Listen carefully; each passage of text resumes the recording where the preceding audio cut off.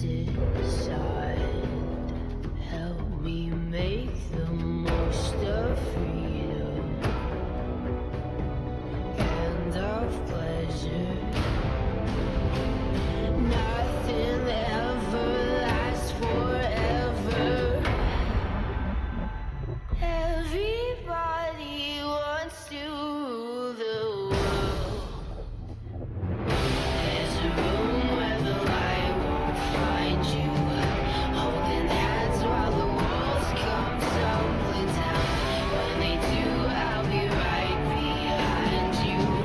Everybody wants to rule the world. Everybody wants to rule the world. Everybody wants to rule the world.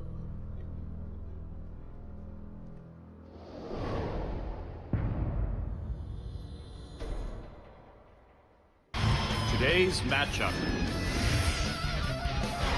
SK Telecom T1.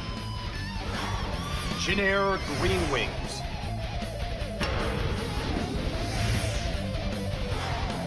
Afrika Freaks.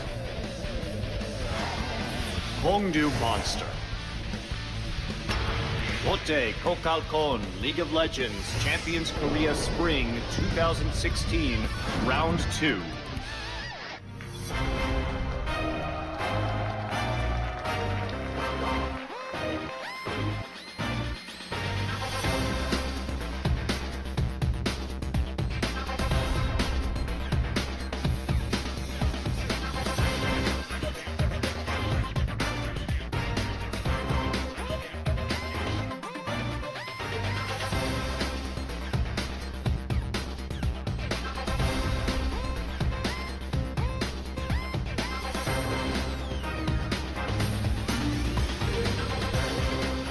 Hey guys, welcome to Champion Spring. I'm Doa, that's Papa Smithy, and today we actually have really cool best of threes. We have, well, the first one anyway is really cool. SK Telecom versus Jin Air. That's a really huge match. Jin Air in second place right now. SK Telecom not that great, only good enough to win IEM Katowice without losing a game, but here in Korea, not doing so hot. And our second best of three, Afrika Freaks, taking on none other than the Gyeongdu Monsters. So that one, the excitement level maybe isn't quite as high, but Papa Smithy, this first match, this means a lot for both of these teams. But the crazy thing about it is that it's Jin Air in second. It's Jin Air the favorite. Jin Air's the David in this story. The Goliath even in this story. The Goliath. I got the adjective mixed up. I mean, David won That's the true. story, but Goliath came into it with the big edge. But the big thing I want to take away, though, is that the adjectives for this series are crazy because Jin Air are the consistent team. Jin Air are the team that's basically been piling on the victories. They've won 3 sets in a row, 2-0. Yeah. And SK Telecom, they won IEM. They came back. They did win a series against Afrika, but dropped the first game. SKT really do come in underdogs. They really do. And I mean, right now, Blank is still, I feel like relatively untested. Yeah, he looked good at IEM Katowice, but that's like a whole different story, a whole different conversation about that tournament. Today, in Champions, in Korea, Jin Air looking really good. And they're so weird, too, because they have one of the best, gold leads at 15-minute averages in the league, but yet when the game is over, they've only spent, a few percent more than their opponents, so it just shows you that lead that they get generally doesn't matter. They're a weird team, but they keep winning. And it's worth knowing when their win is over, you've aged a bit because they still have the longest average game time. But let's look globally to some of these other scenes. Immortal's still doing pretty well, but Renegade's the story, right? Immortal. Yeah, that's right. Renegades. Winning a couple games, beating the old TSM. Interesting story there. And LPL, of course, QG still on top. RNG as well on top of their group, despite the beatdown at IEM a couple weeks ago. And AHQ still rocking the LMS. Sadly not represented at IEM, but we're going to look at some global KD8s. All been about Kuro, despite struggling in that last series. Of course, Rox Tigers finally losing that big run of wins against Samsung. That's right, and move over Immortals. The Renegades players are moving up the KDH, well, at least sample size. A game or two. Yeah, we won't talk about that. Meanwhile, H2K obviously doing really well in EU. It's going to be interesting to see how those leagues kind of shake up. Speaking of shake-ups, I mean, obviously Renegades having a lot of turnover. Maybe a little bit more luck. We'll see. Meanwhile, back in Korea, Smeb way on top. of the MVP rankings right now at 900 points for the Rocks Tigers. But Trace right behind him at 800, and today I'd say he's got a pretty good chance of moving up. Trace versus Duke. This certainly wouldn't have been an exciting matchup last season when it was Najin versus Jinair, but with Trace putting his carry pants on and SKT struggling, it's still interesting, and Trace right up there, 2 points clear at the top of the top lane KD8s. Yeah, man, Trace has transformed himself, much in the way that Smeb did last year, right? I mean, Trace now can play a whole bunch of different champions. He's playing really, really well. It's crazy. But it's at the age of 28. That's the thing. He's not a young prodigy that's just Hey. finally getting his chops. This guy has played so many games at the competitive level, but reinventing himself with aplomb in 2016. He gives hope to old gamers like me everywhere, man. You and I both, Doa. Of course. Peanut on top of the jungle rankings at 5.9. Winged, though, close behind. You and I were talking about him a little bit before the broadcast, kind of quietly having a really, really good season for Jinair. It really feels like he's the meta warding jungler. He's even in a meta where Bengi's fallen away, where Hojin's no longer playing, he still has the chops with that ward clearing. In the mid lane, we mentioned it. Kuro going down, but still top of the pops. Kuzan and Jinair in general seem to really enjoy that second place ranking in KDA, and I had to say that right before when AD carry and Pilot is way on top of that one, even higher than Kramer, which is surprising because Kramer has had a monster season. And Pilot's been boosting those numbers recently. His Sivir in the last series, his Ashe, his Ezreal, all three of them in the meta, all three of them looking amazing. Pilot's really stepped up. He was quiet. It was all about Trace for 3 weeks, but Pilot's been the big story in the past month. Meanwhile, at support, things are pretty much as you'd expect. I mean, Gorilla's still on top. Gorilla, arguably the best player in the league for a long time now, and, maybe the best in the world, dare I say it, from last year. And Rocks Tigers still way on top of the standings in general, 11 wins, 0 losses, or 1 loss. Never mind, they did lose that one series. It's surprising, though, even though SKT are in 6th, if they win their next 3 series, obviously Rocks Tigers, Jinair, Hard Asks, because they've played so few games, they will only be a game behind Jinair. So they do have the potential to push up the standings. I mean, you're absolutely right. That's the thing to think about with SK Telecom right now is they have played 2 less best of 3s than pretty much every other team in the league except for Africa is the only other team at 10 matches right now. So they have a lot of room to move up. Even though things don't look too great right now, they can still easily make the playoffs. You saw our first best of 3. Our second one, Africa Freaks versus Kongdu Monster. Kind of a battle to be the best of the worst, who is not Spenu. And Africa, we'll see who takes it, I mean, Africa honestly should be piling on the points. We've said, a lot of people have said there's 7 strong teams in Champions right now. Africa's definitely the dark horse. They're the 8th strongest team, but they can beat, on their day, anyone above them. I mean, there's a big difference, too, between the Kongdu Monsters and Africa as far as game score goes. Right now, Africa's sitting at -5, while Kongdu's sitting at -18. So even though it's rank 8 and 9, there's a big difference between those teams. But let's focus on our first best of 3 It's of a the big night. one. It is, SK Telecom. I love this team, man. It's my favorite team. It's been my favorite team for How's a long it been time. in 2016, though, Doa? This is a year, Papa Smithy. This is a season, anyway, that tests who the true fans are. I'm sticking with him. Doesn't matter. Well, it does matter a little bit, but I'm sticking with him. I like how you have to use language like that for the world champions I know. and the IM Katowice Hey, champions. I made it through 2014 with the SK Telecom organization. I can make it through 2016 as well, and it's still so early in the year, But isn't it bizarre how everything from 2014 is kind of rearing its ugly head? The jungle problem comes back again. Bengi, really bad year in 2014, was out of the meta. 2016 rolls around, same story, and that's why Blank continues and persists in the jungle role. Well, that's a really good point. I mean, the similarities are eerie, spooky, in fact, suspicious, frightening. Lots of uncomfortable adjectives can be used to describe SK Telecom's season right now. But the result is that we have this hyper-competitive league. 2015 was SK Telecom, then the rest. 2016, everyone's had a shout. Yeah, that's right, including this team, a team that has, I would say, been on the up and up over the last year or so. Jinair Green Wings looking really good this season. But, good in like a not good way. Does that make sense? It does, right? Because they're winning a lot of matches. They have the longest game time in the league by far. Not the most exciting team to play. They kind of just wait for their opponents to make mistakes. But, hey, if it's not broke, don't fix it, right? And so, as a color caster, I object to not good. What I'll say is, it's not been excitingly Not good. It's not been entertaining. attractive. It's Yes. been clinical. It's been consistent. These are words we could never leverage against Jin Air. They lose their two best players. They lose Chaser and GBM, their carries for many a year, and suddenly get way better. It's a crazy thing. It's not like they brought in new talent. Kuzan and Winged sat on the bench for much of 2016, Right. but they've leveled up as a five-man squad. No sign of So1 since their first game of the season, but they look so damn strong. I don't know, man. You say clinical, but that reminds people of like hospitals and going to the doctor. Nobody wants that. Just like nobody really enjoys watching Jin Air this Hey, season. again, Monty and I maybe are the exceptions. We'll see if SK Telecom can shake things up a little bit. There's their record overall, just a measly 60% win rate in their matches so far this season. Quite a step down for the current reigning world champions. And it all started week one.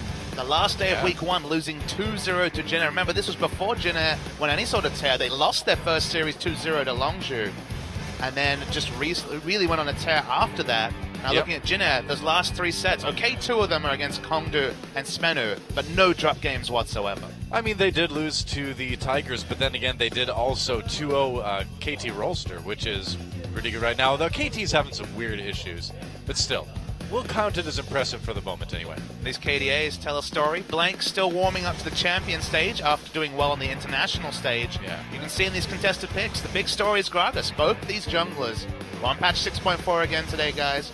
Both these junglers really prioritizing the Gragas. Yeah, and Blank is so weird too. I mean, I think unquestionably he's outclassed by Wing right now, but then again, you know, Blank had a very good Intel Extreme Masters tournament a couple weeks ago, and we're kind of waiting for that to show up here in Korea. And Winged is the story, I think, of 2016. One of the big stories. He really made his first big point in that match against SK Telecom, where in the second game, he was on the Elise. Bengi had all the junglers banned against him, played the Evelyn, had a really putrid game. It looked like Winged, he was one of those games where he ganked everybody, he also ganked the jungler, he was doing a lot of work. That Yeah. was his first big performance, and since then, he's been super consistent. Yeah, this is a really puzzling one. I mean, and this is big too. It's not only a match that's important right now as far as the standings go, but it's an important match in terms of the grudge status that it has back, like you mentioned, from week one of the season. SK Telecom shockingly lost 0-2 then. Wouldn't be as shocking to see them lose today, but I don't think they want to lose twice to Jin Air in one season. Another 2-0 win for Jin Air would be unconscionable just in the history of SK Telecom as a League of Legends organization. Yeah, well, there's a GP ban, and it's a good thing to ban GP against Trace, isn't it? It certainly is. I mean, Kuzan was actually playing the Gangplank last time we saw Jin Air play, but I was looking at the stats as you do before the broadcast. Trace 5-0, 55 KDA Gangplank, but my favorite stat... 55 KDA. 55 KDA. That's not even my favorite stat, though. All right, what is so, Trace, at the 20-minute mark, I believe it's 20:34 of his first Gangplank game of the season, he died. Did not die subsequent to that. Trace has not died in competitive play for 189 minutes and 37 seconds. 3 hours, 10 minutes in Champions. On Gangplank. On Gangplank. He has not died. That's insane. So basically, it's been over 3 hours since Trace has died playing Gangplank You could watch... in professional play. Exactly. You could watch multiple movies, plenty of TV episodes, Trace just piling on the CS, and Jin Air doing a lot of winning in that time. That's crazy, man. I mean, it's a good band then from SKT, obviously. There's the Lucian band to finish things up, and I believe first pick for Blank. We saw him play quite well with it at IEM, and makes sense. The Lucian ban over Nidalee is really surprising to me. Bang has looked Yeah. excellent on Lucian. It's been probably his most impressive champion for a good year now. But giving over Nidalee is always a high price to pay. This is the champion that basically in any jungle matchup can get in there, mess with you. We've seen Peanut do it time after time. Blank looks best on aggressive junglers, and this is the pick of them. I mean, Jin Air confident in Wing's ability to mitigate that, I suppose. They're going to log in the Poppy right away and maybe take that Alistar for Che. Just seems a heavy price to play for banning out Lucian. Callista for sure, a regular in the ban phase, but Nidalee seems to be higher priority than Lucian to me. All right, Alistar indeed locked in as well. And so what's this going to be for SK Telecom? Do you go for the bot lane here? You could do. You obviously have top and support from Jin Air locked in, so Nidalee doesn't necessarily pigeonhole them into a poke comp, but obviously works great in one. With Sure. Corki banned away, it's less likely. Pilot's been defaulting to Sivir recently, so we might see Vayne in a later rotation if we do see bot lane come out from Jin Air. But I feel like Jin Air is going to be picking between Sivir, Ashe, and Ezreal. Those have been the big picks for Pilot. All of them are possible. Sivir would actually be a takeaway because Jin Air have shown a very high priority for Sivir on 6.4. All right, that's a choice. You know, I mean, do you take Sivir away, or do you play the Vayne rather, to try to prevent the Sivir pick on the other side? It looks like SKT is basically saying, hey, you know what? If you pick that Sivir, we're going to pick Vayne. If you don't, we're going to pick it. I feel like SKT, even though they locked in Lulu Trundle, they're sending a message to Jin Air right now. And that's why the pick ban phase can be so interesting, is they are sending messages with their hovers. You're obviously never going to just lock in Vayne because there's so many other AD carries that can really just ruin her day in the laning phase. My solo queue games beg to differ, Papa. Been doing some Vayne spotting, Doa? Fortunately, yes. As you do. So there is the outside chance that Jin Air will keep their AD carry for the last pick. Depends. With Lissandra off the board, there's not so many flexible champions they can go for, but we've seen a lot of priority recently on the Azir, and actually, as I say, it does look like Jin Air might be considering hiding that AD carry pick. Yeah, I think they do want to make it kind of tough for SK Telecom to decide with that one, because what if SKT now picks Vayne and then Jin Air goes over to Ezreal? You know, then suddenly you're in big trouble. So they're kind of preventing SKT from taking that Sivir counter.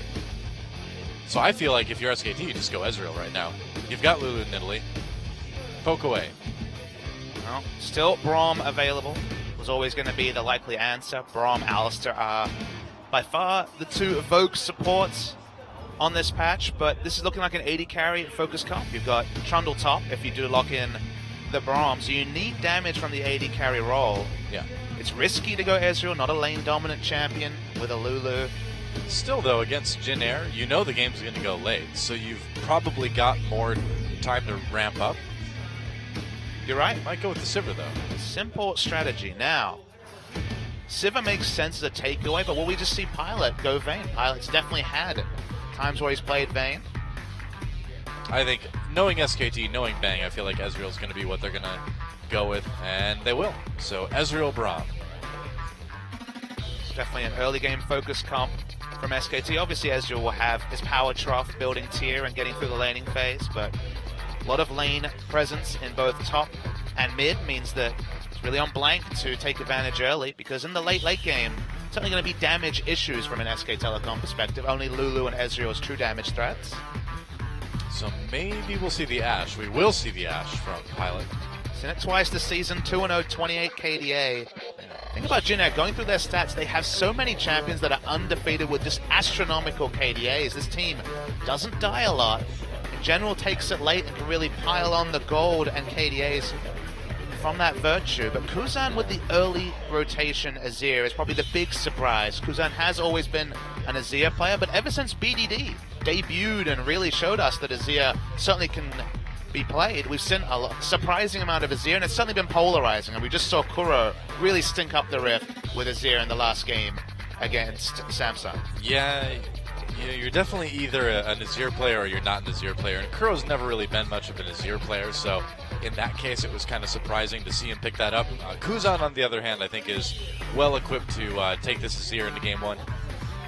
So that is going to be our rosters for game number one between Jin Air and SK Telecom. The grudge match. SKT got 2-0'd by Jin Air way back in week one of Champion Spring, and they do not want to drop another series to Jin Air, or really anybody, if they want to get in a good spot in the playoffs. Certainly not. Pretty trademark drafts from both sides. Very AD carry focused. A lot of utility champions. Then we got Ashe and Ezreal to really pump out the damage. Yeah, that's right. Should be good. We'll see if SK Telecom is able to ramp in the late game with any sort of power. Certainly going to have time. Jin Air is going to give it to him. I would not be surprised. And so, it is time. The world champions, the IEM champions, can they defeat their nemesises? The second place Jin Air Green Wings? Let's find out. Holding hands while the walls come tumbling down. When they do, I'll be right behind you. We want you. Nemesis, I don't know, whatever. Welcome to Summoner's Rift, SK Telecom versus Jin Air Green Wings. And we'll see if SK Telecom can do it. I don't know. It seems like Bengi's been benched for a while. He's probably back at the team house practicing all of those champions he should have learned years ago. But is it wrong that I now really want to Blake see can a training montage of Bengi spamming Nidalee games? I know, right? Sounds unbelievably amusing. At the end, the character like runs up the steps of the fountain and just like does the air punching and stuff. Makes sense. Jungle matchup, I think, is the real featured one. Actually, not the first time these two junglers have met. The first time SKT played Jin Air in Game 1, it was the sub-squad. Both Scout, who's no longer on the roster, and Blank played. And, again, went Jin Air's way. They brought back Bengi. He played Eve, and it was a rough one. So this time it is the IEM lineup. Blank certainly got a bit more form, but notably looked more shaky in Champions than he did back at IEM when he played against the Afrika Freaks last week. Scout, though, will spend the rest of the season as the player with the highest kill contribution at 100% for pretty much the rest of the season. Everyone's favorite misleading stats when you're doing your research. Oh, yeah. 100% kill participation, I believe it was. And Faker on this very safe Lulu pick. I see standard lanes, interestingly. Yeah. What do you feel like that does for Jin Air and SKT? Who wants it? Looking at the two duos, we're seeing a lot of fighting between Bang and Pilot. A lot of trading between from coming out of Wolf and Bang. Because Bang got to lane so early, and Pilot's low in health, actually losing out in trades. Whoa. Ash is really strong level 1, but struggling here.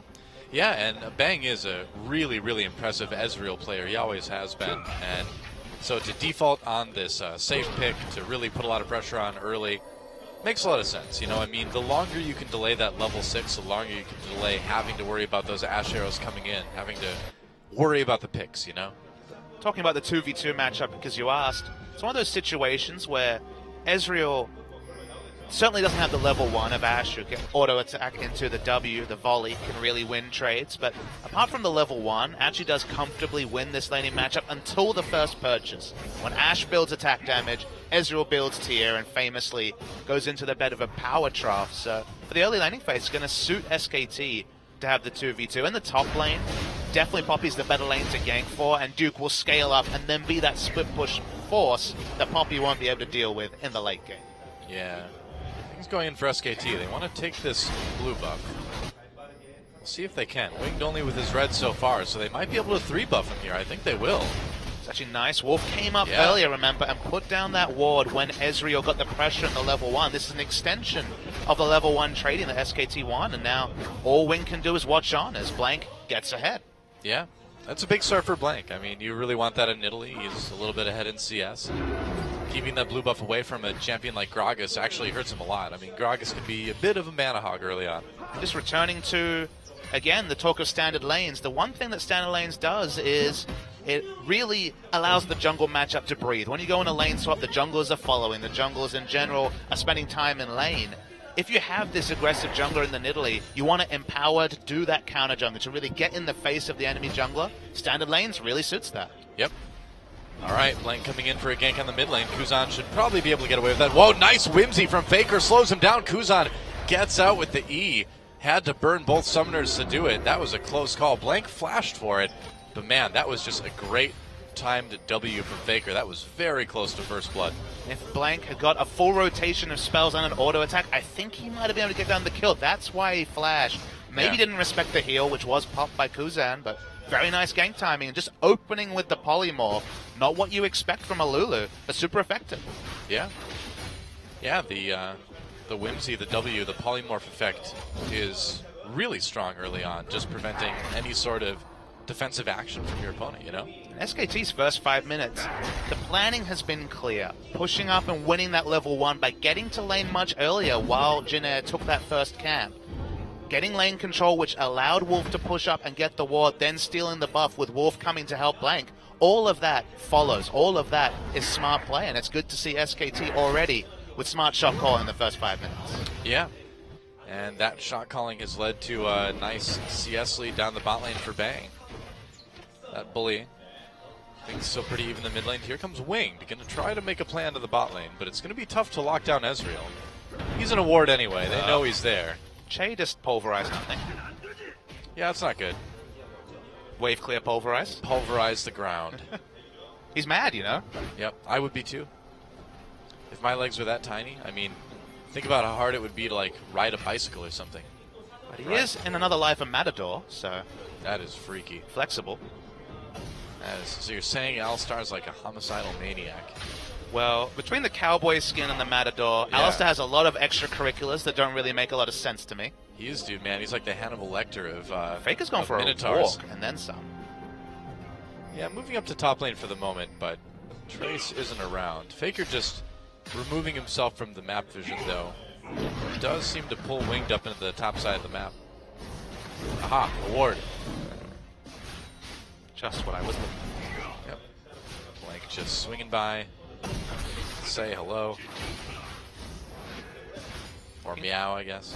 Yep, the meow probably the more likely side. Just trying to pressure Winged, but they don't really have vision to have predictable movement from Winged. They haven't been able to push in vision. Just now, a ward onto the Krugs. I mean, cougars don't really meow, though, do they? They kind of are like, rawr, you know? They kind of growl. Look, you are, I Yep. think, objectively correct, but obviously the double I know. meaning of Cougar makes it complicated to speak Well, about. that's true, too. Bang, taking a little bit of damage, but able to sustain his way back up with the biscuits. Do the counter jungling while you can, while you have the lane pressure. Before Bang just has to sit back and stack up that tier has been the plan from SKT. It's been a smart one. The longer that SKT can delay the first back from Pilot, the more lane control they'll have in bot, but also the longer they'll delay the tier timing. I mean, the tier and the Mana Moon transformation will come that much later for SKT. So they're playing with power, they're playing intelligently, but there's always a trade-off whatever you decide to do. Playing with power. That reminds me of a completely different video game system. That's true. The Power Glove. Right. Or just Nintendo in general. Wasn't that their slogan for like a long time? Just thinking of the Power Glove, because you got, I guess we can say on the broadcast, you recently, my birthday present came in, and it was Oh, yeah. an original Nintendo Power issue from the first issue from 1988. Yeah, Nintendo Power Issue 1. Are you learning all the 6 strats for Super Mario Bros. 2? Zelda 2 as well. Sweet. A lot of 2s there, I guess. Ah, yes. Good old days. Che's going for a walk. I don't know if he's spotted out by vision. Okay, this is a little bit more transparent. Yeah, I They think walked over Faker a may ward. have a sneaking suspicion there's a gank coming. When your Ashe leaves lane to go for a roam. Yeah. And so, just more laning. I mean, we've had a couple little gank attempts, but so far nothing really out of control. When do you think we're going to see any priorities start to be put on this dragon? Well, Jin Air have been the team that have really controlled Dragon. The stats actually show that the lowest Dragon control in the league is SK Telecom. True. They've had the pressure around bot side. They've stolen away the first 2 blue buffs. So SKT have been in the position to take Dragon, but with their bot lane not shopping, this hasn't been an obvious time. There wasn't a delayed back timer between each lane. So because of standard lanes, first Dragon usually comes in later, and it might be one of those 19-minute, 20-minute first Dragons. Oh, good. We might go long, Doa. Oh, yeah. Here comes Wing. Get some ward down. Duke just warding that tri-brush as well, just in case. What's the latest first blood you've ever seen in competitive play? Oh, man. I don't remember. You've cast some slow games. It had to be over 20 minutes. This could be one of those games, Noah. Oh, yeah. I don't mean to excite you too much. I'm not. Don't worry. No, I think I'm sure we've seen one close to 30 minutes. But then again, we're talking like 4 years of games at this point, so it's hard to pick out a single one.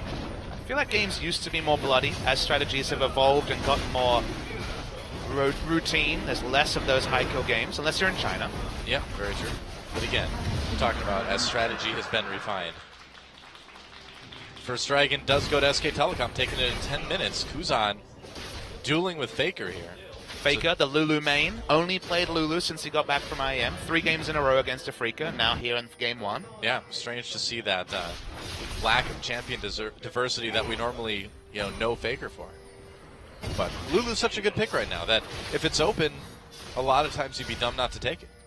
And definitely 2015 SK Telecom, since the end of KNS, Lulu's been the defining pick for them in the mid lane for sure. We remember the CJ Entus game where Faker's Lulu and Bang's Lucian really went off, and that's really a duo that's become synonymous with SKT.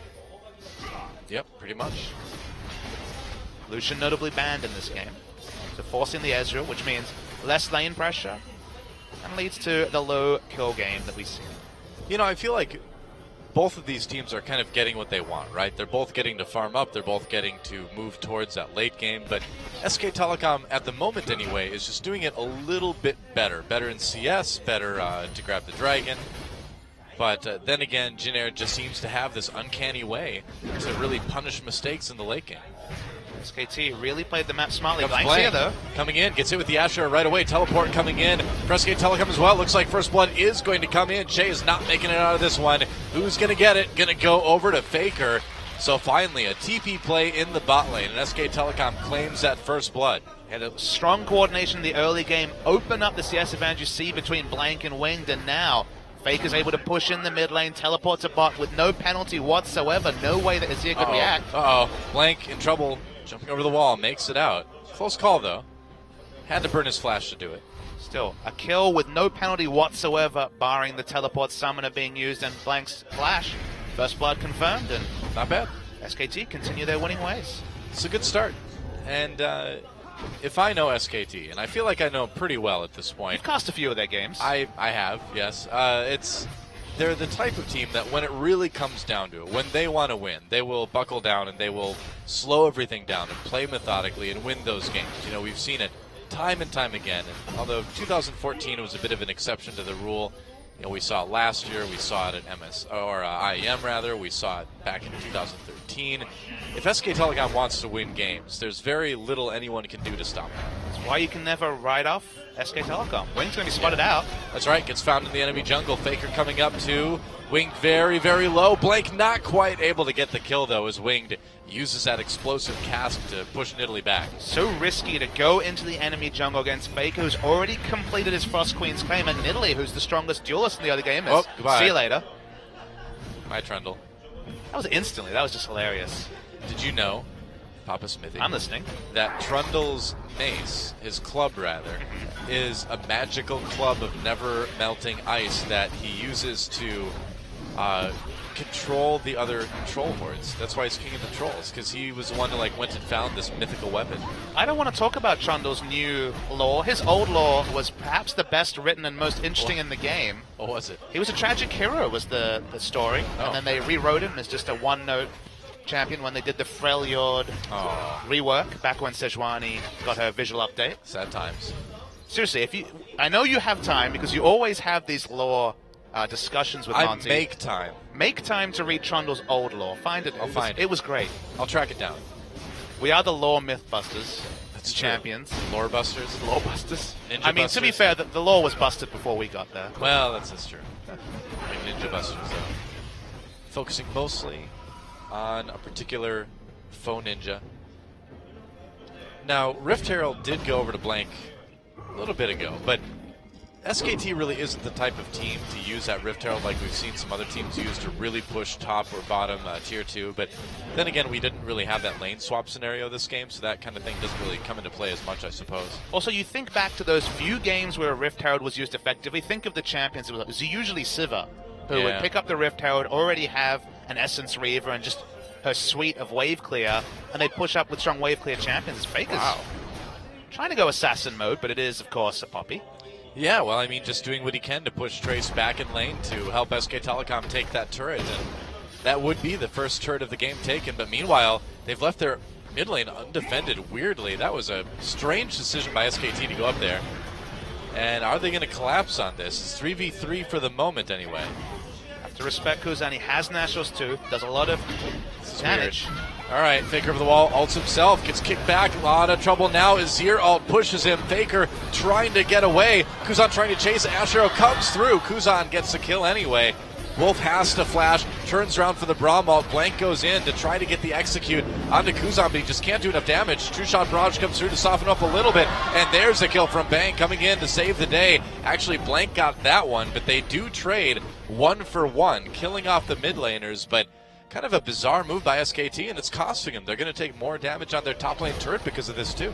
It's a 1-for-1, but they invested so much more. Pilot just gets to mid. Poppy never left top, so going for 1-for-1 when you invest the time of all your members is not ideal from SKT. Yeah, here comes Blank. They want to make a play onto Trace, but Trace knocking Duke back with that hammer. Getting the note button. Yep, got hammered. St. Patrick's Day tomorrow. That's true. Seeing a replay. Again, SKT are the first to react, so they're looking for a big win here, but Kuzan already has Nationals too. That's why it's crazy that he got free time with the mid turret with the attack speed. And that's why if you opt into a duel in open space where you can just use his Sand Soldiers, it's almost instantly a 2-for-0 start for Jin Air, but they do get some answering kills. Yeah, I mean, Faker just wandered a little bit too close to the turret there, and that's how he died. And luckily, Bang was able to come up and help Blank pick up that kill. Would have been a little bit better on to Bang, but take what you can get, I suppose. Dragon is up, and SK Telecom seems to be in great position to take their second in a row. That's what you can do with these Lulu comps. You can rewrite your low dragon priority, start getting the dragons, and then 5th dragon buff with Lulu, a high attack speed champion anyway. There won't be those same damage concerns in the late game, so SKT opting into a reliable win condition, and so far, they're getting going down.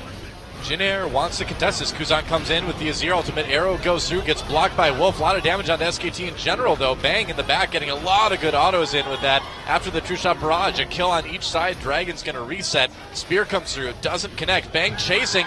Bang, he's going crazy, man. There's a kill for him. Going to go after Pilot as well. Blank very, very low. Needs to be careful. That's a lot of minions. Blank gets the kill anyway. And winged under turret. Bang, can he get him? Goes out for the... He misses a Q. And he comes back in. Oh! And Bang does not survive despite the shield from Faker. And so in the end, it ends up being 4 for 2. But overall, I'd say that's worth it for SKT. They're going to get this bot lane turret as well. Could have gone so differently. Kuzan got the flank, but there was immediate polymorph once again from Faker. Shut down Kuzan. Didn't get any damage. It was only the CC from the ultimate. Basically died for free, and from there, it was Jin Air running in every direction. They lose the dragon, the 4 for 2 trade, as you mentioned. It's a big win, but this could have been so different. Look at Kuzan, but he doesn't have the items. He only has Nationals too. There's no Zonias to reset aggro. Polymorph dies, not getting any further damage in. And just the numbers advantage and the high amount of movement speed meant the chase was on, and it was a well-executed turret dive from SKT. Yeah, and Bang is, you know, not doing as much damage as he will be later, and the fact that he's able to come in here and get these kills already is really scary. And I gotta say, Blank is playing really, really well this game. He's getting in, being aggressive, making the ganks work. He's 3-0-2 right now at 18 minutes into the game, and so far so good for SKT. And this, we talked about the stacking time, but I think it's a bit of a misnomer when he now has 3 items as Ezreal. Improved boots, the Mana Moon stacking up for Miramana, and the Iceborne Gauntlet. Look at Pilot. He's basically got components of a nice 2-item power spike, but still is far away from finishing anything. So Bang right now, already, with the Lulu in his pocket, with the Whimsy, is going to be team fight ready, and it's going to take considerable time for Pilot to be anything more than just an ult bot. Well, SK Telecom also now 5,000 gold ahead at about 19 minutes, and you know, they got standard lanes, and then they just straight up outplayed Jin Air across the map, and now we've got this huge lead for them. We'll see if they can close it out cleanly. It all started in the bot lane. It all started with SKT running to lane in 2v2, really out-pressuring Pilot and Jay. Pilot was very low very early. It gave time for Wolf to push up a ward, and the jungle matchup has never looked even. Italy 20 CS ahead. Here comes Winged. Kuzan trying to make a play on the Faker as well, but guess what, man? Whimsy makes you very fast. Ah, yes, picking off Lulu in a long lane, who just now gets her flash up as well. Very low percentage gank. But the jungle matchup's the big story. Rod of Ages completed already. 22 CS advantage. Literally every time the camera goes to top, Trace is ulting away the Trundle. I know. Trace just does not want to deal with this Trundle right now, but he's got to deal with other things around the map. That mid lane turret getting really low, and they're using that Rift Herald buff to push it just a little bit more. Wave clear focus with the first item, but probably just a result of gold values. It means that Hurricane's the first finish for Pilot. Yep. Faker split pushing down in bot lane. Duke really powerful up in the top lane. Has a nice CS lead, and it's tough for Trace to stop him. SKT has a pretty nice 3-1-1 split push going on right now. Especially when you consider the only person who can match Lulu in this long lane is Kuzan, who doesn't have teleport on the Azir, and Trundle naturally wins the matchup against Poppy and top. The lanes that are available for Jin Air just pale for SKT, who have the flexibility, who have the double teleport. They force the no teleport member to the lane furthest away from Baron. Strategically, SKT ran the early game, and now there's just not good lane assignments for Jin Air, although... Oh, it's wolf hunting season. Oh, he gets out, though. Jumps over to Blank. There's a Braum ultimate. They catch Kuzan. Kuzan tries to flash away. Makes it out for the moment anyway, but Faker, the rest of SKT chasing. Faker flashes ahead, goes for that kill, gets it. They get the mid lane turret as well. Ashero used on Bang just to slow down this crazy engage by SK Telecom. But man, SK Telecom today looking good, looking decisive, making good plays. The risks are paying off. This is the kind of SK Telecom I think people were expecting after Worlds. SKT were known for their decisive early game playmaking and the smart pathing of Bengi in 2015. That's why it's crazy that this season they have a negative gold difference of 15. Their early game has been desperately poor, but they throw that all out, they bring back the old playbook, and suddenly they look like the team from 2015 to open up this series. Yeah, they really do. Nice 7,000 gold lead at this point. It's going to go up even more after they kill this turret eventually.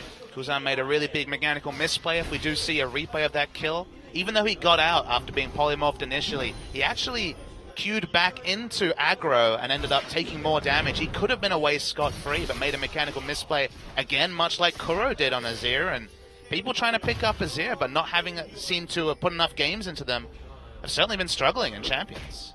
Yeah, I agree, man. I mean, Kuro, Kuzan, both of these guys looking a little bit rusty with the Azir, and maybe you don't expect a lot from Kuro's Azir, but Kuzan, I feel like we should be seeing a little bit better play than we are. Well, you see a high mechanic champion that always had his own personal skill cap against Faker on Lulu, who's basically been putting in games left, right, and center for the past year. A person on a practice champion, the other one on that risky champion in Azir, and the comfort versus the potential. The comfort certainly has been leading the way for Faker. Yep. That's right, and you can just see some of the gold leads. Faker up about a little over 2,000 gold over Kuzan right now. And still doesn't have his BF sword item. Yeah. I mean, Faker all season long has had the highest damage per minute in the league, and it seems like he's padding that stat a bit today. Dragging up in 40 now. Just awesome to watch him play 3 games against Afrika on the Lulu. Game 1, kind of as a result of his team falling behind, didn't do much. Game 2, it was about the utility, and then Game 3 was assassin mode, just killing people around the Rift. That's the flexibility if you get ahead as Lulu. Yeah, that's right. She has the capability to burst you for a lot of damage if you get a little bit of a lead, so. Get a Snowball Lichbane, and anyone does a lot of damage, and Lulu is no exception. Oh, yeah. All right, Dragon is almost up. You can see Blank and Bang setting up for it. Trace just wants to team fight because has to deal with Trundle in his face. I mean, Duke's whole objective this game is to just sort of occupy Trace, it seems like. Occupy that top lane. Given how much carrying Trace has done, being forcing him onto Poppy and then keeping him anchored in top lane, a 0-0-0 score at 23 minutes, maybe that's a good strategy for holding back Jin Air. Yeah. Maybe. And easy Dragon taken by SKT. Here's the engage from Che, though. Jin Air's going into this one. Wild Growth used on Bang to keep him healthy. Duke coming from the side after that teleport. Bang save. Bang in the back line is doing a lot of damage. Pilot already very low. Wolf gets a bloodthirsty kill on the AD carry. And now it is all the SK Telecom show as they pick up every kill they can find. Trace very, very low. Faker and Blank should be able to finish him off. Easy double for Faker and Winged on the run. Let's see how much Faker and the rest of SKT actually want to pursue this. Looks like they're more interested in Baron. I can't blame him. Jin Air have a team comp that has to fight in an ordered fashion. Pilot needs to be behind Kuzan, kiting backwards after the Azir War comes down. Instead, it's basically multiple different skirmishes, and SKT have so much more mobility. Wolf chasing Winged around the map, and that means that Blank, Bang, and Faker are trying to do Baron by themselves. It's going really slowly, though. Meanwhile, Duke takes down the tier 2 turret in bottom lane. Looks like they're barely going to get this Baron. Yep, Blank heals up. Everybody's safe. They even get a turret out of that. Get the third dragon. I mean, SKT 12,000 gold ahead. It's been a dominating game one. It's one of those things where SKT just now barely got everything, but they got everything. That's the crucial factor. They got a turret, they got Baron, they could afford to be greedy. Again, Jin Air need to fight as a 5-man kiting backwards, but you see this fight. Pilot and Kuzan are together, but the tank line's nowhere near them. Duke just runs at Pilot. He's a non-factor. He's Ashe. Ashe has always needed the peel. Ashe has always needed her team to play around her, but instead, Kuzan and Pilot just get completely zerged in the back line. There's only tanks left from Jin Air. They're not going to do any damage. And Whimsy, the Pounce, Braum has the W. There's high mobility from SKT. They trade on it. Jin Air opts into a fight they're never going to win after the Dragon is already dead, and they get punished.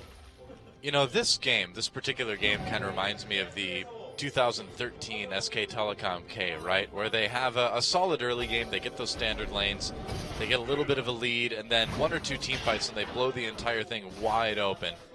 And they just look so good about their team fighting, so decisive.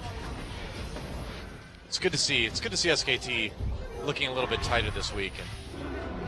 And Jin Air obviously has been a great team this season, but SK Telecom have been the ones that really need to get back in form, and they're doing that today, so far anyway.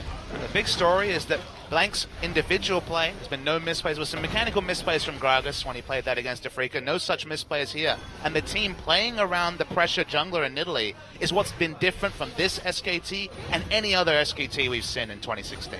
Yeah. There's Blank, they're going to try to dive Trace with the body slam. There's a pillar to slow down Poppy, and Bang comes in to help Duke pick up that kill. Yeah, there's just nothing that Jin Air can do at this point. Let me just pop over to the gold lead. It's pretty big. It's pretty gigantic, man. 15,000 gold in 26 minutes. Yeah, this is a stomp. Well, this is what the Changes Riot wanted to do to make the games quicker. If you win the early game, which how often has there even been an early game with the whole lane swap situation? But if you win the early game, as SKT did, this is the sort of snowball that's possible on the 2016 patches. Right. And I mean, again, it's the last time these two teams played was week 1, and although Jin Air has gotten more wins overall, more wings too, I suppose, than SK Telecom, it's interesting to see how these teams are matching up here in game number 1. There goes the mid inhibitor turret. Top inhibitor obviously long gone, and it looks like SKT going for the win right now. Winged and Che already really low. Duke just all over the carries in the backline. Kuzan pushes him away, but it's troll time, and there is not a lot that Jin Air can do to prevent SKT from winning this one. Maybe the late game, the damage wouldn't be there, but there's not going to be a late game, Doa. Everyone's doing massive damage. Everyone on Jin Air is paper thin, and we're just waiting for them to blow up the Nexus. Yeah, they've got big minion waves pushing in the top and the mid right now. Che, Trace, Pilot, Winged, left over. Kuzan coming up in a while. There goes the first Nexus turret. Duke a little bit low, has to back off for the moment. They're just zoning to take out that second Nexus turret. They might not be able to end right now. Ash Arrow does connect with Wolf. And yeah, SKT having to back off for just a moment. Got to play it safe. It was close, but looks like they'll have to come back again later. They've got 2 inhibitors down, so no big deal. Again, still an inevitability.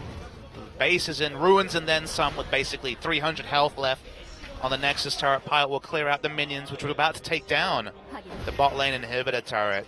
Jin Air, there's just no way back into this game. You cannot claw him back. There's nothing you can do. It's surrender or just wait. SKT will shot. Maybe they'll take down the next dragon, but they probably don't need to. They've already got 3 in the purse, and SKT just playing with their food. I mean, Dragon 4 is nice if you're having to deal with turrets, but there's only 2 left on the map, so it's not really there's not really 300 health left on the only relevant turret that's stopping them finishing the game. Pretty much, yeah. But there is, with SKT struggles, maybe the tutorial victory is not the best mindset to be in from an SKT perspective. It may be. I mean, it's still a best of 3. Jin Air, it's still a team that's, 9-3 right now this season, so you can't underestimate them, even after a game like this. SKT would go up to 7-4, much healthier record if they were to win this series. Yep. I'm sure SK Telecom's not in the business of underestimating anyone anymore, especially after their games versus the Afrika Freaks. Wing tries to go for it. Blank comes in for a lot of return damage, and look at that. Wow, Bang already with a kill onto Kuzan. Couldn't do anything. Nice block from Wolf. Good damage. Great Braum ult just to lock up the rest of Jin Air. Give the carries the time they need to do the damage, and the damage is done. Triple kill for Bang. Oh, tries to go for the Q onto Che. Doesn't get it. Looks like they're going to kill the Nexus right there. And that is it. SK Telecom with a dominating Game 1 win over the Jin Air Green Wings. GG. You take the nameplates off, you told me that was Rocks Tigers versus Kongdu Monster, and I would have believed you, Doa. That's how one-sided it was from Yeah. SK Telecom. So smart in the early game. Taking such a small thing, turning Ezreal and Braum entering lane early, winning a trade into stealing away a buff, 3-buff start for Blank on Nidalee of all champions. The champion is the strongest duelist. Blank from there in SKT, just following logically with the pressure and ended up icing the game very, very early. It was a very convincing performance from SKT on every level. Yeah, and we talked about this a little bit before, but I think you're right earlier where the Lucian ban instead of the Nidalee ban ended up really hurting Jin Air. I understand on one level that you repeat that game with Lucian, it goes even better because Lucian can trade even better at level 1. But Possibly. the Nidalee is the big wild card. Nidalee cannot be out-dueled, aside from maybe opting into Kindred and getting the drop on the Nidalee. Otherwise, you're going to struggle, and Jin Air and Winged were muted this game. They had almost no impact, and SKT ran the shop. Yep. Yeah, Blank has a limited champion pool, so we'll see what strategy Jin Air has when we come back. It might be limited, but it's certainly meta, and you can't put 3 bans against him. He's probably going to pick up something he can play. Probably. We'll see. It's best of 3. Jin Air has a chance to come back. They are second place in the league right now. We'll see what they've got to take down SKT to tie up the series in just a few minutes as we come back on Champion Spring, our first day of the new week. Always fun to cast some champions, isn't it? It's great to see SKT in form, but again, only game 1 so far. That's right. So we'll be back in just a few minutes, guys. Don't go anywhere.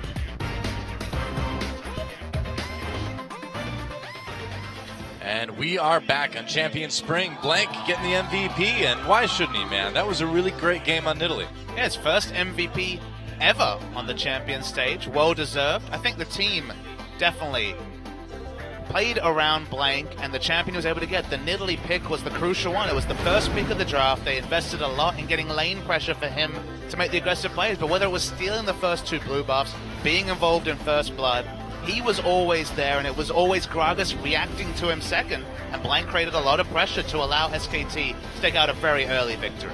Yeah. He's definitely not going to get to play Nidalee in Game 2. So I wonder what he's got in mind. Picks and bans are going to be really interesting after that game. Well, it's going to be SKT on the red side, so as you say, 0% chance of Nidalee falling that far in the draft. You'd think so. Stranger things have happened, but you'd think so. All right, just a lot of chasing. A lot of this game, even after 20 minutes, was Nidalee in Cougar form, which lets you know how one-sided the game is, because it feels like Nidalee doesn't have an ultimate in the late game, and how brittle it is. You're stacking the ability power and offensive items, but the late game never came, and Right. SKT bulldozing Jin Air in Game 1. Yeah. Yeah, it was a really one-sided affair, so we'll see if Generic can figure something out. I mean, I don't think they were expecting SKT to come at them with the level of aggression that we saw after about like the 10-minute mark or so. They were surprised by standard lanes. They were surprised by aggression. They thought they could just baby themselves through the early game, but SKT, they took the game by the scruff of the neck and never let it go, and that's why it was so quick. And the snowball that was purported for the 2016 patch actually came into effect because standard lanes, for once, were observed. Yeah. It's cool to see. It's cool to see SK Telecom finally, playing a little bit more confidently, I think, here in Korea. And Koma looks happy. It's a rare happy Koma moment. Wow. You're right. Beaming almost in the booth. I know. Strange. All right. I'm almost a little bit suspicious of how happy Koma was right there. Let's move into picks and bans for game number 2. Let's see what's up. There's a Fiora ban against Duke to start things off with. I want to see SKT play a game after IM without Lulu. I think Faker has shown that when his team doesn't crumble around him, his Lulu is still very fearsome. And look, I get what I want. Lulu's banned out on Jin Air. All right, so Faker's going to have to play something different as well, but knowing Faker, that's usually not a big problem. I have more than a sneaking suspicion he's going to play Azir this game, Doa. That's just how it goes sometimes with Faker. Yeah, I mean, I wouldn't be surprised, but I don't think that would be good. As good. Only BDDs looked truly impressive on Azir in 2016. I mean, Faker's looked impressive on Azir in past tournaments, but... he was always the second best Azir, even on his own team, though, Doa. As Easy Hoon was the Azir master. Right. But he had all those solo queue highlights, man. There's the Nidalee ban. So what's first pick going to be? Corki is available, yeah. I mean, if you can't grab the Nidalee, grab the Corki. Expect to see SKT pick up Braum. I expect to see them pick up Kalista. Braum Kalista would be an insane deal. I mean, I'm surprised those champions are both available, but... I know, right? I mean, you could go... Braum Kalista would be great. Braum Kalista is what you take, exactly, because you have the Unbreakable. So the moment you see Corki, you're like, okay, could be a poke comp, Unbreakable, very high priority. And then the Kalista, if you face check that comp level 1, you give up a couple of kills. So much power there. There is other strong champions like Nautilus available, but Trundle could be an answer from Jin Air. So Braum Kalista makes so much sense. Oh, yeah. We didn't even talk about Nautilus in game number 1, but yeah, still a power pick right now, even though we didn't see it. But yeah, I think I agree. I'm with you, man. Braum Kalista, maybe Braum Nautilus. You could make an argument, but especially because you already know the Corki is locked in for the other side. But Pilot plays the Kalista, and obviously it could just be double AD. Surprisingly, might be taking Alistar priority over Braum. There was a couple of weeks where all the supports were saying, well, I feel Braum in the Alistar laning matchup, and then I think Braum scales into the late game better, so I take it earlier rotation than Alistar. But surprisingly, it's actually going to be the more proactive champion for Wolf in Alistar. Well, I guess SK Telecom, may be committing to a little bit more aggressive play style, kind of like what we saw in game number 1. We'll see if they can pull it off. Only could be. Risky to lock in Nautilus in a world where Trundle is available. It would be pigeonholed into a Trundle top, as Alistar's already been locked in for SKT. A little bit less flexibility there. What did Jin Air want to do? They need to get a bit more carry onto Trace, who honestly had no impact in the last game whatsoever on the Poppy. Well, picking a champion like Kindred could certainly do that. Winged will be able to be a little bit more aggressive there. But looks like it might be time to grab the Braum. So Braum, Nautilus. You know, do you really need to pick the Braum since you already know what the support is going to be on the other side? That seems a bit odd. Guess they're just looking for more information about what SKT want to field. I guess so. They're obviously showing that, well, we're heavily expecting to be Nautilus top, but always the outside chance of Nautilus mid. Yeah, I mean, but they're also showing that Nautilus is definitely not going to be a support too. So I figure, you know, I feel like Jin Air just gave away a lot more information than they're going to get out of SKT. In a world where Nautilus can go mid and Corki can go AD carry, they still have a high degree of flex. Only Braum is stuck into his role, and SKT had shown nothing by locking in Alistar and Kalista, so still a degree of ambiguity for Jin Air. SKT actually just lock in Maokai straight up. Yeah, it's not a pick we've seen terribly often outside of, well, like, what? Hippo is playing it quite a bit. Untara at the start of the season. That's what I'm thinking of, yeah. Maokai is super interesting to me because, remember, it's Duke playing Maokai. When we think of Duke, we think of Fiora, we think of carry champions. Yeah. Quinn also, but Full AP Maokai. Maokai's an interesting one because the big criticism for Duke, you know, he won the spring MVP, he was struggling in summer of 2015. The big criticism was his teleport play. He always looked like he struggled to teleport, and then they played 9 games in a row with Duke playing Maokai, and I theorized it was putting him on teleport training wheels, because if you don't get the teleports off as Maokai, why are you playing Maokai, right? That's what he's all about, the teleport flank, so it's interesting to see him early rotation take it, obviously leaving the mid lane counter pick for Faker. Ezreal locked in for Pilot. So he'll be giving that one a try. Obviously, Bang's already going to be playing Kalista, so... How many AD carries do you like, Toa? Well, apparently we're getting 3 this game, so... What do you pick to try to counter this? Well, Braum certainly, as a first-round draft, was open to SKT, and they looked past it, so you can't be too surprised when you see a lot of sieging coming through from Jin Air. Oh, we knew it. Yeah, you it. called that one. Yep. So Faker's going to be playing the Azir. And it's in how the do mid you, lane. and this is the comp where it's like, how do I get to the Kalista? This is a Bang comp because who's going to get to the Kalista when you've got Maokai, Elise, the Azir ultimate, and Alistar to peel? So a lot of mid-game power. You get a couple of items onto Kalista, the Hurricane Blade, the Ruin King. She can dance as aggressively as she wants with this much peel. And Azir does a lot of damage in the mid lane as well. But every time we see Faker face a champion like Azir, you know that he wants to go for the confident pick. He just took down an Azir. Now he's going to show us what Azir is all about. Oh yeah, we have seen Faker do this many, many times. If he beats a champion, he's like, "No, I'm going to beat you with this." Especially when it's a skill champion, right? Oh yeah, all the time, yeah. We wondered what would he play when Lulu was finally not available. I had a sneaking suspicion it was going to be the Azir, and Azir last pick by SKT. Yeah. Azir's coming back in a big way right now, it seems like. Thanks, BDD. Yeah, no kidding. SK Telecom with a chance to get a 2-0 here, which would be very big for them. If they want to make the playoffs, if they want to get a good seed in the gauntlet, they need to start moving up their rankings right now. They cannot afford to lose any more matches, I think. And, you know, with this composition, things look pretty good, and we'll see just how close SK Telecom is going to be to moving up once again. SKT have so much early power. If Winged ever falls behind the jungle, at least gets the ganks off, I fear for Jin Air because they could get run over a second game in a row. Yeah, the other big question, can Blank perform on a champion that's not in Italy? Let's find out. Can SKT get the 2-0 or will Jin Air tie things up? Let's get in the game. Mother Nature, everybody wants to lose. All right, welcome to Summoner's Rift. Jin Air, Green Wings, taking on SK Telecom, T1, our reigning world champions in multiple tournament circuits. But yet, still languishing down at 6th place here in Korea. Chance to move up today, though. Finally looking like their grand reputation, though, in Game 1, where For one game, at least, yeah. convincingly dismantled Jin Air, and the comp they've put together here is a really impressive one. The big X factor to me is the jungle matchup and basically the skirmishing around mid, because they've got Graves on the side of Jin Air, champion who likes to farm, can be involved in early ganks but needs a lot of lane CC to get that off. Obviously with Nautilus has that, but around the mid lane, Kuzan's going to be providing just damage on the Corki side. I feel like if Blank can get control of Kuzan, if Faker can actually get a pressure advantage in a difficult matchup against Corki in the mid lane, Maokai's going to be fine, flexible in top. Kalista, Alistar, one of the strongest possible 2v2s. Lane swap heavily incentivized for Jin Air, because if there ever was this scenario where SKT could get lane pressure in mid, it'd be just like game 1 where SKT have pressure around the map and Jin Air just get blown over. Yeah. Oh, they do get the lane swap though this time. So they won't have to worry about those 2v2 lanes after all.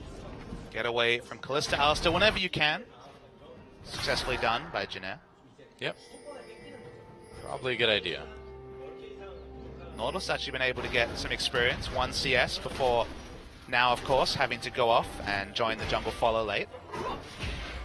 That extra experience will help in the jungle follow, so ping 2 earlier if you're the Nautilus. Yep. Yeah, Bang & Wolf just getting a good amount of time to farm in the bot lane. Pilot farming up in top. And it's a win twofold for Jin Air. When you get a lane swap off, you hide your jungle matchup. When I was backcasting LPL, whenever we would see Sejuani jungles come out, you really want a lane swap because Sejuani can't deal with the 1v1 jungle matchup. We just saw Winged obliterated by Blank's Nidalee and the pressure she could put out in game 1. So the jungle follow, now the junglers are predictable, now you don't have to worry about that big snowball advantage for the enemy jungler, and you also dodge the tough 2v2 laning matchup against Kalista and Alistar. So getting this lane swap was a big win for Jin Air. Yeah. All right, Blank already infiltrating the enemy jungle here. Well, to be fair, it's his side of the jungle. It's vertical jungle. It is his Noah. now, yeah. It's true. Bot side of the map is SKT's, and expect to see Jin Air exclusively on the top side till this lane swap ends. Wow, Faker doing a lot of damage to Kuzan, really pushing him out in that lane. It's hard to win those trades I guess so. as Azir, so the fact that he's doing so in such a big manner is worrying for Jin Air. Yeah. Turrets will be traded though, as usual. SKT getting theirs a little bit quicker though. Look like I might be pushing for 2 as well. Remember, this is a ranged jungler in Elise who does have an attack speed steroid. This might be a 2-for-1 trade. Yeah, I think it might actually be. Okay, so the top lane goes down. Teleport's coming in, or rather, Recall's coming in. They're going to send Pilot and Shay to the bot lane. But will they get there in time to save this turret? It's already at about half health. I think this turret's going to go down. They're not even out of the base yet, Yeah. though. This is the reality when you have a ranged jungler who Wow. also gets an attack speed steroid at level 1 with a W and spider form. Completely owned in the lane swap. That's a big advantage Yep. for SKT. That's already a 1,000 gold lead of 4 minutes now because they've got that extra turret. And now with the lane pushed back so far and such high health values, if you tanked the dragon expertly with the spiderlings, it could have even been a dragon as well. But perhaps that's pushing it too far. You worry about the lane assignments, then you don't want to lead to a scenario where you get the extra turret, but Duke can't find farms. So they back away, but a big advantage already in the pockets for SKT. Yeah, very true. So they rotate Duke down to bot lane now too, I suppose. Just let him Just farm whatever he wants. suffer. Because he has no turrets anywhere near, and the lane's so pushed up that until it pushes back, he's going to have to struggle. But I guess one of the reasons why that we might have seen the Maokai priority is that even in these scenarios, as one of these melee tanks, he still is able to throw out. Oh, has to flash as the first Gust Blow stack comes in. But Saplings does let Maokai range farm, so can try to push back or influence the minion waves if they're frozen. Yeah, he's recalling now. Going to go back for his first buy. And I'll probably just teleport back to lane. You're going to get a second Doran. So far, just boots. Yep. Second Doran's and a Ruby Crystal. Probably going to be the 2015 build of yore. Probably still going to be a Righteous Glory, but outside chance of a Banshee Veil if necessitated. It might not be bad. Engineer looking to take that bottom lane tier 1. They'll probably get it. But then again, it'll probably be traded, given the lane swap situation. No help, though, so it'll be a slower trade from SKT. You can see the Pulverize being used to try and push, but it's going to be a lead. But definitely no answering second inner turret. That's the big difference between the two teams. No way for Jin Air to match what SKT were able to pull off in the first part of the lane swap. Well, I mean, they do have this little turret advantage for the moment anyway. But guess what that gives SKT? It gives Duke a lane to enter where there's going to be minions pushing back into the top side. So Duke's finally going to get that safe farm. One item Maokai is very powerful, so if they can get Righteous Glory onto this Maokai, start team fighting, they're definitely going to be in a good spot. That's a good point. This is basically them sacrificing the turret gold for Duke to get the lane pushing into SKT and Maokai, that first item. Yeah. Now let's see if Jinair can find anywhere for Nautilus to enter. Level 3, going to have to deal with a very deep frozen lane. Okay, well Trace is going to have to make some plays around the map, because unless he gets a lot of help, top lane's going to be difficult for him to deal with. Yeah, probably. So far, he's just kind of hanging out right now. CS for both top lane is really low, obviously. Look how many SKT wards, including a pink, are around you. Kuzan may be trapped here. Kuzan goes for the Valkyrie. Over the wall comes Blank. He's going to flash back onto that Corki, but here comes the Summoner heal from Winged, or rather from Kuzan to keep him alive. Now Blank the one in trouble. First Blood goes over to Jin Air. Faker pushes people back with the Emperor's Divide.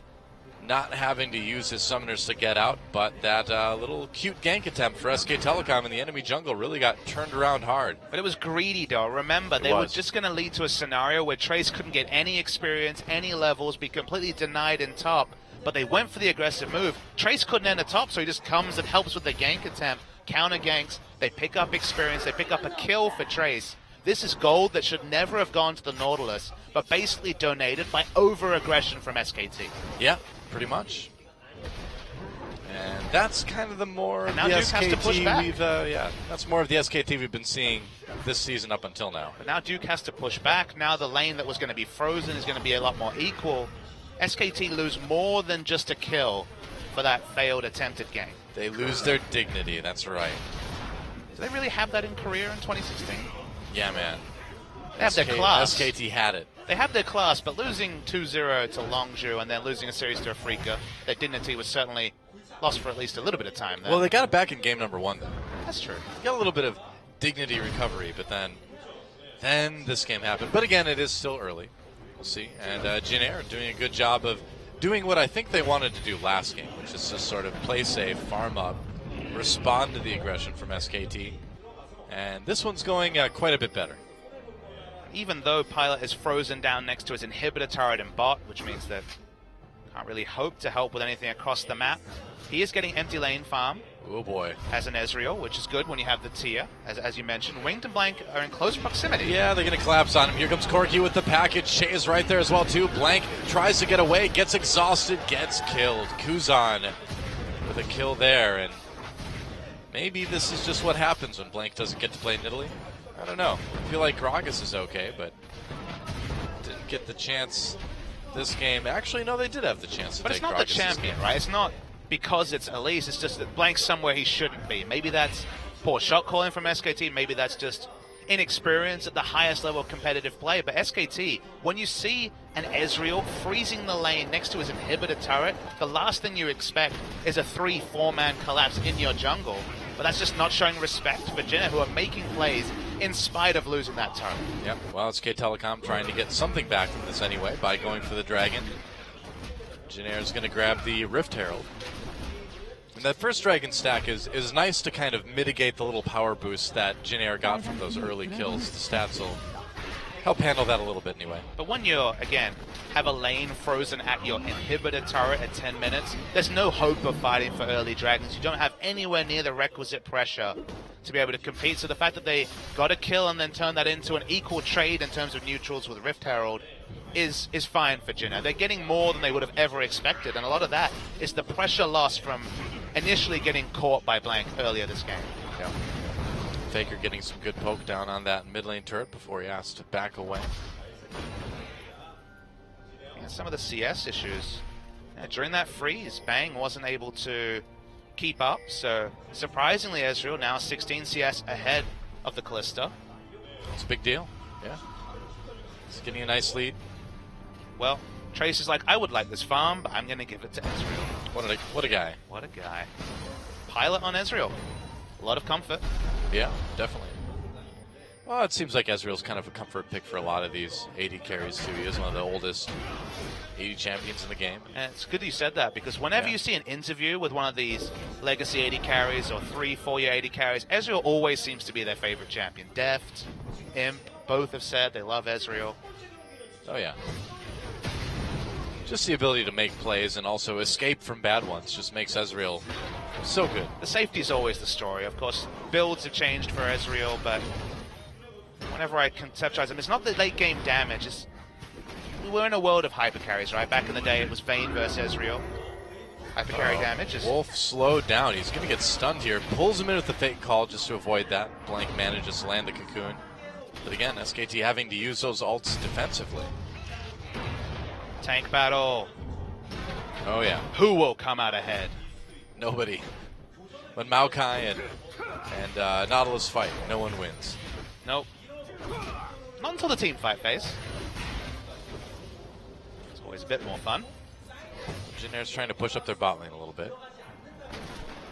And You notice they're pushing up their bot lane with the pressure of their jungler. They're playing smart. This is what we saw SKT do in game 1. Duke's actually winning the trades with low mana. yep, has to back away. Trace takes that moment to jump on him. Gets the anchor in there. Who will get the next grasp proc to sustain? It's easier for Duke to get. Trying to defend this outer mid lane turret. Yeah. Trace coming down too just to secure that. Blank may not want to be sticking around so much. I don't know. Okay.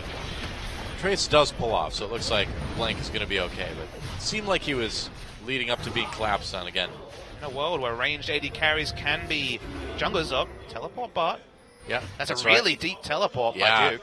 Duke's trying to come in behind Che and Pilot. There he is, pops that ultimate. Pilot's right there. Duke trying to slow people up, gets a twisted advance onto that Ezreal. Pilot turns around, throws that true shot barrage backwards, but here comes Bang. Lands the first spear. He'll have the slow with the rend if he wants it. Blank coming in. Nice cocoon onto Che. SKT looking for those kills. They're going to get one. Wolf has to back away. I think they were wanting a bit more, but they'll take it. They'll take it for now. A big investment, remember. Jinna have no turrets barring their inhibitor turret up. That's why they want to keep chasing. But Che just sacrificed his life, stayed pushed up, allowed Pilot to get away. And there was no way for Wing to react. He was on the top side of the map, so just goes to the minion wave. Keeps up the pushing. SKT want more, but for now, Jinna holds strong. Yep, pretty much. It's a fight, and Blank, of course, takes a red buff. He's got Smite. That's true. Smite's pretty good for that. Graves jungle. Not great in ganks unless you got the CC, but when it comes to the turret taking, whether it's Kindred or the Graves, just walk up to a turret, you're already chunked out Faker. Turret's so easy to take. They're paper thin these days, so Man, why everyone wants to be an AD carry. look at Bang's build right now. It is just painful to look at. That is not a lot of damage on that Kalista. When you look at your AD carry having this build at 14 minutes, you usually start raging in chat. Yeah, like what is this guy doing, man? Okay, picked up his cutlass now, but still, it doesn't really make you feel too much better, does Well, it? it doesn't do anything. This build doesn't Yeah. team fight. It's got some lane sustain. I guess you can CS under turret pretty well with it, but that's about all it does. And we saw in that last fight too. SK Telecom was close to getting another kill or two out of that, and a big part of why they didn't was because Bang just didn't have the damage. Seeing SKT push around top. Nautilus, as expected, doesn't have a turret to get back to, but Winged is there to give him some pressure. Kuzan coming in though. Ezreal's frozen in bot. That's why SKT are trying to punish. Oh, they're going to go into Duke. Duke pops that ultimate right away. Here comes Wing Che. Kuzan coming from the side. Throws in a rocket, but Jin Air not really finding the engagement they were looking for. They do push up that lane, but they leave mid undefended. Faker's just going to walk in and take it out. Can he get away, though? Faker kills the mid lane turret. Now he's got to escape from Kuzan and Pilot. That might be hard. Over the wall he goes. That's Kuzan flash. still chasing. Yep, and with that flash, he should be able to make it. Meanwhile, a fight in the backlines. Wing gets low, gets killed by Bang.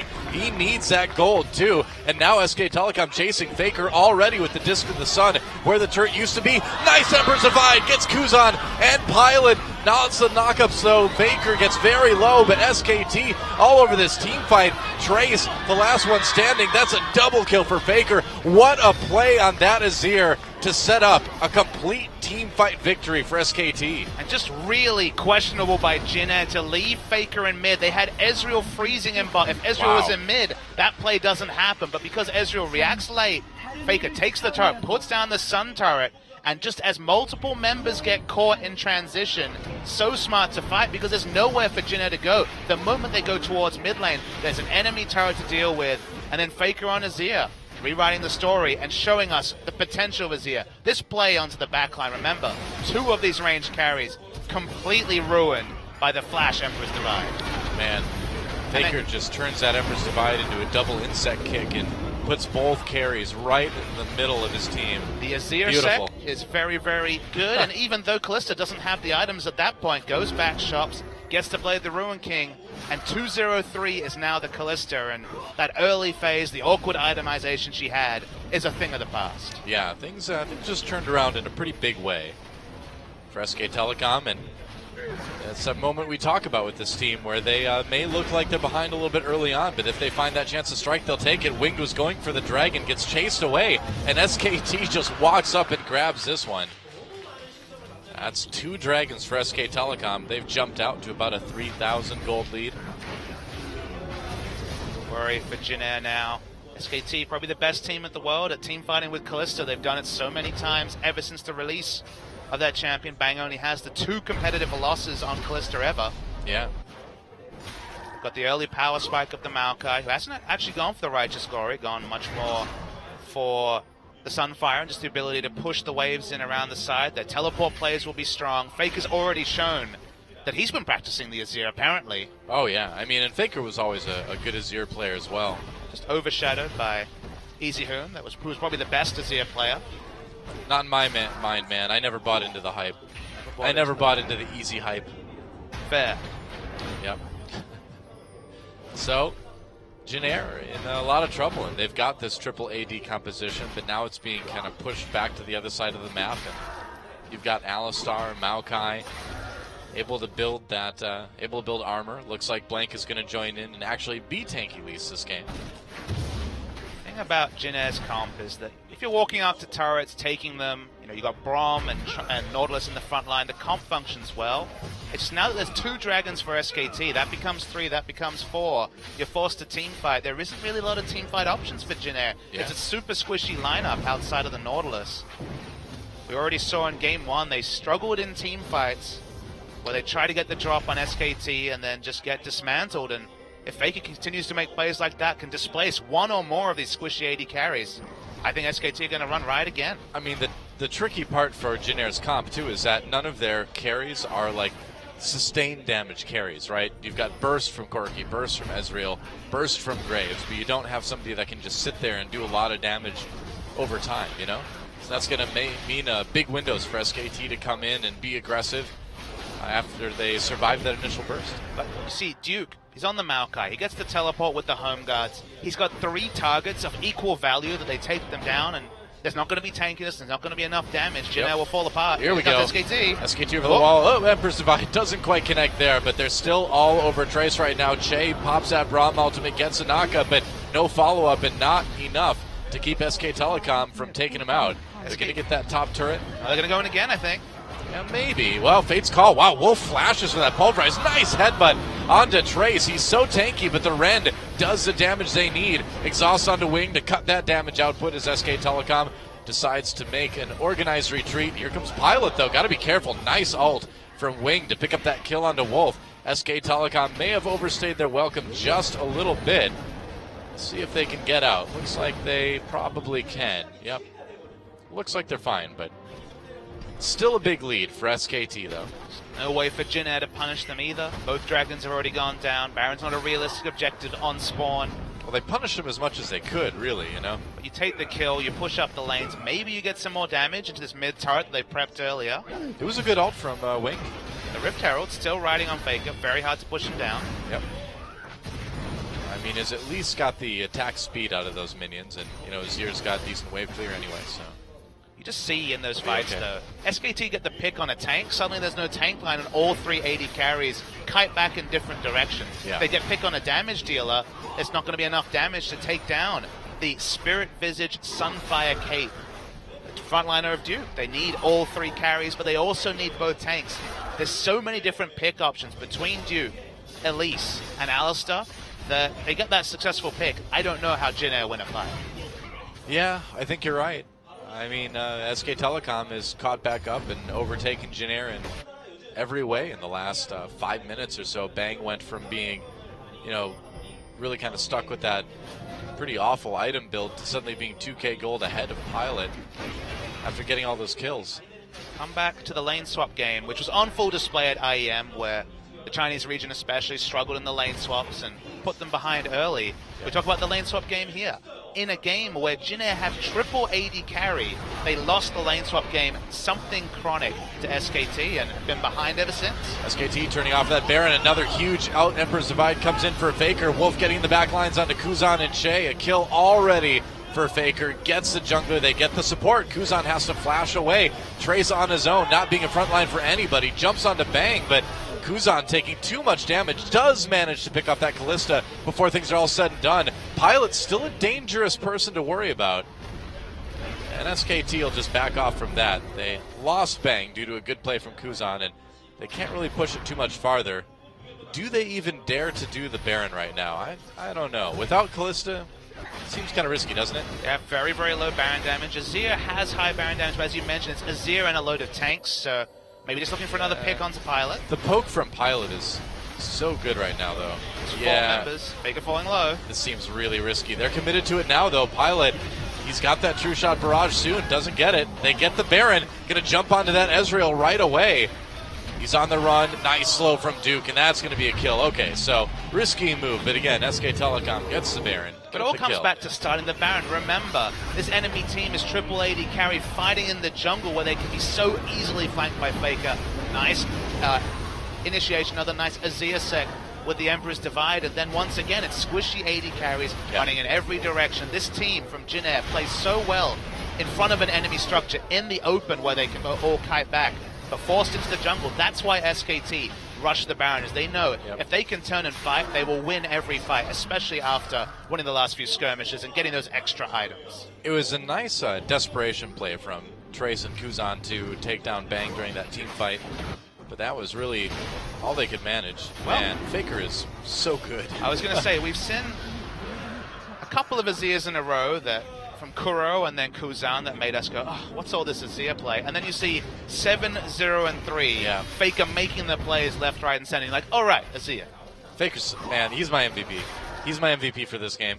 I mean, he's got the best stat line. He's got the MVP sewn up. Well, the plays, too, man. I mean, he's had 2 great Emperor's Divides where he's caught at least one of the carries. I'm just saying, if you have the plays and the stat line, you probably got the MVP. Oh, yeah. And we're seeing that very aggressive Azir style, too. You know, we're not seeing somebody wait until the last moment. We're seeing sort of the Coco style, right, where you go in right away, you make the play that starts the team fight.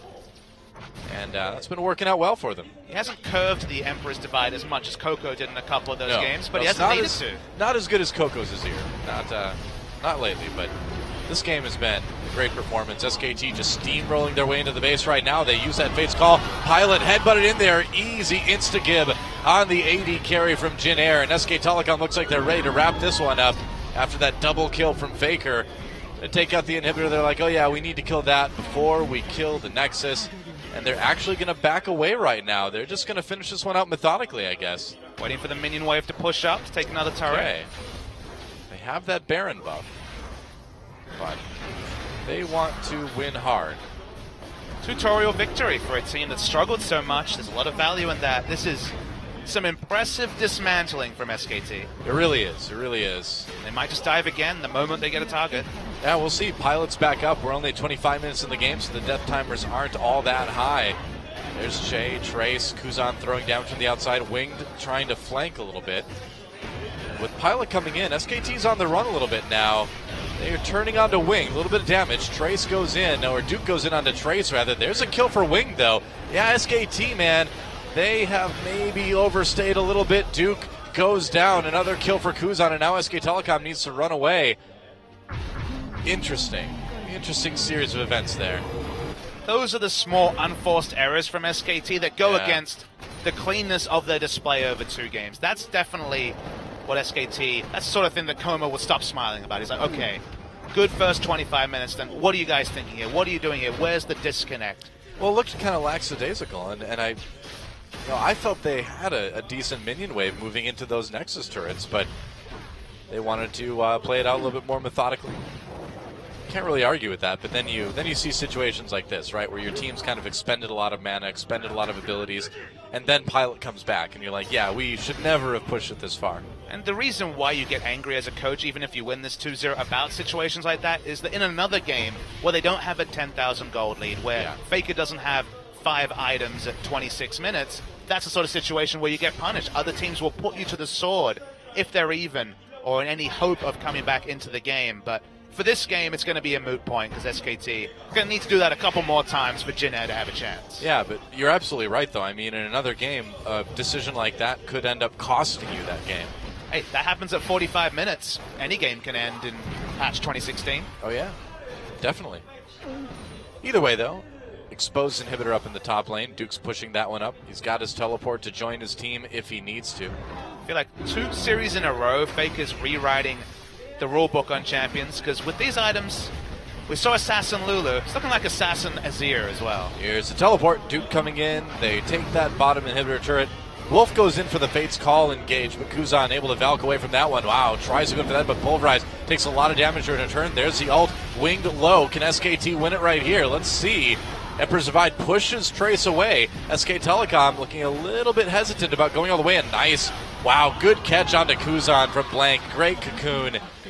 And eliminating one of the carries there, that is going to go a long way. Big minion wave coming in through the mid lane with the super minions. SKT, though, just rotating up to go after that top inhibitor. It'll be 3 inhibs, so they take this one down. Yep. That's right. All 3 will be down soon. They may want to try to ride this minion wave to a win, though, as Kuzan will be back in about 25 seconds. I think the game might be over by then, though. Here comes SKT going after that Nexus turret. Jin Air needs to make one sort of last-ditch effort. Faker goes in on the Pilot in the back lines to try to zone him out of the fight. Knockups onto SKT. Faker trapped a little bit on the other side of the Nexus. Meanwhile, Faker actually does end up going down. There goes the Nexus turret, and SK Telecom needs to back off again.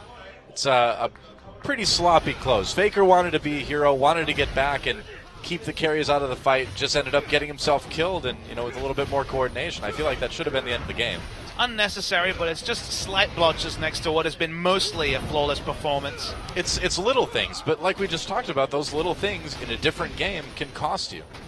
Well, SKT are not 2015 SKT yet, but this is definitely a step in the right direction, as Jin Air, I think, are just surprised by what SKT have done. They've just I'm surprised. I mean, we all are. They've been passengers to the SKT train, rolling once again. Yeah, it's true, man. And Blank had a great game 1 on Nidalee, got that MVP, and game 2 hasn't been quite as dominant, but he's hit a lot of good cocoons when it matters. And Faker, despite getting a little bit over-eager here and there, has had a just monstrous game on this Azir. So if it's not a hype train for SKT, what's a return to form type of train? Well, I mean, if you're talking about train as like the pinnacle of technology in Definitely. in this hype world, then I guess maybe like a hype horse carriage or something like that. What state of the art horse carriage? A hype horseless carriage? Well, no, because I would think a car is superior to a train because it can go places trains can't. That's a fair point. So we're talking about a time before cars here, where trains were kind of it. So, yeah, Hype Wagon. The Hype Wagon. The SKT Hype Wagon. SKT Hype Wagon sounds like a great band name. Well, the Hype Wagon has to hit all stations if they're going to make it to playoffs. Yeah, it really does. And this is a good way to start. A 2 over Jin Air certainly will help a lot. They took that Dragon. Number 4, they got the Baron again. Now SKT, we'll see how ready they are to end this. Trace lurking on the side of the fight here. Doesn't lurking mean much when it's a 12,000 gold deficit and they have no inhibitors, though. Well, there's a thin line between lurking and hiding. Here he comes, though. He was lurking. Whoa, on to Bang right away, but where's the follow-up? Jusha Praj does a little bit. SKT breaking things up in the back, though. Winged Kuzan having to flee. Pilot locked up by yet another cocoon. A double kill for Duke at the end. And Bang just chases Trace out of the fight as the Nexus falls, and that is it. SK Telecom with the 2-0, and a great game for Faker. definitely, maybe not a total return to form, but a big step in the right direction for this team. Yeah, certainly no flawless victory by Mortal Kombat terms, but the life Oh, yeah. bar was still pretty full, Doa. It was still very close to a perfect series from SK Telecom. It's far enough ahead, man. They got the fatality. They did. They hit like forward, forward, forward, start or something like that. Forward, forward, forward, forward, block. And it was Faker. You had to feel it was going to be this year. That's why I said it during Champion Select. I'm like, Faker likes to dismantle skill matchups and then play that champion and show the other person what's up. And he showed Kuzan the potential of Azir. 10-1-4, died needlessly towards the end of the game. But so many items, very close to 6 items in a 30-minute game. Wow, and happy Coma again. This is like the happiest I've seen Coma in a long time, dude. Maybe they've decided the Rocks Tigers philosophy of just having fun with the game is the way they want to go, but I don't know how capable Coma is of having fun. That's true, because, I mean, they rampaged through IEM, but I guess he was more jet lagged than happy at that point. Hey, man, I hung out with Coma a lot at IEM, and he can be a really fun guy outside of the booth, I'll tell you that. In the booth, it's all business, but he can loosen up in other situations. If you're not going to grin at this performance from SKT, you're going to be stone-faced for a lot of the season. This is night and day from what we saw in their previous 10 series. Yeah, and now the big question is, where do these two teams go from here, right? Well, 2 days' time, you're going to get the answer, Doa, is SKT. Jin Air was formidable opposition. Rocks Tigers is the best team in the world. Yeah, that is going to be quite the battle. That is going to be an awesome series, guys. Can't wait for that later in the week. But we have to think about our second best of 3 now. It's going to be coming up after the break. It's going to be Africa Freaks versus the Kongdu Monsters. Don't go anywhere, guys. We'll be back with more Champion Spring right after this.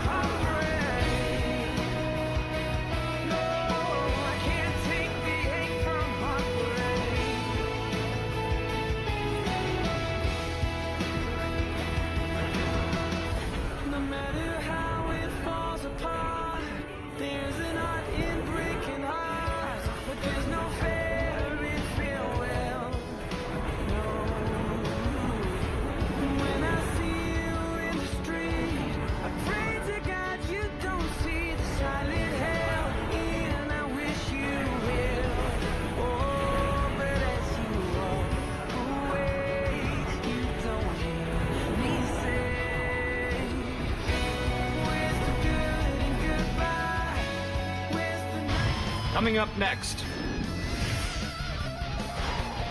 Africa Freaks, Kongdu Monster, Lotte Kokalkon League of Legends Champions Korea Spring 2016, Round 2.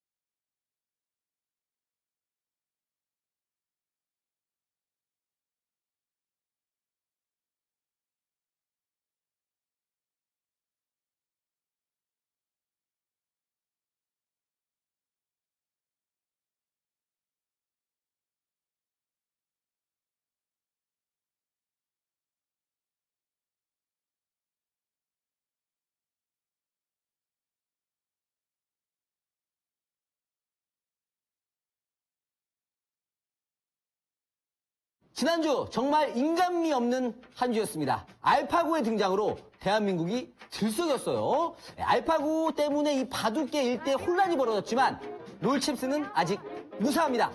인간 대 인간, 인공지능, 예를 들면 헬 없는 정정당당한 승부가 펼쳐지는 곳, 바로 이 롤챔스와 함께하는 위클리 LCK 지금 바로 시작합니다.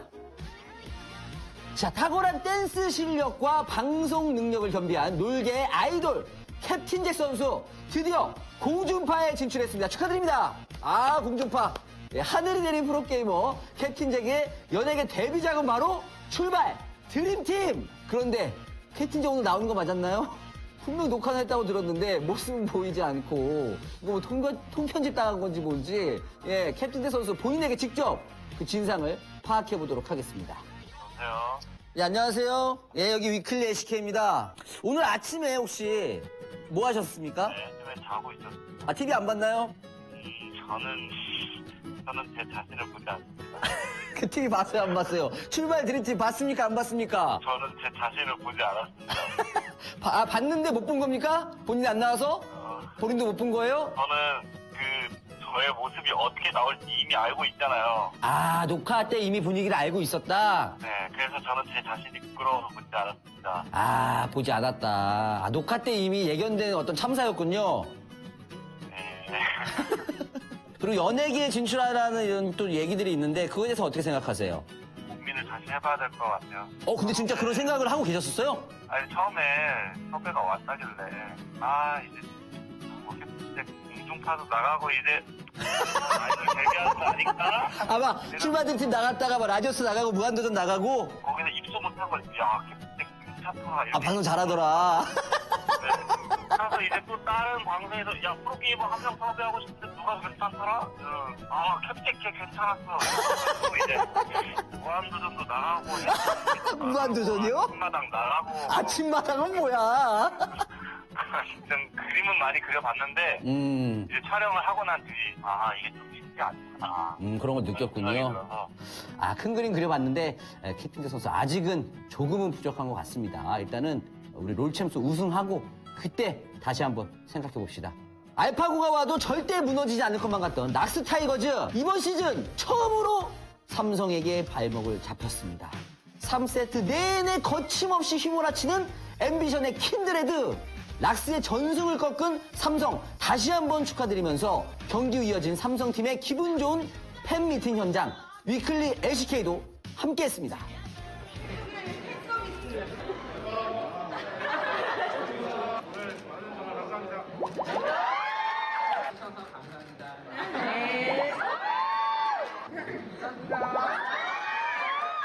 앞으로 다 이겨버리겠습니다. 당구한테 하고 싶은 말. 좀 더 재밌게 좀 해주세요. 규배 선수 더 재밌게 해줄게요. 걱정하지 마세요. 형이 34살 먹고 재밌게 해줄게. 예, 그나저나 이런 명경기에 좀 옥의 티가 있었습니다. 예, 게임 초반에 갑자기 옵저버가 튕기는 그래서 많은 분들이 놀라셨을 텐데 경위를 발표를 했죠. 옵저버 한 명이 이제 경기 진행 중에 USB 파일 전송을 시도하는 바람에 그것이 영향을 미쳤다. 이렇게 발표가 됐고, 그래서 해당 옵저버는 회사 내부 협의와 절차를 거쳐서 책임을 물을 예정이고, 그리고 게임 연출팀 및 제작 책임자에게도 내부 관리 소홀로 조치를 취하겠다. 이렇게 발표가 됐습니다. 정말 뭐 다시는 일어나서는 안 될 그런 문제입니다. 이제 썸머 시즌 얼마 남지 않았어요. 그때는 혼자 아닙니다. 오진 혼자 아니에요. 예, 경쟁 체제입니다. 다시는 이런 일이 없기를 바라고 제발 방지를 위해서 좀 노력해 주길 바라겠습니다. 자, 이번 주 위클리 LCK 여기까지입니다. 늘 위클리 LCK를 성원해 주신 여러분께 저도 고마움의 팬 서비스 날려드리겠습니다.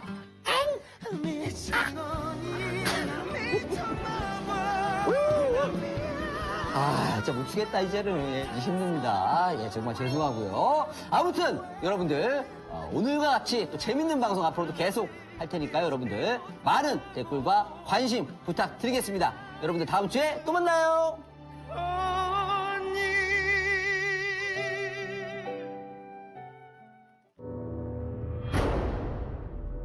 Welcome to your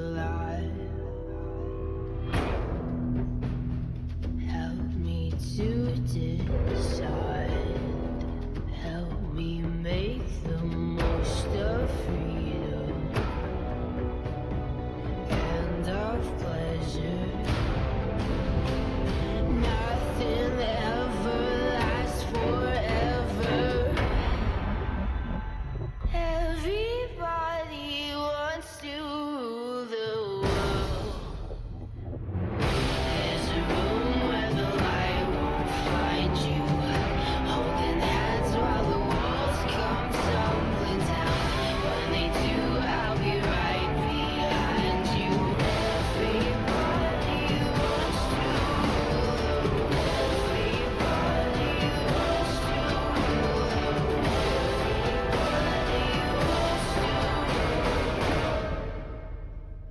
world. The world.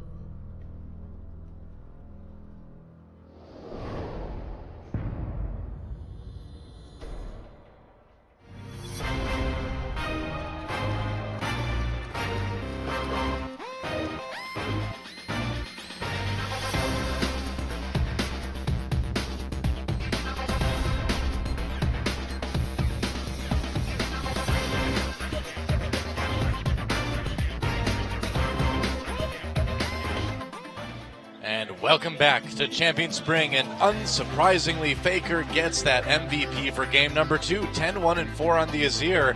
Had some absolutely fantastic plays in the team fights. That is Faker we know and love. Oh, it's so sweet. It's so beautiful. Look at that. 3 carries to Azir second teams, and 2 of them most of the time was the minimum from Faker. It was another great performance, showing some of these other Azir imposters. What is the potential of this playmaking champion? That's right, the true Emperor has arrived. And by Emperor, I'm talking about the true Azir being the Emperor of the Sands, not the esports Emperor who is Slayer's boxer. Faker's got a little while before he gets to that level. I don't know.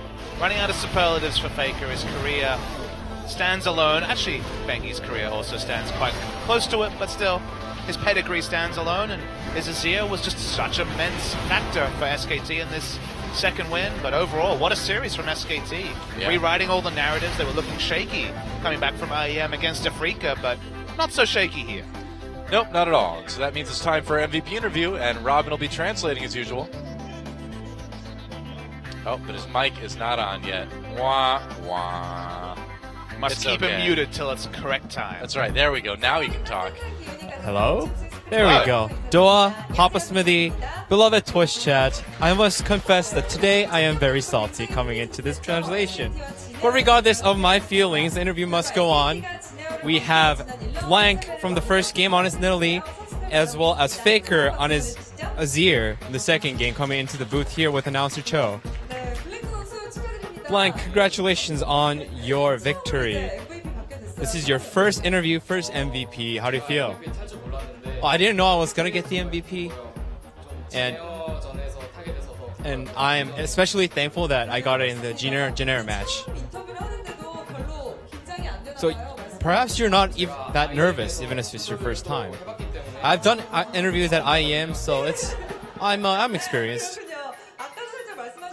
But you said earlier that your debut was against Jenner, and you guys lost. Do you have like bad memories?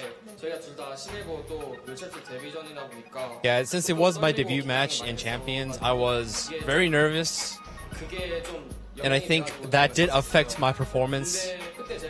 But at the time, I played Kindred, and our supporter Wolf dealt more damage than I did, and I was very shocked. But this time, I'm very happy that I performed so well in the first game. A lot of people have been critical of you, but also a lot of people recently have been very, very optimistic of you. Well, obviously, I do think that my performance is much better than before. And sometimes I did think I was bad, but recently I don't really think I'm bad when I'm practicing and scrimming and stuff. Perhaps it's because you want IEM. I agree. I think that was a confidence boost. And we did win. And it felt really great. And actually, this feels better to do an interview at Champions. In the first game today, we heard that Wolf had bad runes and masteries, wrong ones. Well, I didn't know about this, and I knew it after the match. And yeah, it was odd, I guess. It was a surprise. Was Wolf surprised in the game?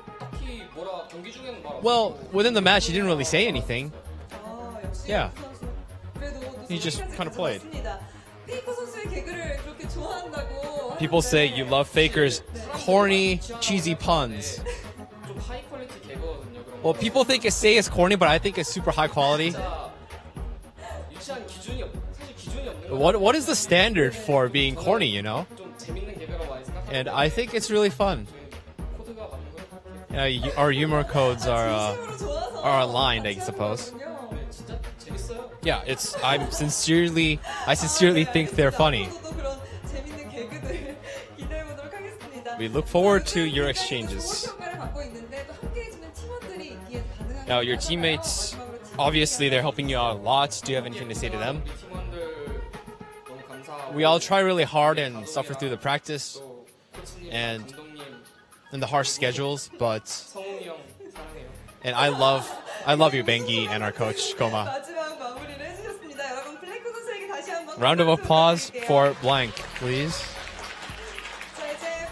Now let's turn to Faker, who proved today that Easyhoon is no longer needed on SKT. Jin Air has been performing very well recently. He's been second place in the standings. How do you feel about this victory? Yeah, as you said, Jin Air has been performing very well.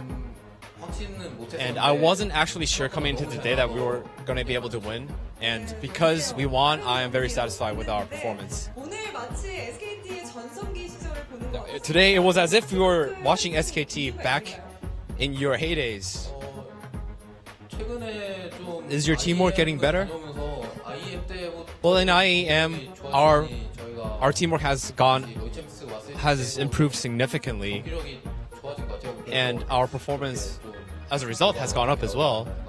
And yeah, I think IEM definitely had an effect. Now, your Azir in the second game got the MVP. Did you pick Azir because Lulu was banned? Recently, in solo queue, I've played a lot of Azir.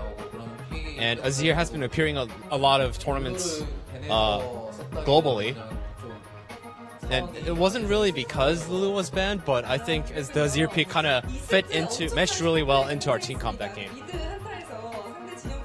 Now, you had a hashtag LCK super play when you went in with Azir with the Shurima Shuffle and pushed people back. How did you survive? I think my deal damage calculations are pretty accurate, and I saw a good opportunity and I decided to grasp it, and I flashed in order to push, and if I didn't make a slight mistake there, it would have been a lot closer, and I probably wouldn't have had to risk my life for it. I think it was even more valuable because you survived with little health. Now, your next match is on Friday is against the ROX Tigers. Well, before today's match, I wasn't sure we could win against ROX, but we picked up our confidence after this match today. And I think we should be able to take the match against ROX. Now, do you have any final remarks? Well, in round one, we lost to 4 teams, and we've beat 2 out of those 4 teams so far. And we hope to defeat the rest of the 2 teams that we lost to, and that should put us to second place. And we want to win the split off of that. And that appears to be the interview. Back to you guys. Go for it. All right, thanks for the translating, Robin. And so there you have it. Blank and Faker with some words about that last match. And yeah, Faker raises a good point. They've already beaten 2 of the teams that beat them in the last phase of the tournament. And if you go back and think about spring last year, SKT went undefeated in that second round robin. And who knows? Maybe they can repeat. History repeating itself is a very big possibility, though. We talked about the parallels to 2014, but as you mentioned, 2015, a more recent data point, and they find no longer the GE Tigers in the final. It'll be the ROX Tigers this time, but who's to say might not be another season for SKT? Yeah, and Rocks Tigers had that undefeated season in the regular season last year, a year ago now, but then in the finals were 3-0'd by SK Telecom. So you never know what's going to happen. I mean, there's a lot of season left, and by the time SKT gets to the finals, if they get to the finals, they could be very, very good. Well, you let your SKT fanboyism come out with A little your bit by there. the time. A little bit there. That's the wrong thing to say. Can you blame me, though? Really? Africa Freaks versus Kongdu Monsters, though, is our second best of three. Let's get into it. There are the Africa Freaks, a team that you mentioned earlier, Papa Smith. You can really beat anybody in the tournament, but it has to be like if the moon and planets align, and like they have the potential, they just don't have the consistency, it seems like. It's one of those things where their ceiling is very high, and the moon and planets have been aligning recently. They won a series, and then over the course of 2 best of threes against SK Telecom, went 3-3, very respectable. I suppose. So against much easier opposition today, much softer opposition in Kongdu Monster, they can once again take out a 2-0 victory. Again, they're a level below the CJs, Samsung, Jin Air, KT, that big group of teams below Rocks. But they're the dark horse, the ultimate dark horse, in that they're probably not going to make playoffs, almost guaranteed. But they could certainly pick up victories left, right, and center. They could, and they could definitely pick up a victory today against this team that we're going to take a look at, the Kongdu Monsters, formerly known as Najin. And these guys have been having a very, very tough season right now. They are 1-11. 1-11 out of 12 matches played. That only puts them one series better than Spenu. A lot of teams have been padding their win stats with wins over Kongdu Monster and, as you mentioned, Spenu Sonic Boom.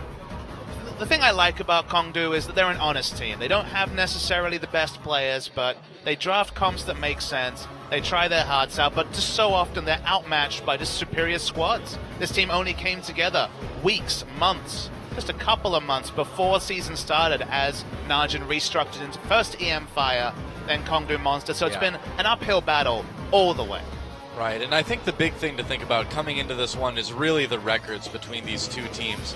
Maybe 3-7 for the Africa Freaks, and they played 2 less matches than Kongdu as well. But when it comes to game score, the Africa screen Freaks, right now. Yeah, that's right. Look at that. I mean, when it comes to game score, they are 10-15, whereas Kongdu Monsters are 5-23. Negative 18 game score. Africa beat Kongdu, beat SKT, had that 1-2 loss. It's been a better run of form recently because the start of the season was very rough for Africa. Oh boy, there's a lot of gray on that diagram, isn't there? There is. Yep. 5 game wins over the course of the season so far. They've only taken wins over CJ, SKT, and Spenu. Game wins, even. Yeah, that's right. It's been rough. Only 1 match win over Spenu, and that's it. And the giant blue amoeba has totally eaten the little red amoeba. The Freak seems to be eating the monster. That's right. It's Freaks versus Monsters. No, monster. Monster? Oh, that's right. Kongdu Monster. There's no monsters. They are just various appendages on the single monster, apparently. Indeed. Yeah. All right. Not that fierce appendages, as far as I can tell. No, not really. Meek appendages. Like the uvula or the appendix. Not really fearsome appendages. No. Well, those aren't appendages, but you get the idea. You get the idea. I get the idea, Doa. Yeah. So, I mean, you'd expect Africa to come into this one with a pretty huge edge, but you never know, man. This is Champions. Anything can happen. And Africa do make flashy plays that sometimes come off, but they take big risks. Kongdu Monster doesn't. And so if they get the lane swap, if they get standard lane, if they get the lane swap, if they get through the standard early game, if they can scale up, there is a world where Kongdu Monster can pick up victories against a team like Africa. Oh, totally. I mean, it is possible. It's just very, very unlikely, right?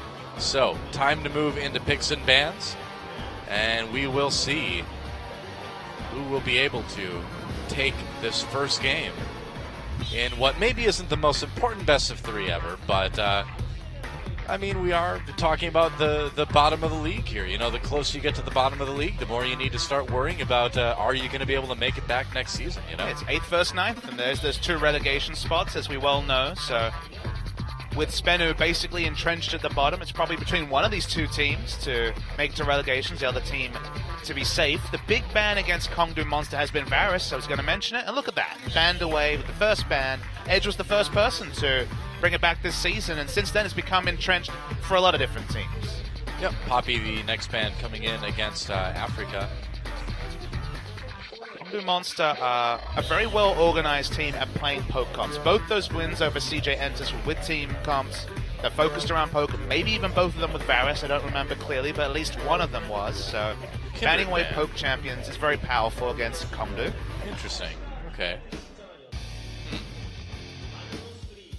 So what'll it be from Kongdu? It'll be the Kalista ban.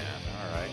Songyun's been the outstanding performer from Afrika over the course of the season, and for a long part of the season he was actually 4-2 on Kalista and then only defeated, not undefeated, but only defeated on every other champion. He's brought up some other win rates, but his trademark champion this season has definitely been Kalista. Yeah, and while Mickey has been, kind of the flashy playmaking player, Songyun has definitely been the workhorse, the guy who gets in there and does the damage to win the team fights. So taking that Kalista away is a big thing. The Lulu ban and the Nidalee ban come in to finish things off. When it comes to ranking the importance of the players, obviously in 2015, that summer season, it was all about Mickey. Ever since that first series where they beat Najin, Mickey running the Zed, it was all about Mickey. But since then, this season, Songyun and Lyra especially have stepped up. Lyra recently, the Graves, some of the stat lines this guy's putting out, many games unkilled, 7-0-4, 7-0-6 performances on the Graves. Lyra, in a meta with carry junglers, is finding his place again. I mean, Lyra has always been a pretty good jungler, honestly, and that's been one of the most surprising things about this Afrika Freaks team, is that after the way that they played last year as Team Anarchy, they certainly looked to be improving over time. We thought they were going to be maybe a contender for a playoff spot this season, and it didn't work out that way, but it's kind of surprising with the way Lyra was playing, with the way Mickey and Songyun looked. Interesting. It's amazing how the two tips would have been Spenu and Afrika as the big movers, but those were not good tips. Yeah, I mean, they kind of did a 180 in terms of progression at the start of the season, and Afrika Freaks have kind of patched some of those holes in their play, but enough still exists that their season is, very likely over at this point. Well, it would have been 4 series, 2 against SKT, 2 against Kongdu Monster by the time this one's over. They could leave that 3-1 in terms of match score. And of course the game score would have been very favorable given they only lost 2-1 to SKT. So 2-0 victory would be a lot for the confidence, but then a lot of hard opposition for Afrika to face after this series. Yep. Kongdu? GP Braum for Freaks here. Yep, it will be. Okay. Kongdu have gone for drafting the Trundle and the Nautilus in the same rotation, just so the main blocker pick for Nautilus as that one-man frontline tank in Trundle was taken away, likely to be a support Trundle. I guess a support Nautilus, outside chance of that. Yeah, I mean, it's probably support Trundle, you're right, but I mean, they do have a little bit of flexibility at least. Nautilus could even be mid lane. That is the world we live in before patch 6.5. Hippo has played a lot of top Nautilus this season. He was the original top lane Nautilus, at least for 2016 season. He didn't play it well, but he did play it. Look, there's always a case to be made that if you play a lot of something, you should get some credit, even if you don't innovate it or necessarily do the best on it. He played a lot of it. I guess. He thought the pick was good, and it turned out it was. There's a big difference between the first guy that figured out that it'd be fun to try to swing a bat at a ball and the guy who actually started hitting home runs. Fair point. Not a Babe Ruth of Nautilus, is Hippo. Not exactly. So Elise Sivir, the next 2 pickups for Kongdu. Looking like a pretty prototypical Sivir comp. You've got a very strong front line. You've got Sivir fighting with probably to be 4 tanks, although we might see some sort of more mid-range mage. Wouldn't be surprised to see something like a Cassiopeia with the last pick on the side of Kongdu. Yep. But Afrika, they see that there's some backline threat. What do they want to do with their drafting? We're expecting it to be Corki mid, because that's it's been something that Mickey's played a lot of, but there's still the outside chance of AD carry. I feel like blind picking this set for Mickey would be a little bit risky. It's against Kongdu Monster, so you can understand this is one of the games where you could get ahead of yourself, but it could still be a mid lane Nautilus, which would shut down the Zed kill pressure. True. I think Lissandra's a much better pick. And they'll go for, wow, Sejuani locked in for Lyra. Yeah. Interesting. Not the first Sejuani of the 2016 competitive season. Clearlove was playing this in the LPL just this weekend, so maybe they've been swapping words.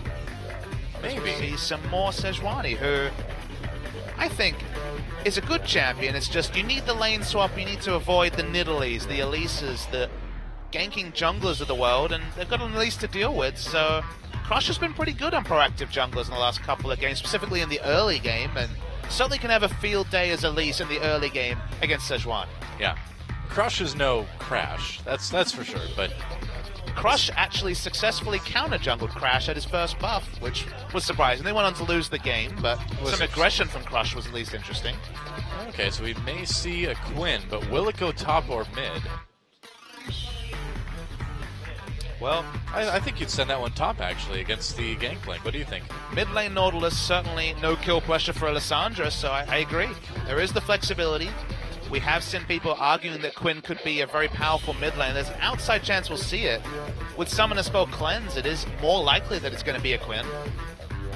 True, but looks like it'll be Nautilus versus GP up in the top, and Edge will keep that Quinn in the mid lane.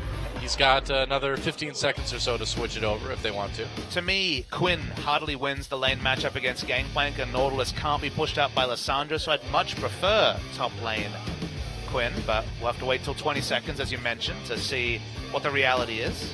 Yep. They will stick with it. Okay, so it will be a mid Quinn. All right. Doesn't have the wave clear of Lissandra, but obviously as a ranged AD carry can do decently. Has the Q to try and push back waves. Cleanse for a defensive option. Interesting draft from Kongdu. They've loved that mid lane AD carry, but it's usually been the Varus. Very safe long range wave clear.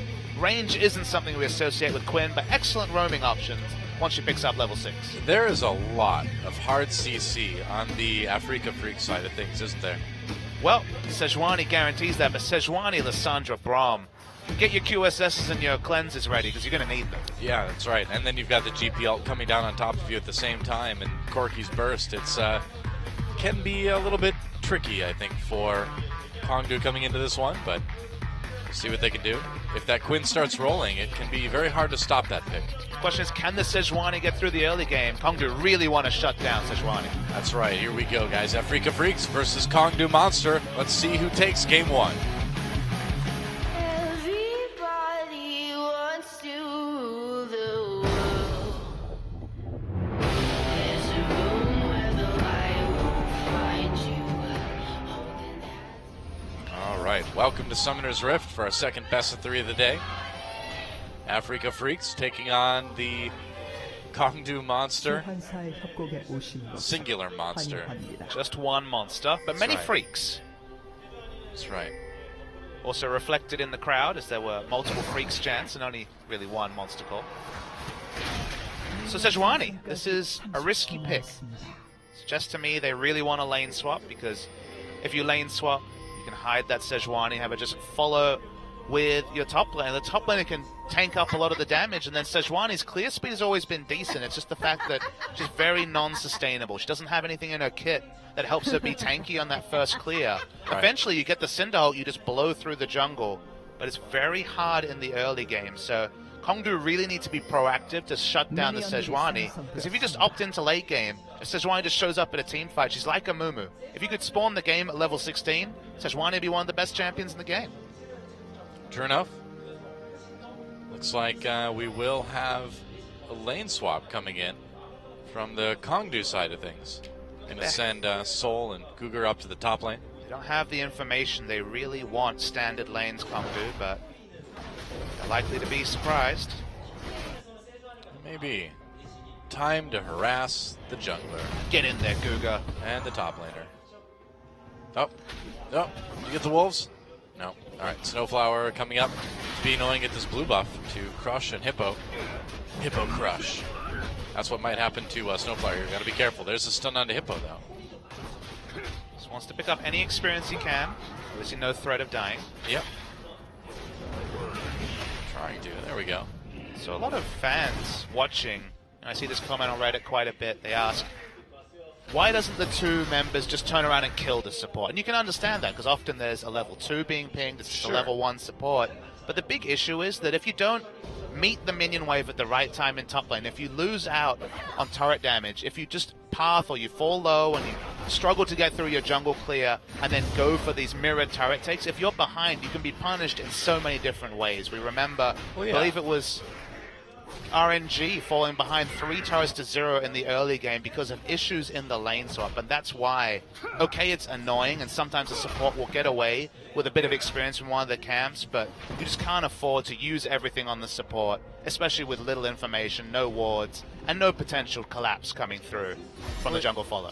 Yeah, I mean, I think that's a really good thing to explain, that it costs too much to go after that support at that point in the game. That's why we don't see it.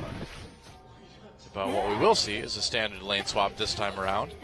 Meanwhile, in the mid lane, Edge and Mickey just trying to farm out against each other, but that Quinn does have the edge early on. Well, that was not intended to be a pun, but it kind of was anyway. Pun for once, Papa Smithy, not intended. Well, when you have names like Arrow and Edge, it's inevitable. Flawless also is its own meme. I know. Crush. Crash. There's a lot of names like that. Yes, there are. Very catchy. Welcome to but Korean esports. Indeed. We don't have anyone like Hope Torture, though, in League of Legends. Torture. Yeah, It's I a know. good one. I was a StarCraft player back in the day. How'd he do? He was okay. He was a middling StarCraft 2 player. Did he ever torture Hope? Was there ever great hopes for him that he tortured? Well, I believe, if I remember right, he made it to a finals really early on, but that was kind of the peak. He was known as Ensnare later on, I believe. I might argue that he peaked at his name change. You know, putting in Hope. Maybe. I might be getting that wrong, too. It's been a long time. It's been like 5 years since I casted those games. I'm just asking the hard questions, Stella. I know, they're too hard. Go easy on me, man. Do my best. Very early culls by both AD carries. That tells you that the lane swap's happening. Yep. Usually the time when you will shop early enough to pick up the cull, best purchase with the gold, and obviously will pay off at around the 15-20 minute mark. And with 2 culls in the game, you know that we are not in for a world of aggression, are we? You might argue that our entertainment will be culled for a while. Never! Because we're doing the casting, man. That's true. That's right. We will carry the excitement that the item buys and the champions do not. That's right. Once again, if Gangplank, Cull, Corki, and Sejuani get through the laning phase with nothing happening, they're pretty damn happy. True. I think Thresh needs to file for like copyright infringement on that cull graphic, though. He's like, they took my hook and made an item for everybody. That's not fair. It does look like a scythe, I guess. Right. Karthus also. I can't really think of any legal entity that's going to represent Thresh and Karthus, though. Unless maybe it's like that one entity in Beetlejuice. You remember that movie? Well, I can only think of one corporate entity on the Rift, and that's Corporate Mundo. Yeah, well, he's an entity into himself, I suppose. I guess so. That's what I've decided. I've decreed it, so it must be so. Kind of. I feel like, well, obviously there's some big business being done back in the fountains, right? Making a lot of money, and very seldom do you have to deal with returns if you're that dude that sells items in the base. That's true. Yeah. People don't like to return, unless it's very late. Sometimes late in the picture they'll return and change for something, but... Sometimes people even buy, like, 2 Void Staffs and don't return them. Talking to you, GBN. Well, that's why Cull's a unique item, because you win out from that one. That's the one that pays off eventually. It's true. That's the solid investment if you can get away with it. It appreciates in value. It does. Which is nice. Sound business advice on the Rift. Buy the Cull. Buy the Cull if you can get away with it, and don't fight. That's right. It's Doa's least favorite item. It's the don't fight item. Oh, it's terrible. Why? Because it pays off eventually, just like Sejuani, Gangplank, and Cull. I guess so. So we are in for a slow time from these teams. Hondo actually have 1,000 gold lead because of the extra turret they picked up. Right. Yep. Answering turret push hasn't happened from Afrika because they've been more worried about continuing the jungle follow for longer and longer. They went for the defense down bottom because, once again, just trying to get Sejuani away from any sort of worries about invasion or dueling, just keeping her as safe as possible. Farm for Lyra. Oh, yeah. Well, Crush going on a ward-killing mission. Double kill. Wards. He did. He got it in time. And Ixu pushed back a little bit. Has to worry about the dive, and he's aware of it. Crush coming in. They saw him. They spotted him with a ward in the river, I believe. It's worth noting it's Gangplank, a low-pressure laner with a no-pressure jungler, so good luck getting farm if you're Ixu, is basically what Afrika have said. Yeah, pretty much. Anything he gets is a bonus. Blue buff for Edge. But again, these mismatches, this risky jungle pick, they only matter if Kongdu can punish them, because eventually they will be left in a world where Sejuani will have her items, where Ixu will get his items, and things will change. Oh boy, teleports. Here we go. Yeah, teleport coming in already. They're going to go after Soul a little bit. Guger has to flash away. Mickey came down, but the Afrika Freaks can't seem to find a kill. But how massive is this? Ixu cancels his teleport. Actually, no, it was Mickey that came through. Ixu doesn't have to teleport. Stays top, gets the farm that was being so expertly denied. Ixu's the big winner. Yep, that's right. Yeah, he finally gets a little bit of room to breathe, so to speak, to farm that wave and just kind of sit there while Hippo mills around and eventually walks back. Speaking of picking up farm, Lyra's level 6 at 8 minutes. Yep, that's right. But how is Afrika going to find these team fights? This seems like a team that you'd want to fight around Dragon a little bit more than what we've seen, doesn't it? Well, let's just take the question you ask at face value. How are they going to find the team fights with their myriad of CC?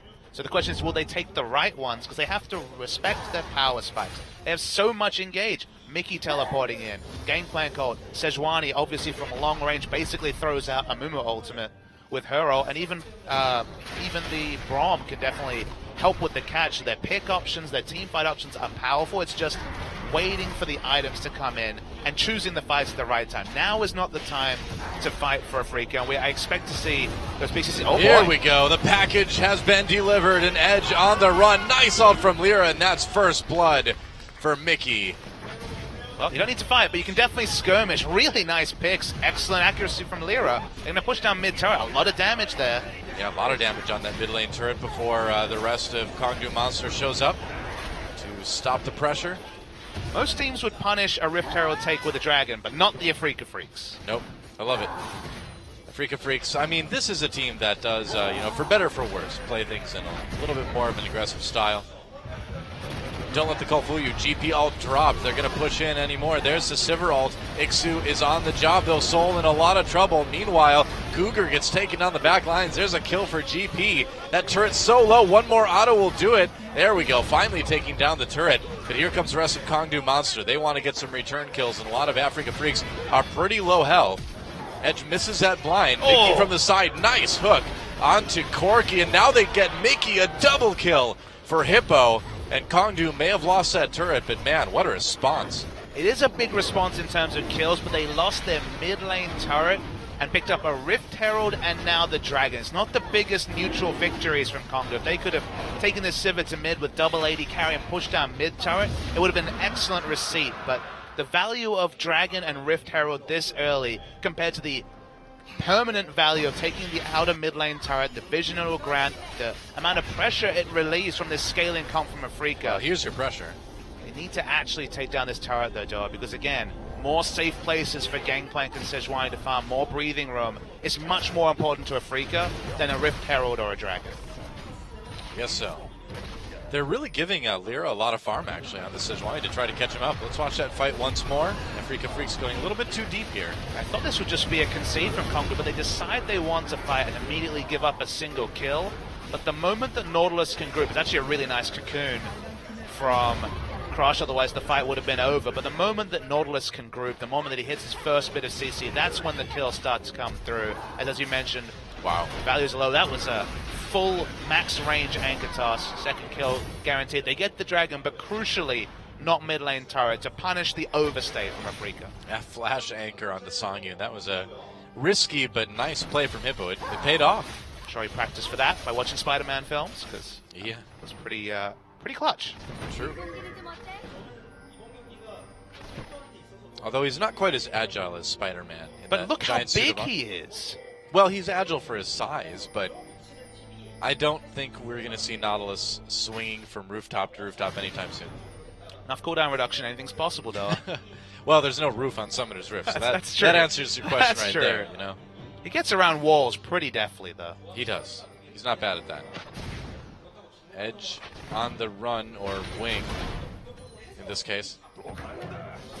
So they want Edge to split push. That's what you do with Quinn. Even if you're mid lane, you want to go to these side lanes. So easy to dive with no mid lane turret to go back to. So the result is that Sivir basically overextends in mid, pushes up waves, and just trades farm with Lissandra. That's not really ideal from a Kongdu perspective, especially if Afrika just decide to send this teleport Mickey into an offlane himself and then put someone who takes a lot more risk in farming or gets a lot more payment out of farming like Gangplank in the mid lane. If Civ is just trading farm with a Gangplank, that's pretty happy days for Afrika. I'd say so. The gold pretty much dead even between these two teams. That is a big win when you've got Sejuani and Gangplank. Oh yeah, I'd say so. Wow, look at this. It's Runic Echo Sejuani, not even Cinderhulk. Helps with the clear. I've tried this in solo queue. It does have a fast clear, but once again, unique thing about Sejuani is that she has no tankiness from her kit, and this further delays any sort of tank stats. You're basically an ult, get in there, do some decent AoE burst damage, then die instantly.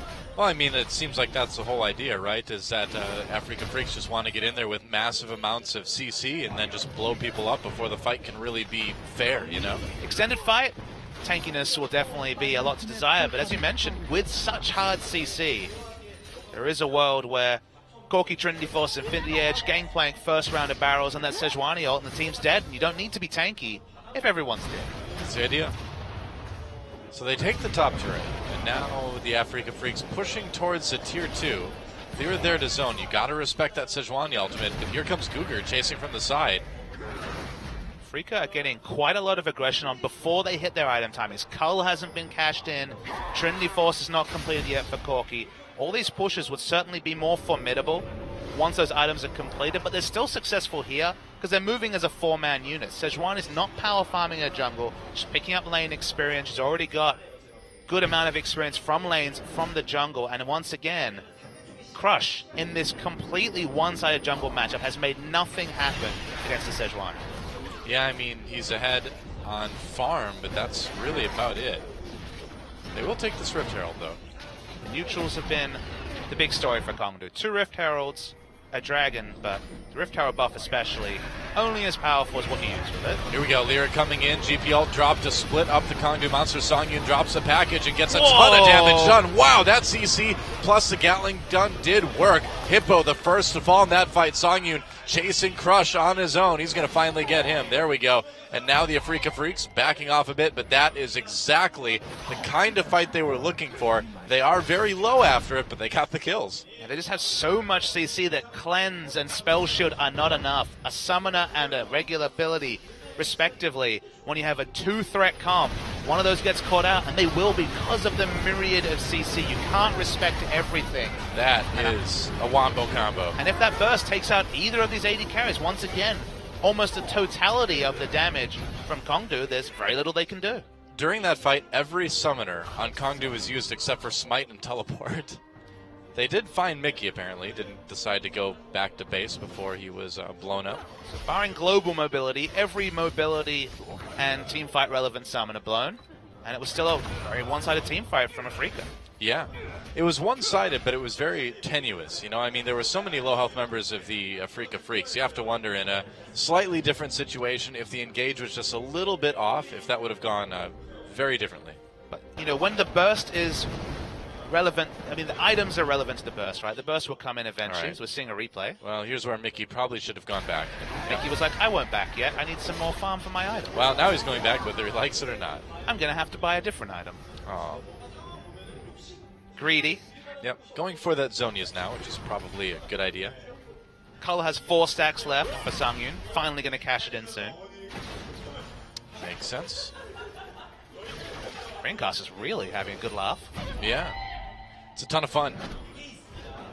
It's a ton of fun. That's the subtitle for Kongdu Monster versus Afrika. It's a ton of fun. That's right. Freaks, Monster, ton of fun. It was a monster mash. It was a graveyard smash. That's right, but no graveyard skins in this game. Oh well. Better luck next year. And Dragon Time, Afrika Freaks want to tie this one up. In terms of Dragons, but here comes the teleport coming in for Kongdu Monster. Hippo is on the scene. Mickey lurking on the outside of the fight, waiting to come in for that big ult. The GP ult drop now. They're going to go after Cougar. They lock him up. They get an easy kill onto the support, turning back onto the Dragon now. Sejuani ult still up. Who's going to claim it? That's right. They can ult whenever they want. Hippo comes in. Dragon taken by the Freaks. Hippo on his own. Here comes Edge from the side, though, looking for the damage he can get done. Afrika very low. They use the ult. Snowflower going in to try to get a bit more CC. They'll get Hippo, and Afrika Freaks 2 kills and the Dragon, and they're still chasing Songyun with a bit more damage. But yeah, I think you leave it at that. Again, a couple members of the Freaks a little bit low health. You don't want to chase it any further than you really should. With such a pivotal ultimate like the Sejuani Glacial Prison, I forget the name now actually, but the Sejuani ultimate nonetheless, the Yeah. fact that he held on to it for so long really impacted the positioning around terrain from Kongdu. So it was one of those situations where the threat of an AoE snare was enough to stop the collapse from coming through, and eventually had to use it for disengage, but the damage was already done, even though the ability wasn't cast. Yeah, pretty much. You speak the truth, Papa Smithy. I try to. I spit hot fire sometimes, but the truth is good Do too. you really? I Okay. try.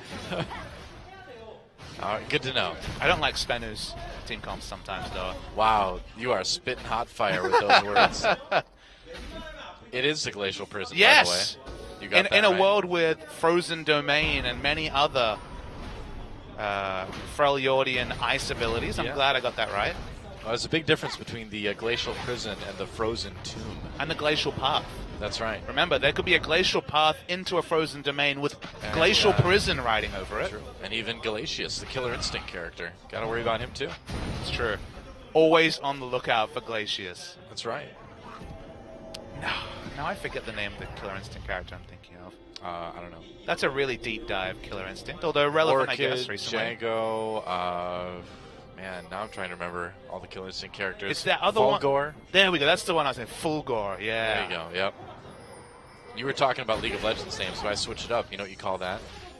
Combo Breaker! You outplayed me, though. Your reference game always on point. I only know what I've experienced. Well, I know a couple things I haven't experienced, but Let's not talk but about as far as Killer Instinct goes, I've experienced that. The video game, not actually having an instinct. Like, never had an instinct to kill. Not outside of a game, no. Prefer to keep that in games if possible. Also better to keep that off broadcast if possible. That's true too, I suppose. That's not really something you want to propagate about yourself. Hey, Lyra actually got that crown.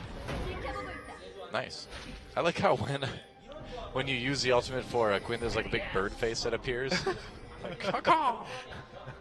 Bird face. Quinn. Mid lane Quinn. Really doing a lot this game. I feel like they're taking the turret so early. Quinn in a short lane has such lane pressure, but of course that pressure kind of eradicates when a squishy 80 carry can be flanked by a myriad of CC from Afrika, so that kind of threw that plan out the window. GP ult dropped, and Hippo on the run uses his ultimate to try to slow up Gangplank. Can he get it? Oh, flash used by Hippo to escape the slow from that barrel. Here But comes here Mickey. comes Mickey. That's right. And with the Frozen Tomb, Hippo will not survive. Try to throw out the anchor, but here comes Soul and Googer. They could have gone a little bit too far here. We've gone full solo queue as Edge picks up that kill on Quinn, gets the double. Yeah, we have. We've gone full solo queue at this point, haven't we? Well, that seems to be the case, though. I'm Yeah. not sure what Afrika were thinking. They had no wards whatsoever as they traversed through the enemy jungle, and then probably were surprised to find all 5 members of Kongdu. Should you be, though? You went way deep with no wards. Should you really be surprised when that You've happens? played solo queue. You get surprised every time you game. Come I on. know, It's but- always a surprise. How was the jungler there? How did they know? Professional League of Legends, though, Papa Smithy. You need to be aware. You need to have better vision awareness than that. I love how you're giving the PSA on professional League of Legends strategy. That's right. Hey, you don't need to be an expert to see that. That's true. Yeah, my Silver League experience is plenty to tell me you don't go that far in lane without having any wards to tell you where the enemy team is. But does this game really feel that far away from your Silver League experience? No, not really. No. The lane swap was a bit different. That would have surprised you. That's true. I don't see a lot of that in Silver. So Kongdu, touching distance, but again, it's one of those situations where you might, only 2,300 gold behind, but it's the team comp you're behind that is always relevant. When that comp, I keep bringing it up, is Gangplank and Sejuani. The implied gold lead is much more considerable than 2,300 gold. Right. I mean, how in the world do Kongdu Monster deal with all this CC? I mean, we've seen more than once that The Afrika Freaks seem to be good about chaining that correctly. Nobody's, over layering it.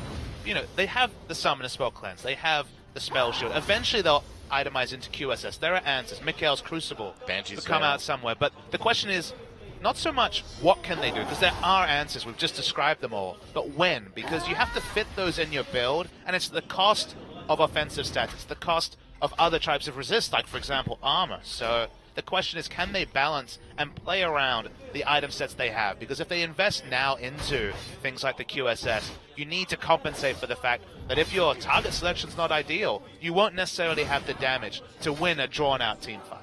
Yep, that's true. Go for those defensive items, and that's less power.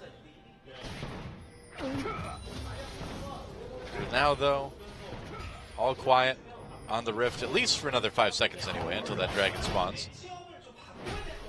Teleports are up, all 3. Yep, all the ultimates are ready to go as well, but crucially, Summoner Heal and a few flashes not available for Kongdu Monster, and Ixu's going for Hippo again. He didn't learn his lesson, I guess. Hippo turns around, Ixu heals a little bit, and that's enough to get the kill. There was also some help coming in from the minions too. Hippo just picking some bad fights up in that top lane. He knew that Hippo's flash was down, and he needed to go for the all-in because he used the most important team fight cooldown on the side of Afrika, and that's in a world with Glacial Prism, but Cannon Barrage, the consistent damage and zoning it does, actually does outweigh the Glacial Prism, at least in a dragon fight. So once he'd used that, if they both disengage, suddenly Afrika can't even hope to look towards the dragon. But picking up the kill, still 10 seconds till Hippo spawns, so even though he has teleport, should be a second Afrika dragon. Once again, with Gangplank and Sejuani, very weak top laner, very weak jungler to early pressure, they have a big lead, both in turrets and now dragons. Yep, that's right. Interesting to see. And, we're just seeing Hippo especially just kind of get outplayed on this Nautilus. He had a really great hook earlier, but it's kind of been, that's 2 1v1s he's lost in the top lane in a row now. Not the best look. He has a Sheen, by the way. It's Iceborne Gauntlet, that's not so weird. I guess so. But given the armor penetration that comes through from the Gangplank barrels, health is probably a little bit better as a stat, but once again, just wants to be able to push, wants to have some minion wave control and a bit more damage, so it's going slightly more offensive with the build, but could come to punish him in some of these trades. Yeah. So still sitting at around a 3,000 gold lead for the Afrika Freaks. So look at Ixu, though. Yeah. Ixu's ready to go. The lead hasn't really increased in the last few minutes, but like you mentioned, Ixu with that Infinity Edge with the Trinity Force has a lot of power on that Gangplank at this point in the game. You can try and get a pick with Edge, home guarding out of base. Oh, wow. Flashing away. He knew Edge was coming down by the blue buff, so he had to flash to get out of that. A lot of respect from Ixu, but necessary as far as we could see. They're in the enemy jungle. Starting to push up with vision. This is where they were caught last time, Afrika, but they've got reinforcements this time. Yep. And Ixu can teleport up there whenever he wants to. Looks like they may go for the mid lane now. Soul on his own defending that. He's got that nice Sivir wave clear though. And with the Static Shiv, it's pretty easy to deny those minion waves. You're not outfoxing Essence Reaver, Static Shiv, 6.4 Sivir. She has wave clear for days. True enough. We're definitely back in a Sivir meta. I feel like her priority is only going to go up. She answers a lot of the other meta AD carries in terms of team comp. Good luck running Kog'Maw when everyone's running at you with 500 movement speed and killing you as you try to be rooted to one spot with your W. So yeah, well, Kog'Maw's rise to power was pretty quick. Over the wall, going on to Guger. That Trundle takes a lot of damage. Ults to try to stay alive. Flash over the wall. Oh. Nice rocket from Songyun to finish that one off. That works. Now they can just bait the Baron. Baron damage is pretty good if Gangplank can get into auto attack range, but obviously a lot of mobility from Edge means he'll be close. Spotted out Afrika. Yeah, that's right. They may need to turn off of this one. There is monster coming through. There is the same level as Crush as well, so definitely a smite wall. Yep, that's right. Ult still available. Teleport coming in. They're going to come over the wall onto Crush. Crush tries to repel away. Afrika disengages from that Baron. Exhaust onto Soul, and Ixu looking for an angle to come back in on. He needs to get there. He's not doing anything in this team fight. They actually lose Lyra, and now Kongdu Monster chasing Afrika Freaks away. Nice engage by Mickey. There's Zizonius, but no follow-up. He's in trouble. There's a double kill for Crush. And Afrika Freaks, they just can't seem to find that fight they were looking for. They looked uncoordinated, and they're going to pay for it. Kill, though, comes in for Ixu. He's able to get one at least onto Crush. Not able to get two, though, as Edge finishes him off. And that's going to be an ace for Kongdu Monster. Whoops.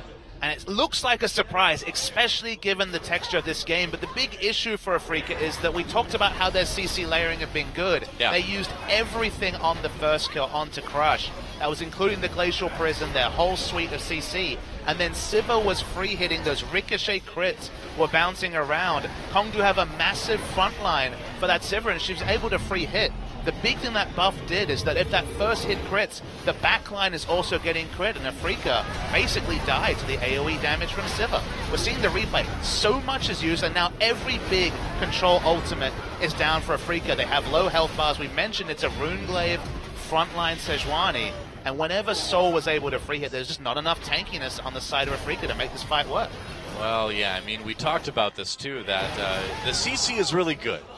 But if you're the Afrika Freaks and you can't land all of that CC properly, if you can't have that coordinated engage, you just aren't going to be able to win the team fight because you're just too fragile. They were thinking one pick, then the enemy team has to back away, then Baron, oh boy, engagement. That big engage from Lyra, dropping that ult from Sejuani. GP ult dropped as well. Edge on the side doing a lot of damage. Afrika Freaks trying to move ahead, but again, they had the engage, Soul's but they didn't hitting. have the follow-up, and there is the death of Mickey. And Kongdu Monster, nice hook on Lyra again. He gets away, but they're going to get the turret. And Kongdu Monster, they've kind of grown into this comp now. They've got the damage, and more importantly, they've got the sustain to back up and survive that initial burst of CC and damage coming out of the Freaks. The positioning's been solid, Doa. Neither Edge nor Soul is dying during these engagements. If Afrika don't choose their targets correctly, if the front line gets stunned up, they're still in the position they want to be. They're still in front of their carries. And Soul and Edge have been pumping out the damage behind that really strong front line. Yeah. Even though Afrika are doing their scaling, the team comp they've got does win late game team fights, but again, it's the if. It's can they get the right Glacial Prison? It's can they get the flank? If they just try and brute force Sejuani in vision throwing out the ult, you're never going to hit the priority members. And from there, you're not going to be able to win the fight. I mean, just like that, too. It's a 3,000 gold lead for Kongdu Monster. And they're looking pretty hard to stop. I mean, Edge is having a great game on this Quinn. Hippo is, hooking things he needs to hook, even if he's not the most impactful in team fights. And the big issue here is that Lyra doesn't really serve any function if he doesn't hit his ult. He doesn't have the tankiness to fight in the front line. He's getting shredded by Soul and Edge. Now, he will get that tankiness. You can see there's a giant spell, probably going to be something like a Randuin's, which can be very powerful. And the thing is he got that big ult in the last fight. He was the one who engaged, and he hit like 3 people with it. They dropped the GP ult, but the team just couldn't get on top of Kongdu Monster to get the actual kills.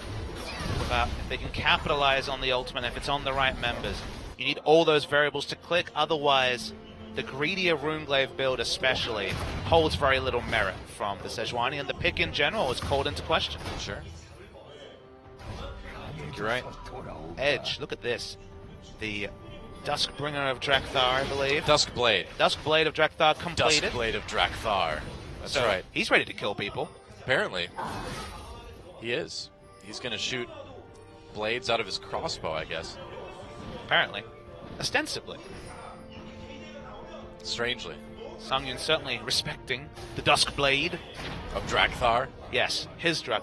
Not the other guy's Duskblade, Bob's Duskblade is not being respected. Oh, that's right. Well, I mean, Drakthar's Duskblade is so much more popular. Seeing it all over the Rift. The Duskblade of Steve just doesn't quite have the sinister ring to it, does it? Yep. The Duskblade of Tad.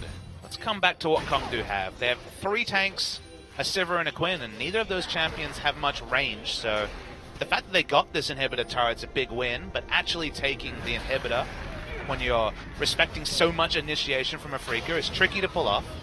Yep, very true. Yeah, you gotta be really careful about that engage. Soul's pretty chunked out. I was gonna say, yeah. Soul Has to doesn't watch have out. QSS either, so they need to be Captain Jack-esque with his spell shield timing. Interesting to see just how little Kongdu has gotten from this Baron. Edge finds Ixu. There's a GP ult, but it doesn't matter. And there's the Duskblade. That's right, man. Edge just destroyed that guy, and that's going to open up the door for the mid inhibitor to get taken out by Kongdu. Suddenly, initiation in the 4v5 isn't possible. They need Gangplank's ult. They need Gangplank's follow-up damage. Kongdu pushing in bottom, and Sungyun is just nowhere right now. Yeah, he's up in top lane farming, and that means it's a 5v3 right now. They're going to bulldoze their way through the bottom turret, the bottom inhibitor. Awful positioning from Sun. Why is they still there? I mean, at this point it's too late, right? You might as well just farm, but... I mean, Mickey has teleport. Why don't they send him up there?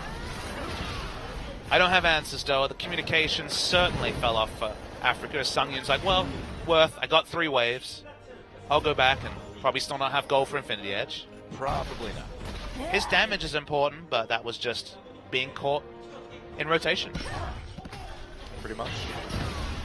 And so now with 2 inhibitors down in favor of the Kongdu monster and a 5,000 gold lead, Afrika Freaks are going to need the perfect team fight and the perfect follow-up to have any chance of winning this game. Don't like the Warmogs that Lyra's built. You look down the enemy sides, not much magic damage to respect. That's where you might think health against mixed damage is fine, but why not Randuin's when Sivir's crits are definitely doing a lot of damage? And that's a good point. Maximum HP against now the Duskblade, which means that even if Edge decides to choose the Sejuani as the target, it's going to be a lot of missing health damage coming through from the Duskblade. So I feel like it's a bit greedy. You're thinking, okay, I've got health scaling for damage, but I don't like it. Well, Edge just goes back and picks up the Maw of Malmortius as well, so his damage just keeps going higher and higher. And nobody can stop this guy. It is impossible to prevent this Quinn from swift pushing at this point. Sandra probably the best choice. Can just wave clear and not much kill pressure from Edge. He doesn't have QSS, although with Cleanse, even then, might be able to just ignore the ult and kill him. So you're right. I think it's very likely, yeah. Hippo doesn't have the playstyle to be a top lane Quinn, so Edge picks it, swaps into an off lane quickly, and as Trace proved with top lane Ignite Quinn, you can still have that same map presence as Quinn, even if you don't take the teleport summon. Well, it does seem a bit odd, though. Don't you think Edge should be grouping with his team right now to push down this last inhibitor? Don't you feel like grouping's the only way you can lose against a Sejuani team? No, that's kind of the... well, I mean, when I say group, I don't mean like a tiny little ball of players. I mean, you know, just be in the general vicinity. He's basically trying to push up both minion waves and then group, because then suddenly you're going to have to react to super minions on the inhibitor, and it'll be a free turret rather than a potential spot for the last-ditch contest from Afrika. That's the idea. Yeah, they just back away. Baron spawned. Very, very difficult for Afrika to get there. Oh, they're waiting. Do they spot him? No, they're going to go in. Cocoon onto Snowflower. He's going to get blown up right away. And Mickey throws in the glacial path, but backs off right away. And that's going to be another Baron attempt coming in from Kongdu Monster. There's just no way for Afrika to even approach this area. It's going to be a Kongdu Baron. Yep. They're going to try. I mean, they have to try, Look right? Look at the damage, though. It's getting ripped apart. Yeah, they can't just let this Baron happen, but they do. And they're going in now.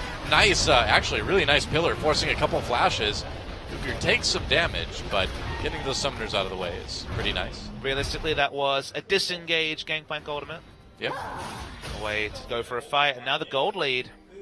It started off with Afrika. They were 3,000 gold up with the late game champions, but it was the ability to actually chain those abilities in the mid game that punished them, and now they find themselves in a 6,000 gold hole against Kongdu Monster. Well, the Afrika Freaks had some good team fights early on. They were able to coordinate their CC very well, but it's something that's just so, you know, binary. Like, this is what we need to do to win a team fight. And so if you're Kongdu Monster, you're like, all right, well, we're just going to split up and not let you do that. But just think about what Afrika had. They had the mid turret down super early. And you look at their comp, you're looking for Sejuani to get on the backline, you're looking for backline threat. Both right. Mickey's teleport and Lyra just getting some pink wards down and coming from a flank rather than from the front. And you get those multi-man ults you need, or at least in a better position to do so. Instead, they tried to brute force from the front. The ult layering, the CC layering wasn't ideal. They lost multiple fights, and now the game looks almost unwinnable from an Afrika perspective. Certainly does. I mean, they, like we said earlier, they would need probably not one, but multiple miracle team fights to have any chance of taking this one back. And someone has to enter lane against Edge. Yep. That's not going to work. So the final inhibitor turret under threat from Kongdu Monster. Soul again, gets pretty low, but Let's be realistic. able to sustain It's back under up. threat from the minion, not so much the champions. Yep. They can't really get in range. They have to respect Lyra's ultimate. Lyra over the wall. This is their big chance. They got to do something. He gets caught though. Mickey coming in, sides against it. Lyra getting chased back into his base. Didn't use his ultimate, but that was a tough attempt. Meanwhile, Edge going after that middle inhibitor again. Gets the ranged auto attack at the same time. The team smartly playing up. That's going to be the gangplank ult. Yep. That'll force them away for the second, but they still lose the inhibitor in mid lane. So no answer whatsoever for Edge. The brute force is eventually going to take this turret. There Yep. it is. That's right, and here we go. Flash comes in. He gets 2 with the ultimate. They need more than that, though. Guger flashing away. Afrika Freaks pushing forward. It's do or die time. They've got Kongdu on the run. Lyra tries to engage, gets knocked up by the ultimate. Mickey goes in, ults himself. Proper thing to do, and that's a lot of damage. But what are they coming losing in in from the base? Songyun. They're losing their Nexus turrets. Teleport, will it get canceled by the turret? It does! And now he's going after the Nexus. The back door from Edge just sneaking around the side, dodging Snowflower's ultimate. Can he do going it? after the Nexus? I don't know, man. He gets the kill, and now that Hippo's there, I think they're going to make it happen. And Kongdu, exciting end to that one. It was going Kongdu's favor anyway, but that is an important win after the way that fight was going for the Freaks in the top lane. They finish it with style. Edge had Yeah. 3 stacks of the concussive blow on him, but no one could get that final auto attack, so he just had his time, and with as much AD as he piled on, only going to finish the game. So Kongdu, after a rough start against a good scaling comp, they weathered the storm in the mid game, played to their win conditions. They were so resolute on the split push from Edge, and when those kills came through and the item timings were that early, no one could stand against the mid lane Quinn. That's right. That was it was a bit solo queue-esque, but nonetheless an entertaining game. Afrika got their lead with the solo queue play, but it was the team play and the smart shot calling from Kongdu that got them back in. Yeah. Big win for this team that have found it very hard to pick up even single game wins for the majority of the season. Yeah, that's right. They handled the aggression well. I think, would you say the Afrika Freaks comp was just a little bit too risky? I think if you're playing Sejuani in a world of carry junglers, the answer is always yes. Yeah. Sejuani made some nice plays in the early game, but 0-1 and 8, 66% kill participation, not really much involvement overall, and Afrika pay for what was a greedy draft. They wouldn't have made this draft against a better team. Yeah, and you feel kind of humiliated after a loss like that, too. Kind of getting taken for a ride at the end of the game. And you can see Coach, yep, he's not too happy about that. We'll see, though. It's still a best of 3. Afrika Freaks have a chance to come back and tie things up against Kongdu Monster. And after the break, we'll see if they can do just that. So do not go anywhere, guys, because we'll be back with game number 2, Freaks versus Monster, right after this.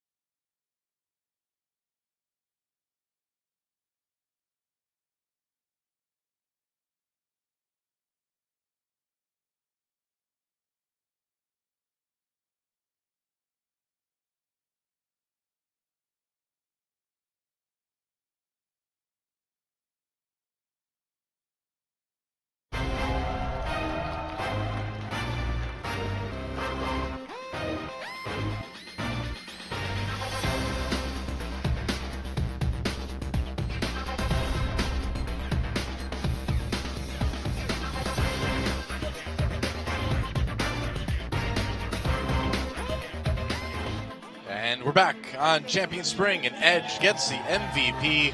616 on the Quinn. Did a ton of damage. Soloed a ton of people. Split pushed a ton of lanes. Well, one lane really in particular, but he's our MVP. The big story was the Edge was forced out of mid, went to a side lane, but it's when they started winning the fights, getting these picks, Edge got some of his items accelerated, and then as you mentioned, he went bot, parked himself there, no one could deal with him. No one could deal him, especially not the Gangplank, and he just cleaned up fight after fight. So, Kongdu in general, the thing that you always say about this team is that if they can get through a game even, this was the big pivotal fight where Afreeca really stacked their CC on the first few targets, couldn't kill anyone, and then Sivir and Edge free hit Afreeca down. And from this fight onwards, Kongdu were controlled. Edge always split pushing up lanes, not grouping for 5, not going for risky sieges when they didn't need to with the team comp they had, with a very squishy, short-ranged Quinn and Sivir. Kongdu play smart and get the well-deserved reward. Yeah, and Afreeca had a decent early game, and they were winning this fight, but the reason they were winning it is because Edge was killing their base. This was really nice. Snowflower was actually a good early flash. Snowflower tries to ult flash, but that interaction didn't work. Yeah, I guess so. And so, the Kongdu Monster finds themselves in a position where they could 2-0 Afreeca Freaks, the team that beat SK Telecom. And it'll be their first 2-0 of the season. Their only win was a 2-1 against Spenu. Yeah. That's right. Mickey looks a bit upset after that one. And the thing is things were going well for the Afreeca Freaks early on in that game. And then they just made a lot of mistakes. They just went way too far up into the map without vision. They took risks they didn't need to take, and they got punished for it appropriately. But why do you pick early game scaling champions against a team that so often finds themselves in such a big gold disadvantage by 15 minutes that they can't even hope to fight? They keep to their win conditions. But when you're 5,000-10,000 gold behind, you can't fight even if your comp is sound, Doa. So what I want to see from Afreeca loading into game 2 is some more orders, I think. What Afreeca need to do is just pick for the early game, pick the pressure junglers, not the Sejuani, pick the pressure laners. Maybe you can still play the game plan, but have pressure in other lanes, and try and take it away from Kongdu and not allow them to opt into a fairly even game 25 minutes in. Yep, sounds like a good plan. Poppy banned out against Ixu, and we'll see what the first ban from the Afreeca Freaks side is going to be. Kongdu on blue means red side last pick is available to Afreeca. I have to think the Z ban is going to start coming out. This definitely feels like a Z ban game from Kongdu otherwise. Just like I was feeling Faker playing the Azir, I think it's going to be Z time for Mickey. Yep, Varus the ban. It might be Z time for Mickey. But I mean, I still expect Afreeca to win this game. Or to win this match, rather. Not going to be Z time as Zed gets banned away. On blue side especially, when last pick is available to your opponent, I think you have to ban the Zed. Yeah, definitely. So the standard bans against Afreeca, they were actually in full display. Last time these two teams met were both the Zed and the Twisted Fate bans. So interested to see if Mickey gets Twisted Fate this game. Yep. It's changed much for Kongdu. They drafted a meta comp. Okay, the Quinn mid was something different, but they played it very well. So far haven't drawn a Quinn ban. Kalista, though, be banned away. Alright, so the final ban coming in for Afreeca Freaks now. And so what do they want to try to guide Kongdu Monster into first picking here? That's the real question, isn't it? Well, there's a lot of champions here that we don't expect in the ban pool. Varus, the Varus, Kindred, and Zed are all kind of adaptation bans. Nidalee would have been first pick, so that's a smart ban. But I think Afreeca are fine. We're picking up 2 power picks on the red side. There's no single champion from Kongdu that have picked up any wins apart from the Varus. That's the one-man army champion for Kongdu. That's the only champion they've shown consistent results with. It's banned away early, so yeah. Probably going to be a similar poke champion, though. Probably going to be the Corki. Yep, Corki makes sense as a first pick for Kongdu Monster. A lot of options, though, on the Freak side. I don't think it'd be bad to take Lysandra again. They're going to actually take the Nautilus. Hippo had a rough start, but in the end was able to make some good plays on that. Okay, they will take the Corki, actually. Flash the Nautilus, though. Even though the laning matchup was looking poor, got solo killed and ganked a few times, Nautilus for team comp ended up being more important than Gangplank. So Soraka, what is this, NA? I don't think so. they'll just hold on to it. Probably not going to see a Soraka. I think we've seen one Soraka this season. It won from memory. In Champions, I believe I cast a Soraka game okay. sometime earlier this season. We've seen, speaking of champions that saw play in the LPL, so did Master Yi. Yeah, Good old mate Insect played that one, though, and they won.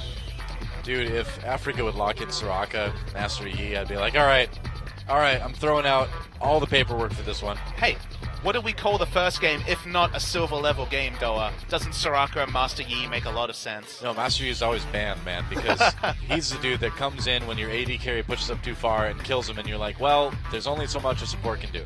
Master Yi also permabanned at Platinum ELO on the Korean server recently in my games, so people are converting to the Yi bans. Silver is becoming Platinum. That's some alchemy right there. I suppose. Well, Silver is already NA Platinum, so Oh.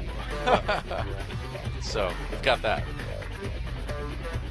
Sivir priority going to continue, you'd have to think. Soul played a really good Sivir. Sivir's been doing a lot of winning in basically every game, so I'm consistently surprised his champion on 6.4 has not been banned or early rotation, but if we don't see any changes, expect a priority to only keep going up. Yeah, and we might see Ixu take that Gangplank again. It wasn't a bad pick for him. He just kind of got outscaled by Edge's Quinn last game. If they can't go for the Sejuani again. They've already picked up the Gragas, so we don't need to worry about that. They could go for Vayne, though. They could go for Vayne. That is true. I don't like Kog'Maw into Sivir. I think that matchup in a 5v5 just doesn't work because Kog'Maw needs to be in that one spot. But Vayne certainly, we've seen already a couple of times, and famously was always a great laning answer, especially after Blade the Ruined King against Sivir. Kog'Maw seems a bit risky, and I really doubt we're going to see a Yasuo here. Yeah, there we go. Maybe a Quinn, but that's an early pick. So where will that Quinn go? That's the question. So they have the Gragas and Trundle for disengage. They still go for the Kog'Maw. I think this is pretty risky. Expect Kongdu to pick up more of a front line to synergize with the Sivir ultimate. Yep. If they want to really punish the Kog, now Gangplank wouldn't really be a champion in that, a frontline champion, but Cannon Barrage, another ability to punish the fairly immobile Kog'Maw. I like that.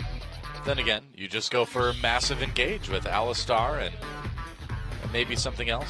Sandra is an option. Well, who's your jungler then? That's a good point. They need to pick a jungle. It's not going to be Devour Nautilus, unfortunately.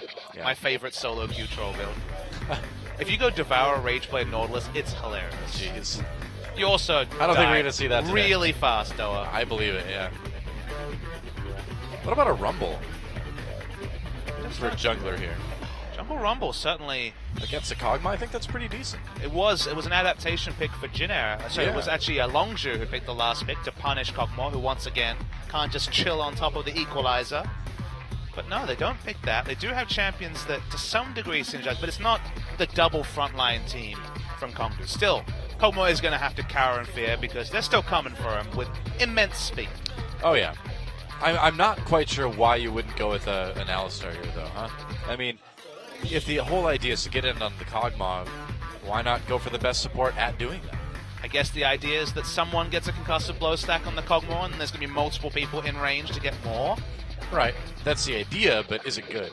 I don't think it's good as Alistar, so that answers your question. That's what I'm looking for. Your opinion. But see, the big issue is that if Afrika had just flexed this Trundle top and taken Braum, then they would have had so much disengage that maybe you never get to that Afrika. Could be. To that Kog'Maw, sorry. Could be. Speaking of flex, Yeah, it might be a top Graves here. And it will be. Okay, so top Graves for Ixu. That Trundle's going down to support. Operation Push in Nautilus is going to be happening from Ixu. More and more top lane Graves. First it was only Trace, now everyone's starting to subscribe to top lane Graves. Or, Oh. I mean, you'd expect them to switch it, but right now they're running There that... is a really good jungle Graves. Yeah. How is Gragas in the solo lane, in your opinion, right now? You know, he's not that bad. He Okay. has decent wave clear. He's good to gank for because he has so many different CCs. You just wait for the jungler to come up, bounce them into your turret, and go away with it. So It's true. It is going to be top lane Gragas. Okay. Pep I don't talk mind it at all. from the coach. Yeah, and it will be that top lane Gragas for the Afrika Freak. So it's switching things up again. They are going for triple AD, although Kog'Maw, of course, provides a good amount of AP damage too. So have got that going for him. And it's going to be hard for Soul to get in range to attack with Trundle and his pillars, you know. So I feel like I like the comp coming out of Africa. What do you think? I think it's really interesting. It's going to be all about whether they can punish Songyun, whether they can get the drop on the Kog'Maw. And with this much disengage, it's looking difficult. It is triple AD carry and 2 frontliners, though. So if Ixu's really denied in the lane top, it might be a problem. But you're expecting to get more farm. And Gragas can definitely be unkillable with his W and all the tank items he can pick up with solo lane farm. Suppose it is possible. And either way, it's time for Africa Freaks to try to tie things up. Let's see if they can do it.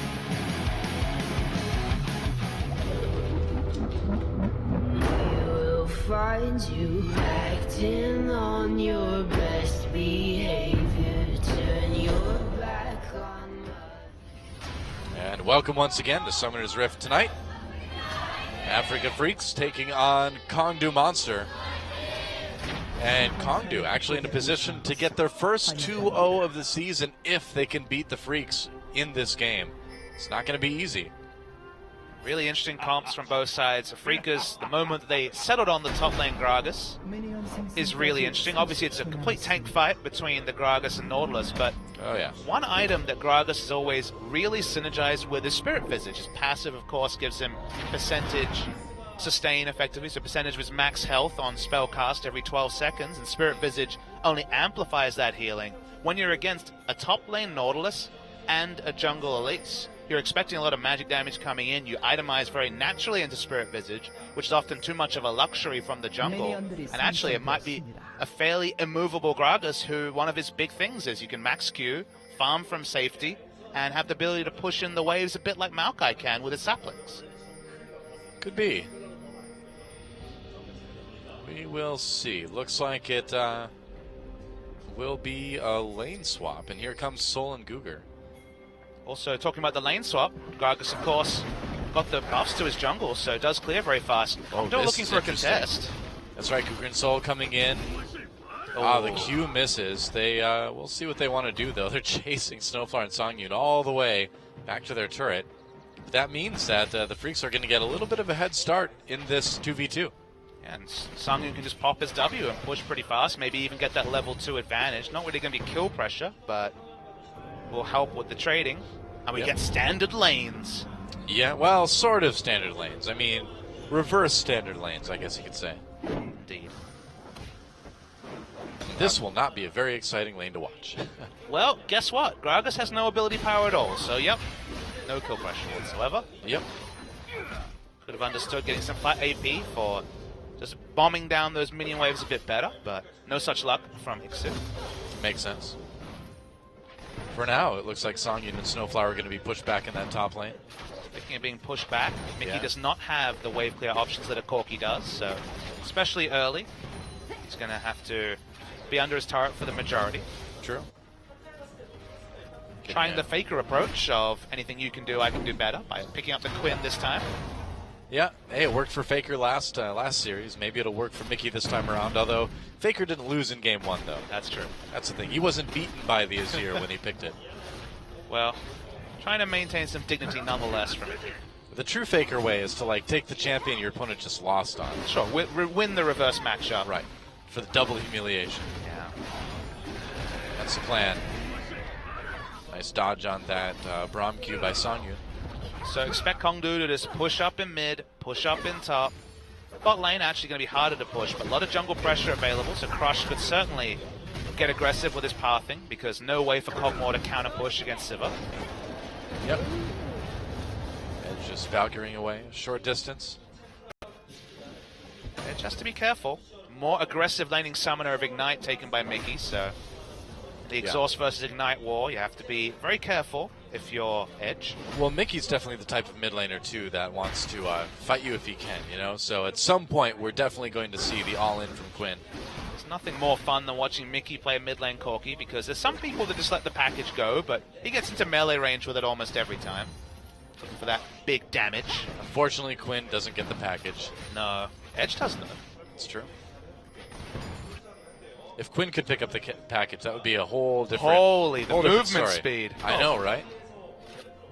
Now I'm disappointed that she can't get the package. Oh well, Quinn is the package That's true. because Valor picks her up and flies around holding her. Not every 4 minutes. Every time she goes back to It's base true. with home guards. It's true. Quinn is a perpetual package.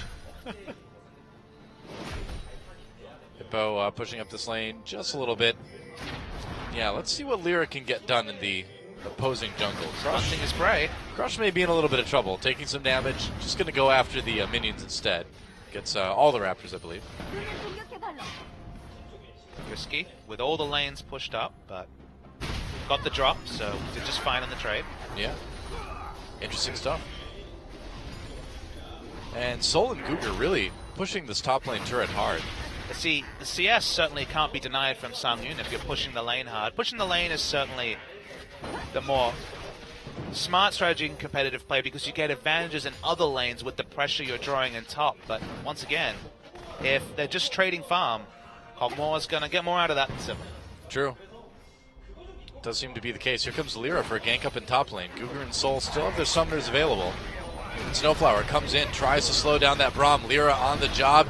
There's the exhaust, and so no summoners, or actually a couple summoners used by Kongdu Monster, just that heal and that exhaust. So a little bit of a win there for the Freaka Freaks up in top lane. Edge needs to be careful, sitting at about 300 health. Q auto attack and ignite probably will take him down. Probably. Now we'll see how aggressive Mickey really wants to be. Ant is really aggressive, but whether he gets away Good. with it. Good. Ah, Ixu finds Crush. Gonna go in, a lot of damage. Got the There's Gromp. Repel. Where's he going to? Yeah, he did get the Gromp. Uh-oh. Crush trying to back up. Wow, flashes for it. Forces a flash from that Elise. Nice Oh. explosive cask, and that's first blood for the Freaks. Really well played by Mickey and Ixu there. I mean, Mickey didn't even get an assist. You don't expect Oh yeah, you're right. He did. the top laner's barrel mechanics to be that good. Sangyun's taking a lot of damage. Yeah, very, very low. Braum trying to stop his AD carry from dying. Flash from Sol. Gets the stun from that Braum passive. A few more will do it, and Cougar goes in for the bloodthirsty support kill. Kog'Maw with a bit of return damage, and here comes Lyra. They got to be careful. Teleport coming in now for Kongdu. Lyra sticking around. There's the ult immediately from Hippo. They're going to turn onto Lyra, and that's going to be a kill for Kongdu at the end. Sol got it. Close call. Now they're going to charge onto Snowflower, and that's going to be one. Oh, I thought Hippo was going to get time for that last auto, but flash used, and Snowflower barely escapes. Doa, there's no words to describe how clutch the Unbreakable was from Guga. He blocked the ultimate that would have got a double kill on both backline as Lyra tried to spare his blushes with a flash, so died with using the flash as well. I can't wait to see the replay, but the fact that those two, the AD carry and support from Kongdu lived there was just inch-perfect execution from both. Big win, too. Afrika invest a lot, get nothing whatsoever. That's right. Gold is all even up between these two teams now. Edge on the run, though. Mickey looks like he's going for it now. Thought maybe he'd go all in there, but decides to hold off at the last minute. But this game has suddenly gotten a little bit more action-packed, hasn't it? Remember, it was Afrika on top, despite having the weaker early game comp in the previous game, then Kongdu eventually wrestling it back for them. This time, it's all even. Well, if Freaka Freaks lose 2-0 to Kongdu Monster, that would be, it would be shocking, but it'd be kind of yet another chapter in the crazy saga that has been the season for the Freaka Freaks. Becoming the new Jin Air, Doa, and a little bit. They rob from the rich and give to the poor. Yeah, we'll see. Interesting start, though, to this one. Sad we don't get a replay, but maybe get one a little bit later. I thought it was replay worthy. Me too.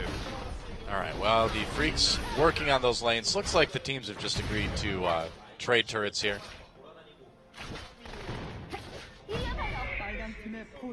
Will fall. Mirror takes, as you mentioned. Yep. Freaks taking just a little bit longer to take down that top turret.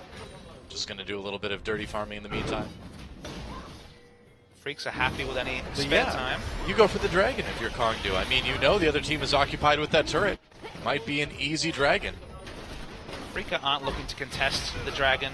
Sangyun still one of the big drawbacks of Kog'Maw is that you build into Rage Blade and it builds so poorly. Pickaxe is nice, but blasting one in 1,000 gold plus recipe is not so much fun. The power is only completed when you're getting those multiple stacks and you have the ability or the item fully stacked. So for now, no team fighting. That's right. Well, that's a short-lived pink ward. Yeah. Didn't last, but at least it made him avoid it. Wow, speaking of face checking, Ixu in a lot of trouble, takes some damage, uses that explosive cask and the body slam to back away. Has to burn his ult for that.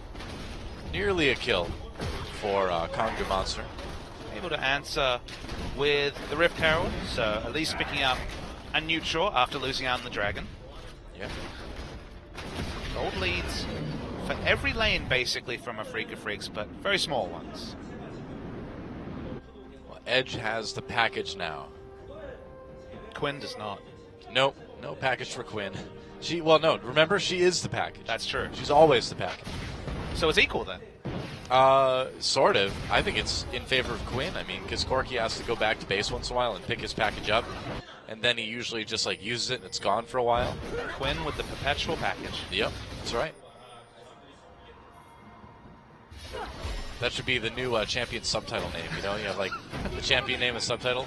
Quinn, the package. No, the perpetual package. Perpetual package. There's the package getting dropped onto Mickey. Mickey trying to back away, gets exhausted. Here comes Snowflower to try to help out. Crush on the other side of the wall there. And KDM, wow, Kongdu Monster going for it right now. Snowflower taking a lot of damage, also stay alive. There is the knockup from Hippo's ultimate. And now Kongdu Monster on the run. Teleport coming in from Ixu, and this does not look good for Kongdu. Crush and Soul zoning out, and I feel like they're a little bit lucky that the Afrika Freaks didn't continue to chase that. Afrika did push them away from mid. They had the inside track to getting some turret damage. So have the Rift Herald as well. They should be doing basically immense damage to structure, but they back away. True enough. Surprising. I think they need to, but I guess the minion wave was still far away, so no way to actually take down the mid lane structure. That would have been a massive win for Afrika in that case. So the teleport kind of wasted from Ixu, all things considered. Yeah, they didn't really end up getting anything extra out of it, did they? That said, Ixu does have a nice little CS lead going up in top lane. As I mentioned, going to be building into the Spirit Visage to make him basically unkillable to the large majority of the Kongdu Monster lineup. Yeah.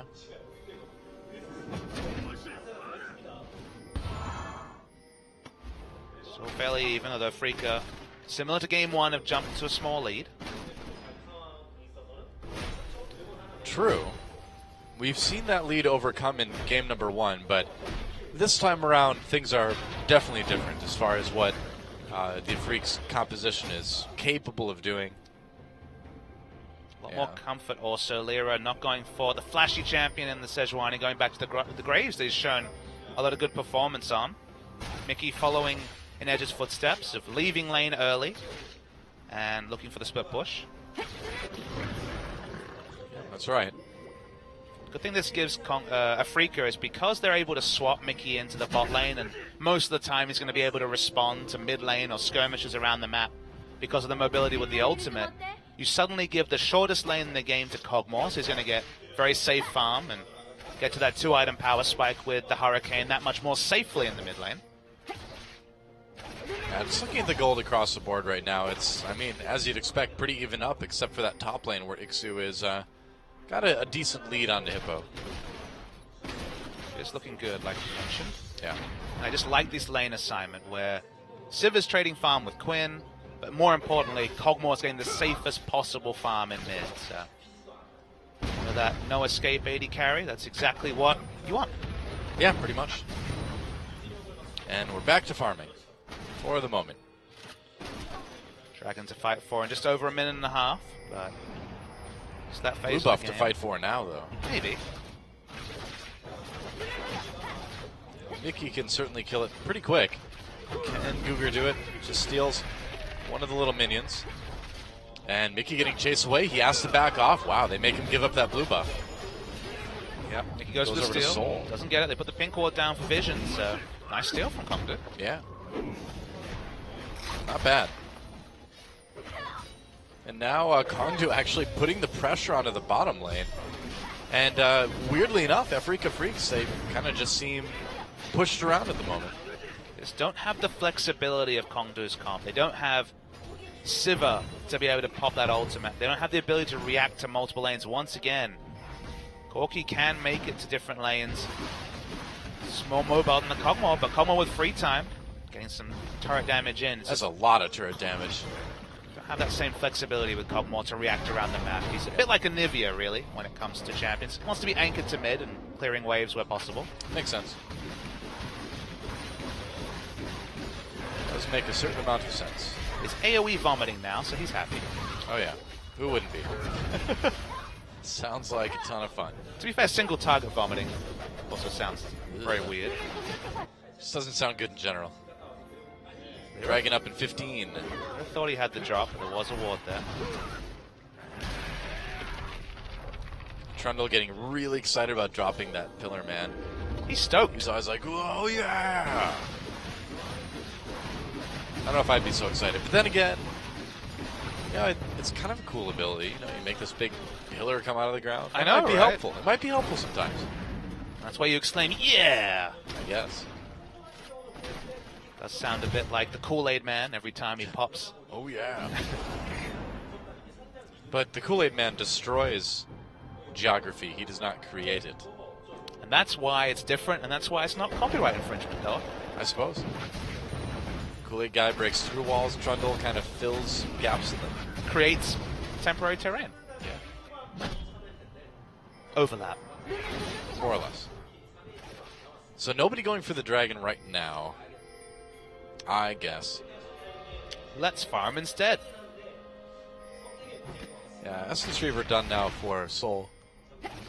Everyone's short of the 2 items. Actually, the person closest to it, worryingly, from a Kongdu perspective, is Sangyun, who already has the recurve bow and extra attack speed towards the Hurricane.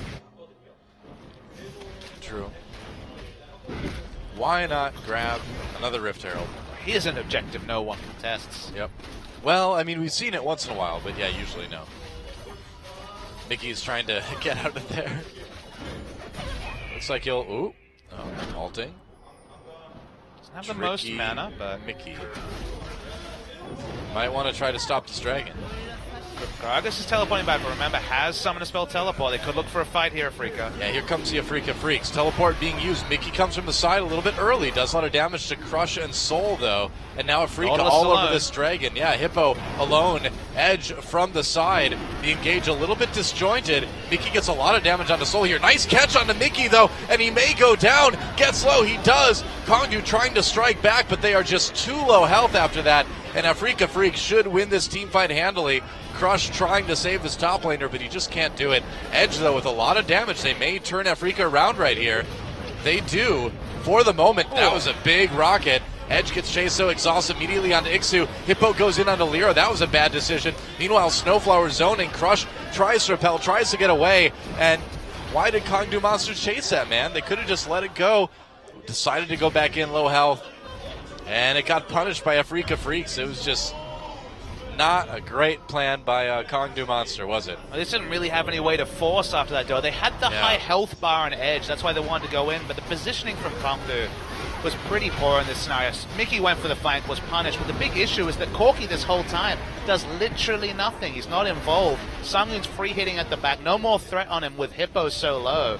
And because Corki's not there to impact the front line, Hippo basically just takes free damage for the majority of the fight. And the big issue for Kongdu, started the dragon, took a lot of free damage, poke damage, then weren't grouped. So they were lucky to pick up the focus fire and take down Mickey. But overall, this was never a fight they were going to win convincingly and were almost punished, like put to the sword basically at the end. They need to be careful with that. Kongdu does find an opening for this dragon, though. It doesn't look like there will be a way for Afrika Freaks to contest it. Rush straight out there, as you mentioned. Mickey decides to go top lane instead. Remember, doesn't have teleport. Still has a lot of maneuverability. You know, that is important going forward, that Mickey can be an effective split pusher, but he doesn't have teleport. And that's something that Kongdu Monster can try to exploit as the game goes on. It's what Trace was the first one to understand. Probably the first Champions player in, 2.5 years to not take teleport in the top lane. When he went Ignite Quinn top. You've got the mobility. It's not the same as teleport, but You can move around a lot quicker than other champions, of course. Well, level 16 especially, you're comparing, what is it, 3.5 second channel to 650 move speed or whatever it is that Quinn hits. So you're right. But there's the margin of difference between the two isn't that much. And Quinn is also a champion that doesn't want to teleport into the back line, isn't really looking to flank so much as skirmish or look for an assassination. So it's a different type of It's a bit like Gangplank, right? Who needs to teleport in early rather than a Maokai who's ready to teleport anywhere. That is true. Xu coming up just to defend his top lane for the moment. And now a little bit of pressure on the mid lane, but just nothing that the Afreeca Freaks can push right now. Afreeca are finding a Corki, Sivir, and even Nautilus is pretty good at wave clear, so pushing turrets, not trivial without winning a team fight for Afreeca. The wave clear much lower from an Afreeca side, but with 380 carries, you can get the job done. Buddy system. Yep. Oh, wow. Mickey forces the ultimate out of Soul just by showing up. Freaks, though, in the mid lane, going after this turret. Again, how much damage can they really do? Not a lot beyond the minions.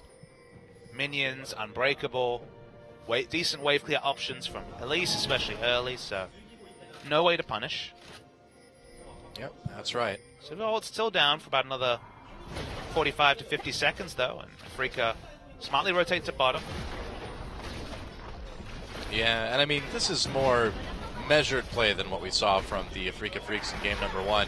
They're going to get that turret, and okay, they're not going to get that turret. It's got 49 health. Now they're going to get it. There we go. One auto, that'll do it. And Nautilus had a lot of free time in top, but still is Nautilus, so certainly not able to match. No turret damage done whatsoever. Xu can just go for a walk, come back, clear waves. He's happy. Yep. Is he, though? Does that make you happy, Papa Smithy? Look, he just takes go for a walk and clear waves. He takes a lot of celebratory sips of his, I believe it's cognac in this skin, I forget. Oh, cognac. Oh, well, yeah, maybe. It is Gragas Esquire. That's true. Or it might be like just a bottle of wine. Mulled wine, maybe? No, mulled wine is served like hot in a glass, not from a bottle. Fair enough. I should know. I make it every winter. Really? Yeah, it's delicious. Fair enough. I've never had mulled wine. Well, mine is as awesome. a faux Englishman, I've never had mulled wine. Is that what Australians are? Well, I have a British passport. I know you do. No. I'm just messing with you, mate. The answer to that question is no. Don't say that. Okay. I don't know what Australian slang there is for like messing around or joking. It probably involves language not suitable for That's broadcast. probably true. That's a good point. Most of Australian language is in fact not broadcast ready. What you hear from the LPL casters is some global language, not Australian. I see. So I have heard. We're not big fans of hard consonants or being sparing with swear words. Yeah. It seems like everybody's nickname has to end with Azza. Yep, Shazza, Bazza. Speaking of Bazza, he's been taken down. Oh. What do you know? There goes. Is that Baron's new name? Bazza? Yeah. Afreeca Freaks going for the Baron. Going for Bazza. There he goes. And Afreeca Freaks have the pressure now. Kongdu just straight up late to the party. They didn't have vision. They didn't seem to pick up that it was going on until it was too late. What can you say, man? This is what we kind of expected going into this one. A triple AD carry comp with Kog'Maw especially. They have two people that can tank the Baron. Specifically, Xu can tank it for days and punish the lack of foresight from Kongdu. And it's a big buff. And now suddenly it's a Quinn comp with Baron, so that's fun to deal with. Oh, yeah. The split push is real. Soul has very good wave clear. It's once again an Essence Reaver, Static Shiv, Sivir, so not much fun to be had, but certainly can potentially be assassinated by Mickey. It's true. That's how aggressive he wants to get, which if he's staying to type, is pretty damn aggressive. You say Sivir, but I call her Sazza. Oh, Sazza? Right. Oh, Well, no, not that's Sazza. He can't fight this 1v1. Mickey going in for the easy kill. Good job, Mazza. There goes the mid Tazza. And Afreeca Freaks continuing to just grind out a win here. And You know, the first game was so bizarre. The Sejuani pick, the composition Afrika Freaks went for, you know, this is more like what you'd expect in this matchup. Kongdu Monster, unfortunately for them, just looking completely outclassed. Well, they just pick a jungler that can skirmish and has pressure early. They just pick earlier power spikes. You've got no Gangplank on this line. There's no Sejuani. They apply pressure. And even though Kongdu Monster have never done anything outright poor, they've just been outplayed by the earlier power spikes from Afrika. Yeah. It's been one of those games, but I'm glad I'm learning how to speak Australian. That's, again, if there's ever anything to take away from a series, learning how to speak Australian is great. Yeah, I mean... we don't say Australian, it's Australian. Australian? Australian, Australian. Yeah. Speak Australian. Got it. There's no AU, it starts with Speak S. Australian. Strayyan. I'll work on it. Workshop it, Noah. I'll do my best. Next time we cast together, I'll test you on Australian. Oh boy. I'll try to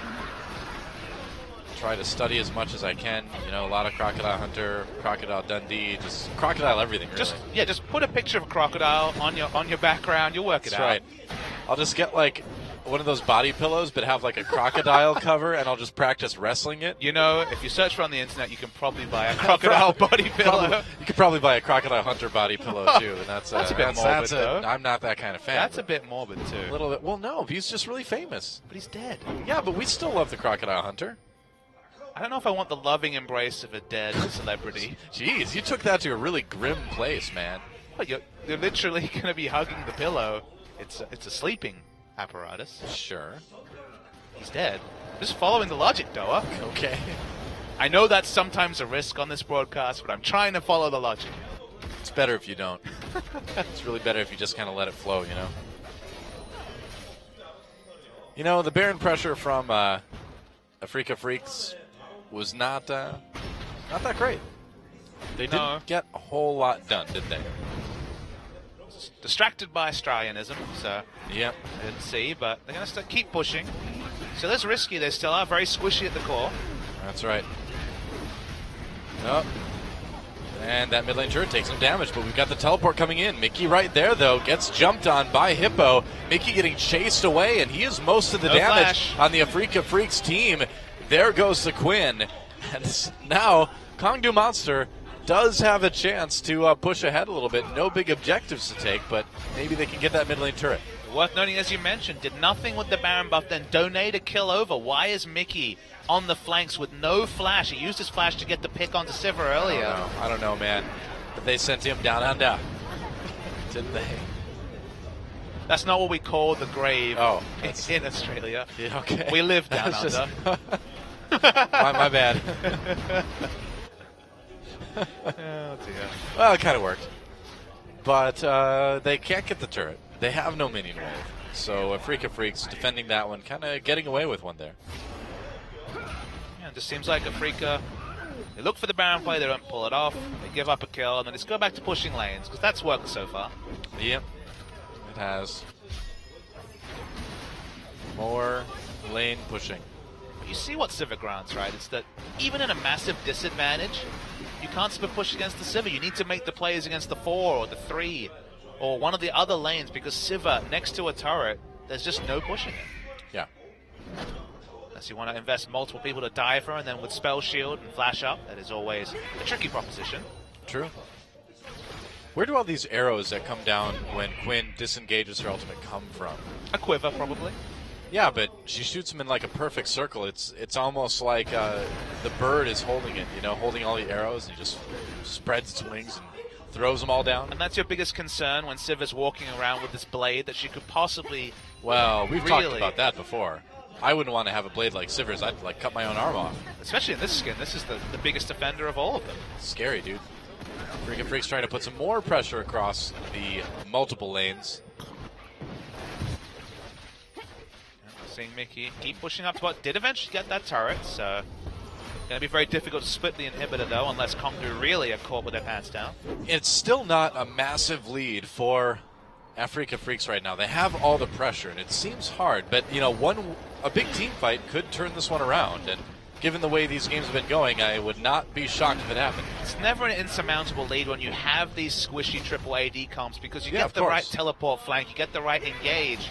and multiple people fall down quickly. They're a bit like pre-30-minute turrets. They fall like paper, so... Okay, teleport not available from Hippo, but next teleport flank might actually be the decider this game. Maybe.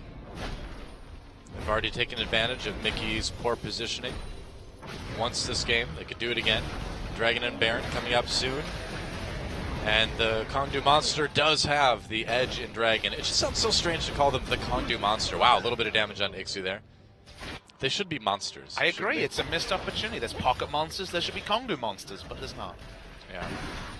Yeah, just a single monster. That's because they play with a single mind. They're organized, though. It's a macro name. Do they? Are they? You know, I think they try pretty hard, really. Okay.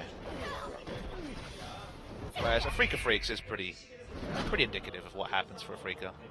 They all try many different things. Sometimes it works, sometimes it doesn't. I mean, the Afrika Freaks are just the most wildly inconsistent team we have in the tournament by far. I mean, they can be so good, and then they can kind of have matches like this where they really do play to the level of their opponents, and they look, frankly, very sloppy. Sure, but do you know what the interesting thing is about the 2016 season? How many times have these head-scratching results happened? A lot.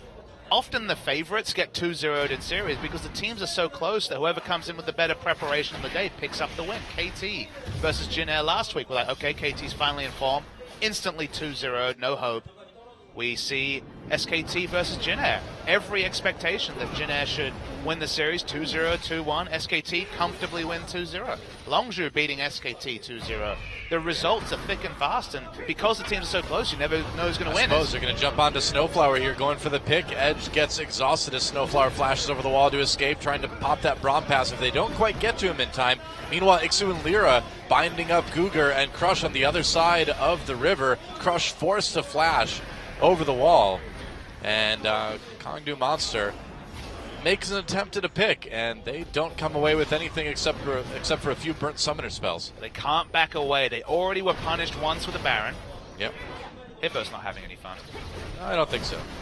Wow. Meanwhile, Soul on the run. Lyra chasing him down. Jungler versus AD carry. Oh, he misses the ultimate. Mickey gets the kill, though, down in bot lane at the same time. Finally, Mickey does go down. I guess he took too many turret hits. The passive procced on the last auto attack, dying from Nautilus to stun him under turret. Well, that works, yep. So worth. That feel when Nautilus was able to stop the split push. With summoners up too. Yep. And Afrika Freaks, they just step back. They take this dragon. Kongdu really can't do anything else at this time. Are they going to go for a Desperation Baron? This is going to be a great replay. So Nautilus is basically just taking free orders. That's the reality of the matchup. Mickey gets greedy as you'd expect, stunned under turret and dies to the turret. Yep. Pretty much. Dive a Nautilus at your peril, Mickey learns. I'd say so. And we might see a fight here.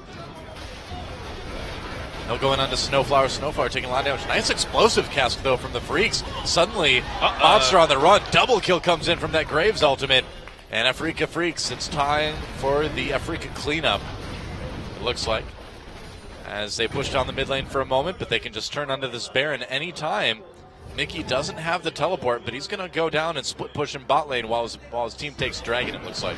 Or Baron, rather. Yeah, while they take Baron. It's a 4-man unit. They have excellent Baron damage. Don't even need Mickey. He's going to keep applying pressure. Suddenly, Kongdu caught in 2 mines. Such a low percentage chance of stealing Baron. They're stopping the split push is smarter, but Mickey already packs up, leaves. No tracking down that Quinn, and no stopping Baron for Kongdu Monster. Yep, that's right. It just seems like Kongdu Monster tries to find these picks. They try to find these opportunities, and they just get rejected, and they lose a couple people on the way out. So, in the end, Afrika Freaks just playing better. You know, not necessarily playing great, but they're playing better. They're doing what they need to do. Even the Kog'Maw pick's done just fine. The game hasn't been about Kog'Maw. Once again, it's been Kongdu not respecting the speed that Baron can be completed, and that first Baron buff was stolen away under their noses. And now we're just in a scenario with a 9,000 gold lead, with a front line that's tanky enough. Hippo's being carved down by these multiple AD carries, and Gragas top has done a lot of work. Yeah, it has. Ixu's been really great with those explosive casts. He's been there at the right time. He's made the plays. Lyra's been great in the jungle, and as we see this mid inhibitor turret fall, this game seems to be all but wrapped up for the Afrika Freaks. Meanwhile, Mickey's like, nah, I don't want to dine or turd again. He's actually afraid of Hippo right now. That's hilarious. Some CC on to Ixu, but it doesn't end up doing much damage. Now that turret's going to fall, and this is becoming a real big problem. Several pumps. Alt use, that's right. Lyra on the side, exhausted. Mickey comes in trying to do the damage. Hippo trying to be that tanky front line, but he's just not tanky. Edge getting some damage out of that Corki. Another big explosive cast comes in, and that leads to the double kill. It's going to be an ace in favor of the Afrika Freaks, and you got to think that's going to be the game after they eventually finish off Crush. There it is, another double kill for Mickey.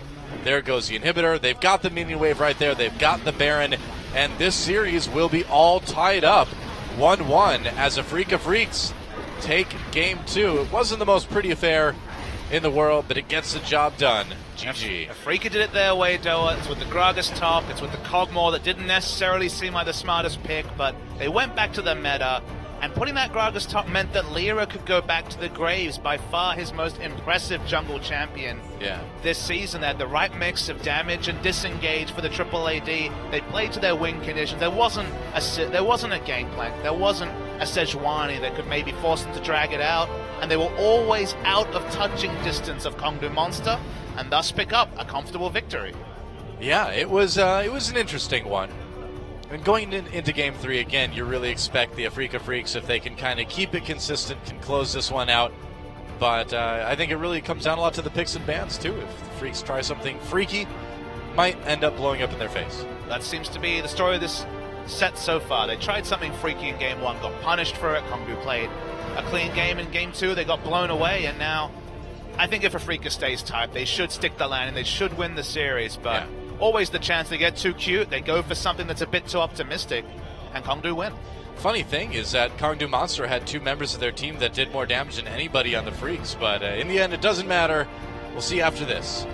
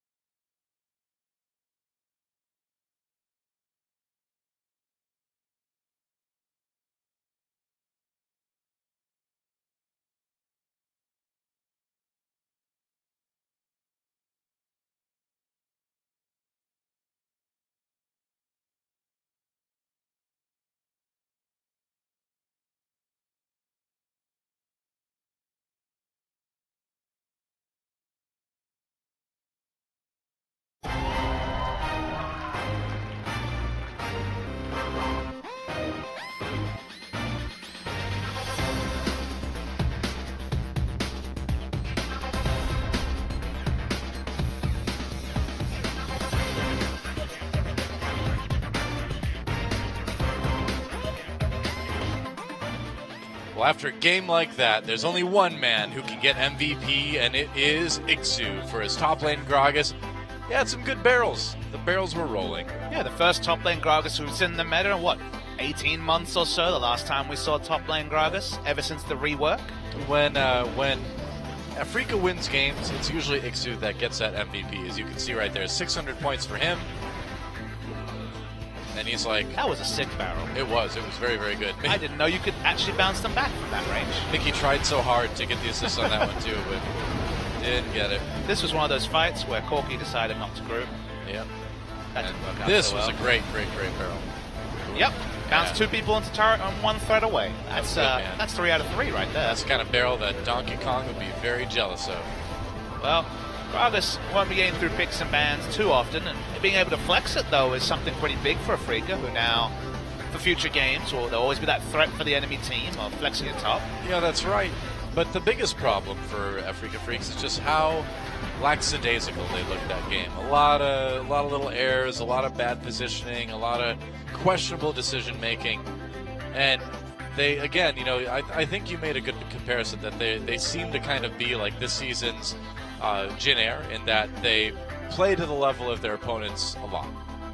And in a series like that, it makes for messy games, though. Messy drafts, messy games. Yeah. Overall 1-1, heavily expecting Afrika, if they don't pull a real fast one, to take down the series. But picks and bans might actually be a big window into what we're going to see play out.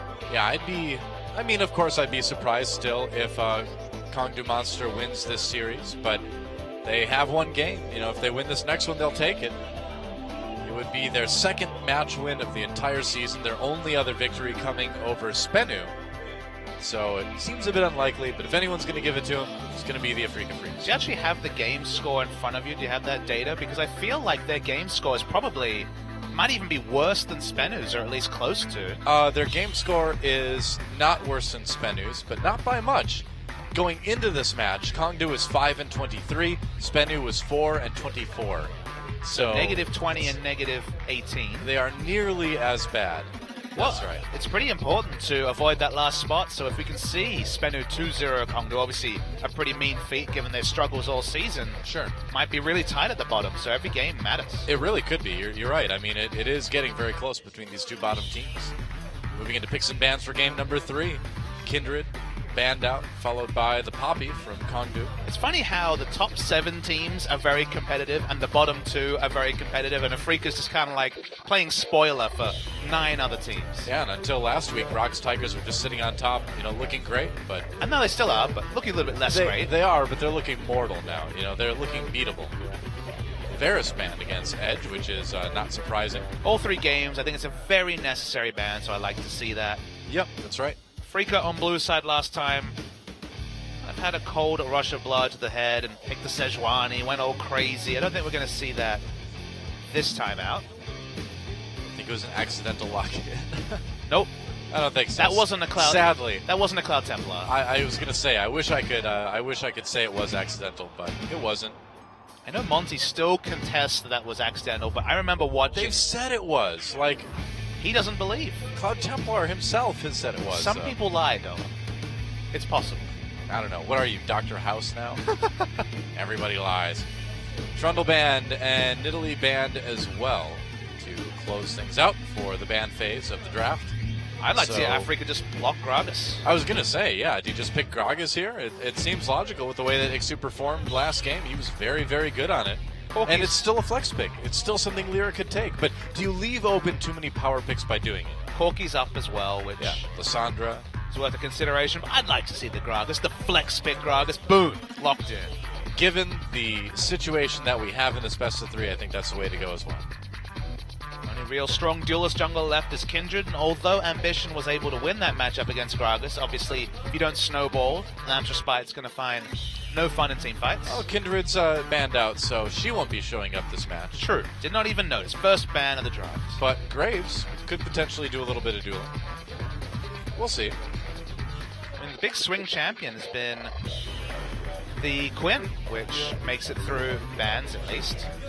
I just want to see Monster just go full crazy solo queue. Locking that Master Yi. Locking that that Riven, you know. It's just crazy that we literally saw Master Yi and Sejuani in LPL just the last week, and both won. That is bizarre. But we do see Master Yi pop up every once in a while. Usually it's because Faker's trolling with it, but you never know. It could be played seriously at, I don't know, some point in the future. We'll need Insect to make it to a roster in Korea, because then Shaco, Master Yi, all these edge picks, Fiddlesticks, he could definitely bring them all out. He had his chance. Really? Did he play in Korea? Sorry, just to be clear. You're killing me. You're killing me, man. Somewhere, Monte Cristo. Killing me. The days of Insect. What about 2 years ago almost now? Yeah, it's been a while. Nautilus and Alistar locked in for Kongdu Monster. 2 picks over to the Afrika Freak side. They're looking at Lucian for the moment. And they should be looking for Trundle. Yeah, I think so too. I think Trundle's pretty good.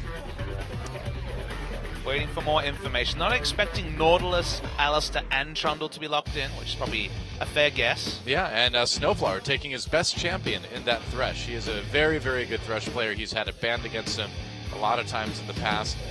We don't see it a lot in this current meta, not too often, but if anyone can make it work, Lyra certainly can. Still a good pick. It is kind of a crazy world where, 3 years after release, finally we're in a meta where Thresh isn't common. Ever since release, that champion, Madlife, led the way and saw so much play, has so much utility, but it's been outshone largely by Alistar and Braum, who really have been the supports du jour. Yeah, I mean, we're in a point in time where you need to stop the poke coming in from comps, and you also need to have heavy frontline engage, and Thresh doesn't really do either of those things particularly well. Corki falls super low in a draft. Yeah, that is a little bit surprising, isn't it? And when you see Thresh committed to, suddenly you think, okay, it's not going to be a Braum. Why not we get some poke? No easy way to deal with that, so maybe it's going to be Kongdu piling on the 80 carries. See 2 locked in already. Do you think they're trying to gear up for a potential last pick Sivir here? Very real chance, though. There's no guarantee of it, but... You can flex that Nautilus to support. Well, Alistar is going to be support. Oh, you can flex that Alistar all the way to support? That's right. Yeah, flex him to support. It's getting late, guys. The jungle Alistar's probably not going to happen. Blind pick Zed. I don't know if that'll work out, but the Twisted Fate may do okay. It's going to be Twisted Fate or Zed. He's going to pick a confidence champion. This is the last game of the series. Probably a good idea. Be a lot of jungle pressure from Lyra as well. Yep. Things looking a lot more standard. It's probably going to be Ixu on the top, Gragas again. And the Elise from Lyra makes sense. Another way to make some picks. Is he going to Zed? He's going to Zed. All right, Mickey on that Zed. The champion he's known and feared for. It's been banned out against him already tonight. He is blind picking it. And here's the thing, it seems like the Afrika Freaks are calling the bluff of Monster. They are saying, all right, we're thinking you're probably going to go for a Sivir pick. So now that you know we've got that Zed in the mid lane, can you follow through and send that Corki in mid against it? You could also consider sending the Nautilus mid to... Very true. Just be a buzzkill. There's still some kill pressure there. Is it going to be the Lissandra? It's the most famous answer. It's actually not got the cleanest laning phase, but... Yeah, but that ult, man. It evolves into definitely a great answer. It's just, people think of it and they're like, alright, so Lissandra just wins at every point of the game. She doesn't, so there is a skill matchup element in the first 5 to 6 levels. True. If you get a little bit of experience, level 1, or get that level 6, you can just instantly all in, but it's going to be the answer. Yeah, will be the Lissandra for Edge, and that'll at least probably shut down a lot of the aggression in lane from Mickey, unless he happens to get a huge lead early on or something. Well, always that potential with the Elise. Very good ganking jungler. I expect Mickey and Lyra to be the duo that we remember when Mickey's playing the Zed. It's all about Mickey when he's playing Zed, and not going to be any difference here. Yeah. I mean, the top lane also will be a little bit scary for Hippo early on if he's dealing with that Elise and the Gragas. It's a lot of CC to try to get out of. Crush definitely going to want to be farming more than most junglers. You're on this Graves, who really does like to pick up items, but nice drafts from both sides. It's going to be a real interesting one. No clear winner. Both teams pretty solid. Who's going to answer the Zed split push? Probably going to be the Lissandra, but it's a famous pick, but not always 100% as effective as it is on paper. Yeah. And again, an important match for Kongdu Monster here. Getting that second win of the season would do a lot in terms of keeping them ahead of Spenu, a team that looks like they may not get any wins. But you don't want to be tied at like 1-13 or something like that at the end of the season with the other team at the bottom, do you? You just can't see Speno picking up 2 match wins, but they definitely could win the rubber match against Kongdu. It's possible. It is possible. So it's time. Going into game number 3, Afrika Freaks versus Kongdu Monster here on our first day of the week of Champion Spring. Which team takes it? Time to get in the game and find out.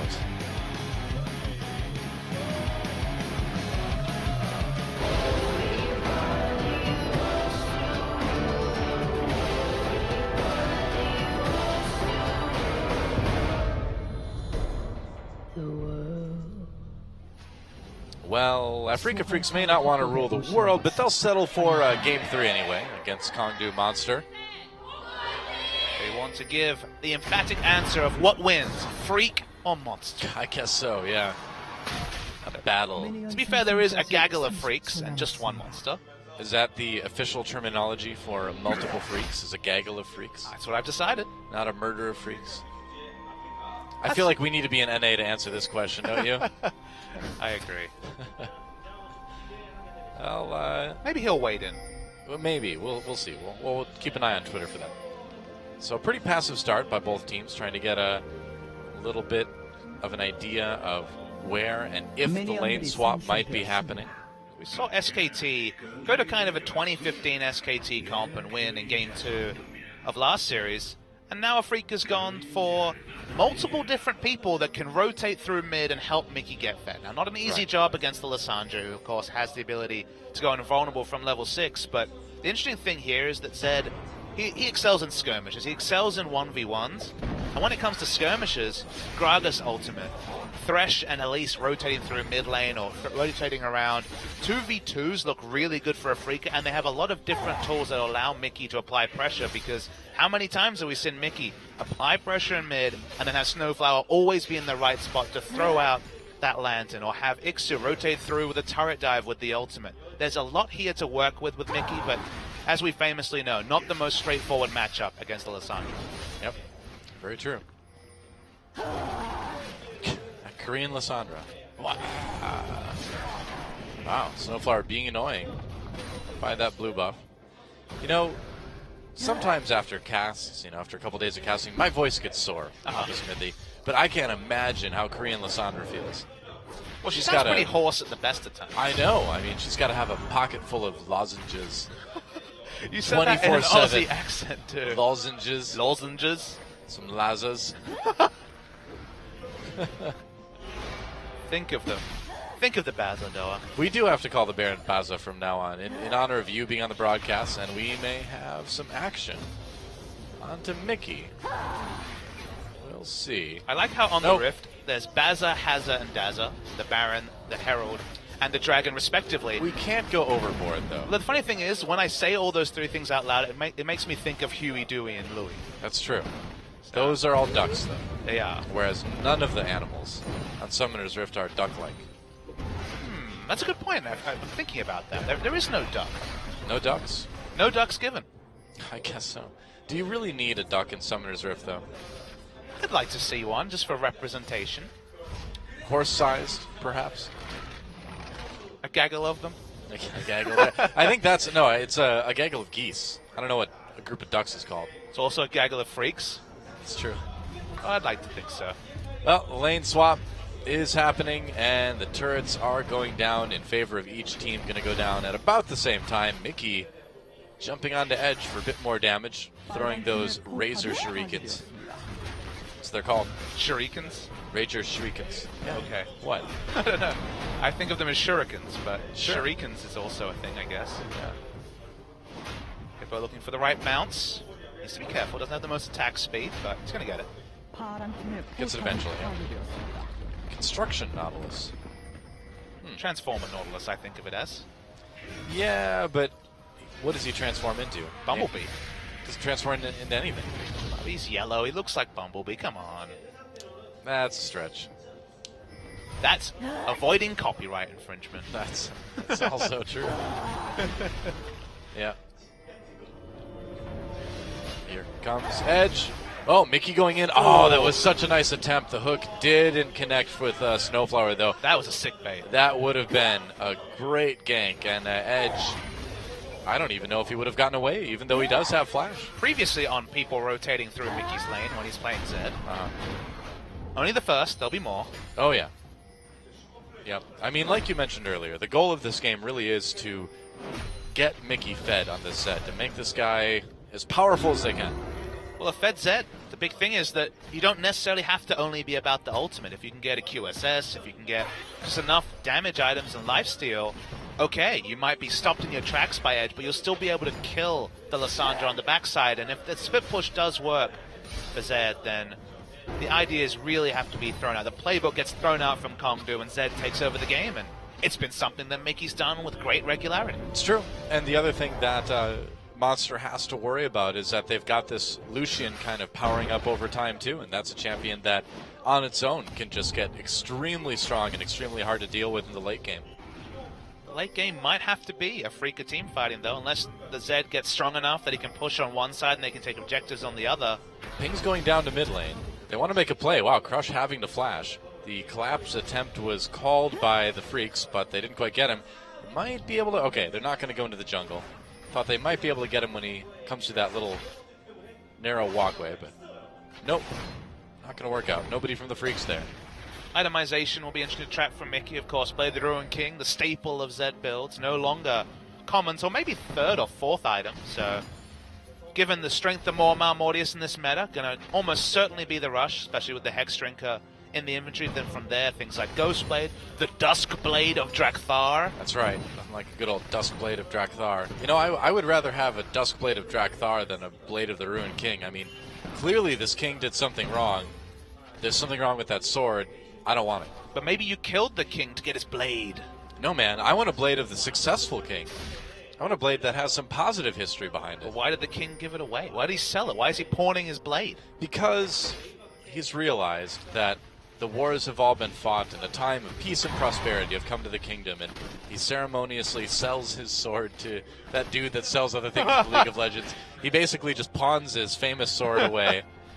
That's not what happens. You keep it for future generations. You don't pawn it off. Apparently this guy did. I don't know about Drakthar, Doa. Well, I mean, Blade of the Ruined King, I can't. Maybe that's why he pawned it off. He, like, lost his kingdom, all his money and all that. He's like, I gotta pawn my kingly sword just to stay afloat. It's been a tough economy for the kingdom. Emergency fire sale. That's right.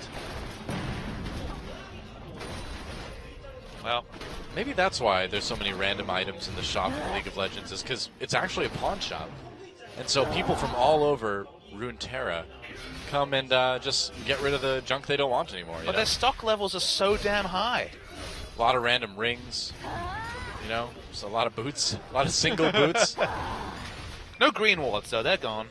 Not sold anymore. I'm sure if you like look on the other side of that, the big animal at one of the fountains, there's like a $1 DVD rack or something too. Just pretty topical after last week's broadcast mishaps. Could be. Oh, yes. Yes. Good times. Good times. It was a very serious apology from Tangoon on that. Tangoon, by the way, means carrot in Korean. He's a great guy. He did that filming that made it onto Weekly LCK. That makes him a great guy, doesn't it? There was an extended cut that was pretty hilarious. But yeah. Exclusive to Naver, so you'll have to Google for that. Oh, okay. You can Google for the Naver content? I don't think it works like that. Oh, you can do that. Oh. I did it. Oh, really? Well, you could probably Naver for it. That's probably more straightforward. Yeah, I think that makes sense. Naver, not the biggest institution in the West. Not really anything anybody knows about outside of Korea. It's true. Well, it's always weird when you talk to Western fans about Kakao and they think they're talking about the player, and you forget. It's true. Well, that's why the player named himself that player over the messaging app. Which is basically the WhatsApp of Korea. Well, it's literally like 100% market penetration. Yeah. Everyone has one. Literally, yeah. Well, they don't have a phone. It's one or the other. That's very true.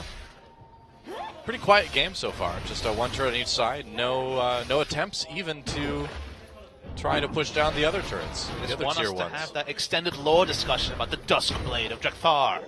Is there really anything more to say about it, though? I want to see it built. I think it's cool. I mean, we might on Zed. It's part of my core Twitch build. We've seen it before. Oh, really?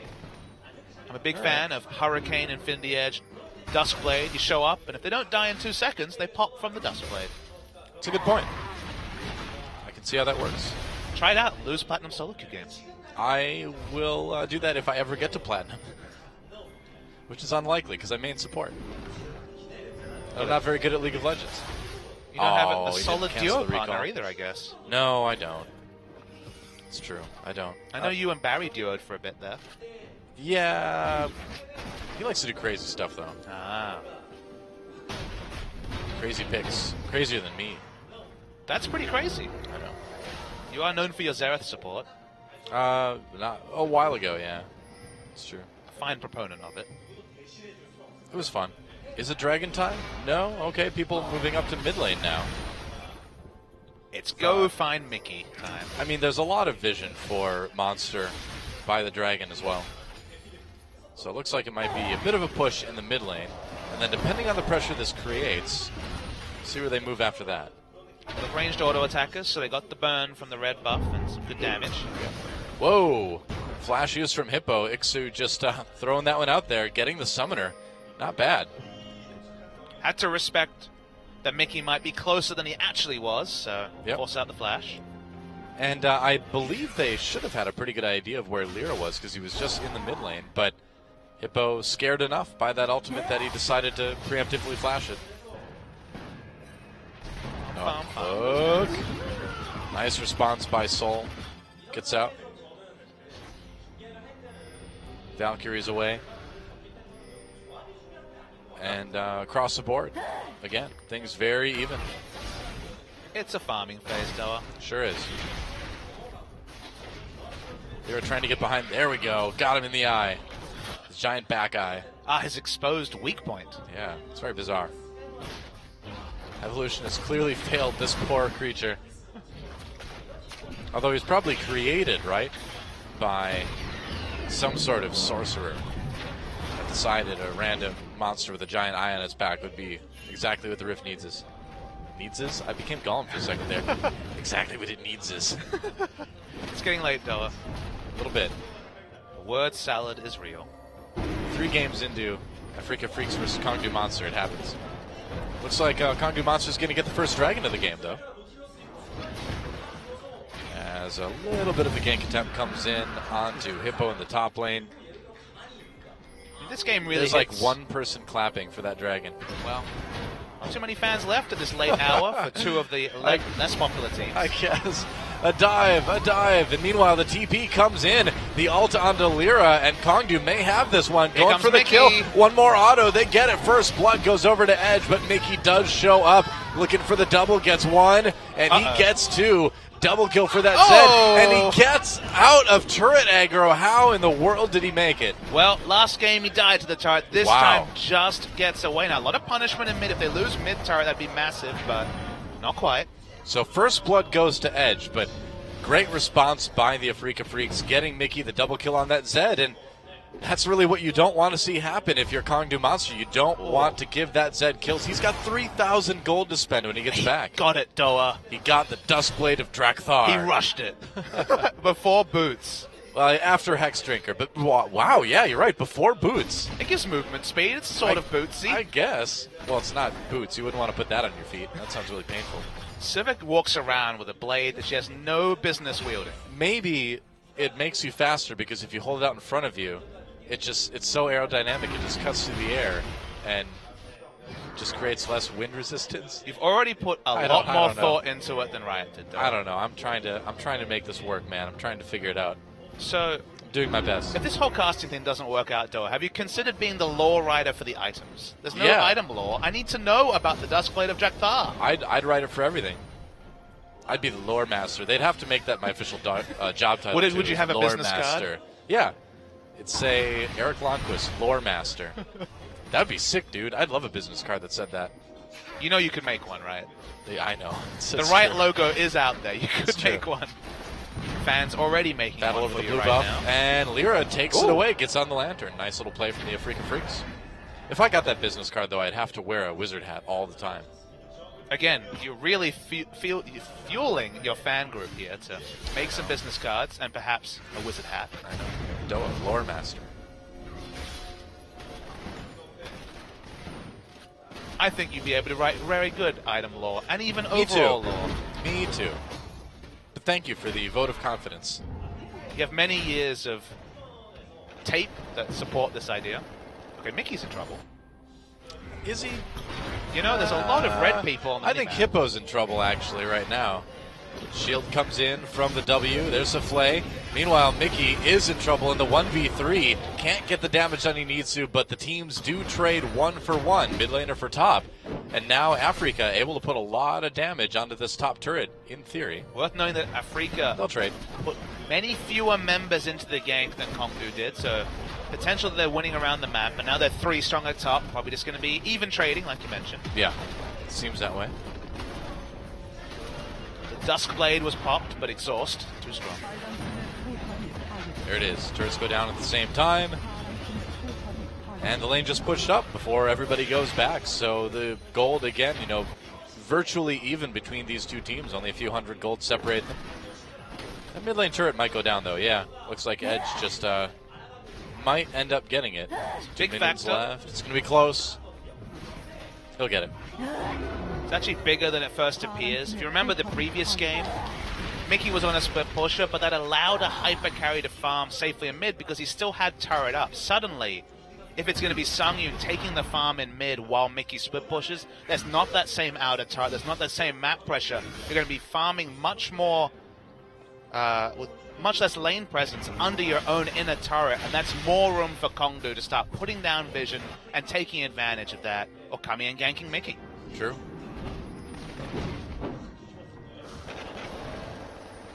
I don't know what that's a bottle of. Probably something fancy. Monty would know.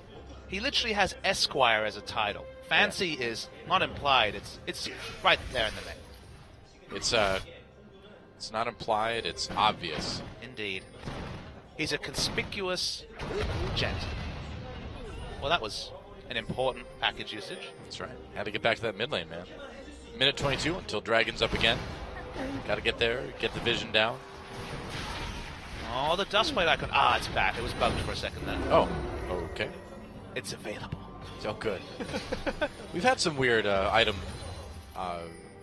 logo bugs. Achilles and I got to cast a game where Kramer's Iceborne Gauntlet was a I pink know. one. I remember that. It was great. That was very confusing. He just had multiple infinite charges of pink ones. Not bad. Sounds pretty good. Monster gives the Rift Herald buff over to Soul. Cocoon does not connect with Crush. Africa looks like they want to go in on this. Cougar takes a lot of damage, pops that ult, goes back in, pushes Lyra. Lyra manages to get out, though, on the Lantern. Box dropped as Africa tries to disengage from this fight. Nice dodge on the hook from Hippo. Meanwhile, Flash hook onto Crush. Crush taking a lot of damage. Africa doesn't quite secure the kill. Mickey coming from behind, though. He's going to jump back over to the mid lane as they take down the turret. And Edge gets a little bit too close. Easy kill for Lyra. And now the Africa Freaks have all the pressure they need in this mid lane, and they can start taking out this jungle. it's really smart from Mickey. Just went to mid, just pushed the turret, didn't try to group for the 5v5. When he eventually ulted Corki, even though Corki was low and he had the Duskblade available, didn't get any shadows, any auto attacks, no shurikens, so no pop damage, but they get 2 turrets, so a big win nonetheless for Africa. Oh, yeah. Absolutely.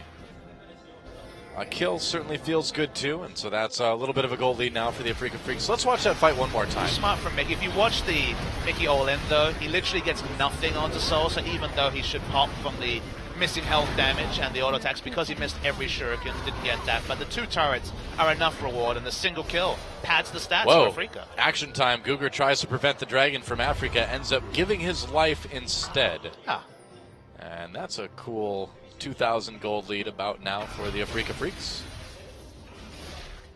back to the Mickey split push. I'm not sure quite why Cougar was there, actually. Didn't see the context, but Guga went for a walk.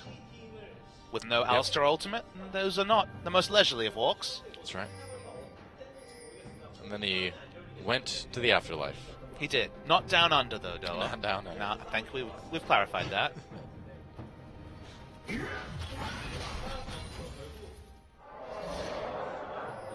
Yeah, Duskblade's cooldown seems to be bugged on patch 6.4. It's available. When it's available, it's clear, but we don't get to see the countdown timer. I see. Well, we know it's about 2 minutes, right? Or exactly 2 I minutes. believe. Is it really? I thought it was 2. 2 or I could 3. be wrong. I actually forget also. It's a while. I'm not the numbers guy, believe it or not. I know I might seem like it sometimes, You but do. I'm not. Rika have so much map pressure. When you have Zed and you're able to apply this much map pressure, if you can put some wards and litter them through the jungle, it's all about the picks. Some people trying to catch out Zed on his split push journeys. Doesn't have any defensive vision though on the bot side of the map, so Yep. risky to split push like this, but Mickey's always been known to push that much further than is safe and go solo queue-esque in how much map pressure he tries to exert. Could be caught, could be punished, but with the fact that he has a good amount of gold in his pocket, he's not too worried. Not bad. Full court press from Afrika. It's what you want to do with a split pushing comp. 1-3-1.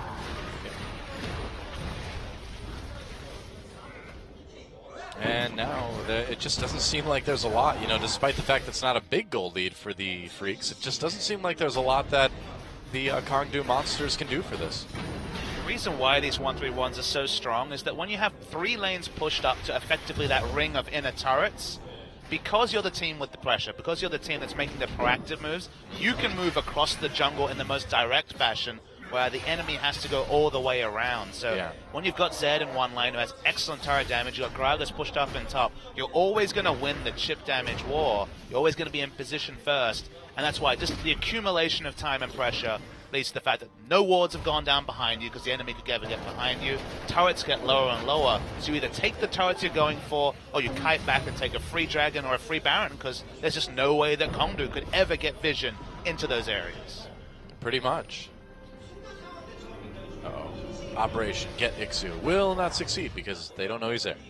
Needs to go visit his supplier. He's running low on whatever it is that Gragas Esquire drinks. We need to make a decision, Doa. What is he drinking? Grape juice. Grape juice. No, it's not a family show. Well, what do we rate it? PG-13? I don't know. Depends on the day. That's true. Maybe it's a fine scotch, although it'd be a weird bottle for a scotch like that. It's a weird bottle for... Well, what color is it when he slathers it all over his face? You know, I'm going to have to look closer next time. I'm gonna have to check that out. That'll give us a clue. Monte Cristo knows a lot about fine alcohol, so perhaps he's the person to consult. Yeah, I think so. He's not here, though. It's true. Not right now. We'll loop him in later. He went skiing today. How about that? I know, right? I know. Where's his passion for esports, Papa Smithy? Why are we pulling the curtain behind the broadcaster? I don't know if that's public information. Well, because it's kind of like a newscast. You're like... It's true. We're hard-hitting That's right. about our fellow casters. No, I mean more like, if there's somebody on the newscast that you don't often see, they're like, hey, I'm so-and-so. The other so-and-so is on vacation. Right? Well, that was 2 skill shots that did not connect. Nope. Ixo obviously not asserting much pressure down bar. Decent wave clear, but that's all. Yeah. Afrika Freaks just guarding the Baron Pit for the moment. Really early purchase into the Last Whisper tells me that maybe expecting Hippo rather than Lissandra when he goes for these split pushes. Does Mickey, as they're starting the Baron, it's not the 380 carry Cogmore comp, so their Baron damage certainly not the same. Well, oh wow, over the wall onto Mickey. Nice mechanics. Sure. Yeah. I mean, they started the Baron with the support and the jungler. That doesn't do a whole lot of damage to said Baron. Well, trying All again. right, now it's time. It's Baron time. Crush should know what's up, though.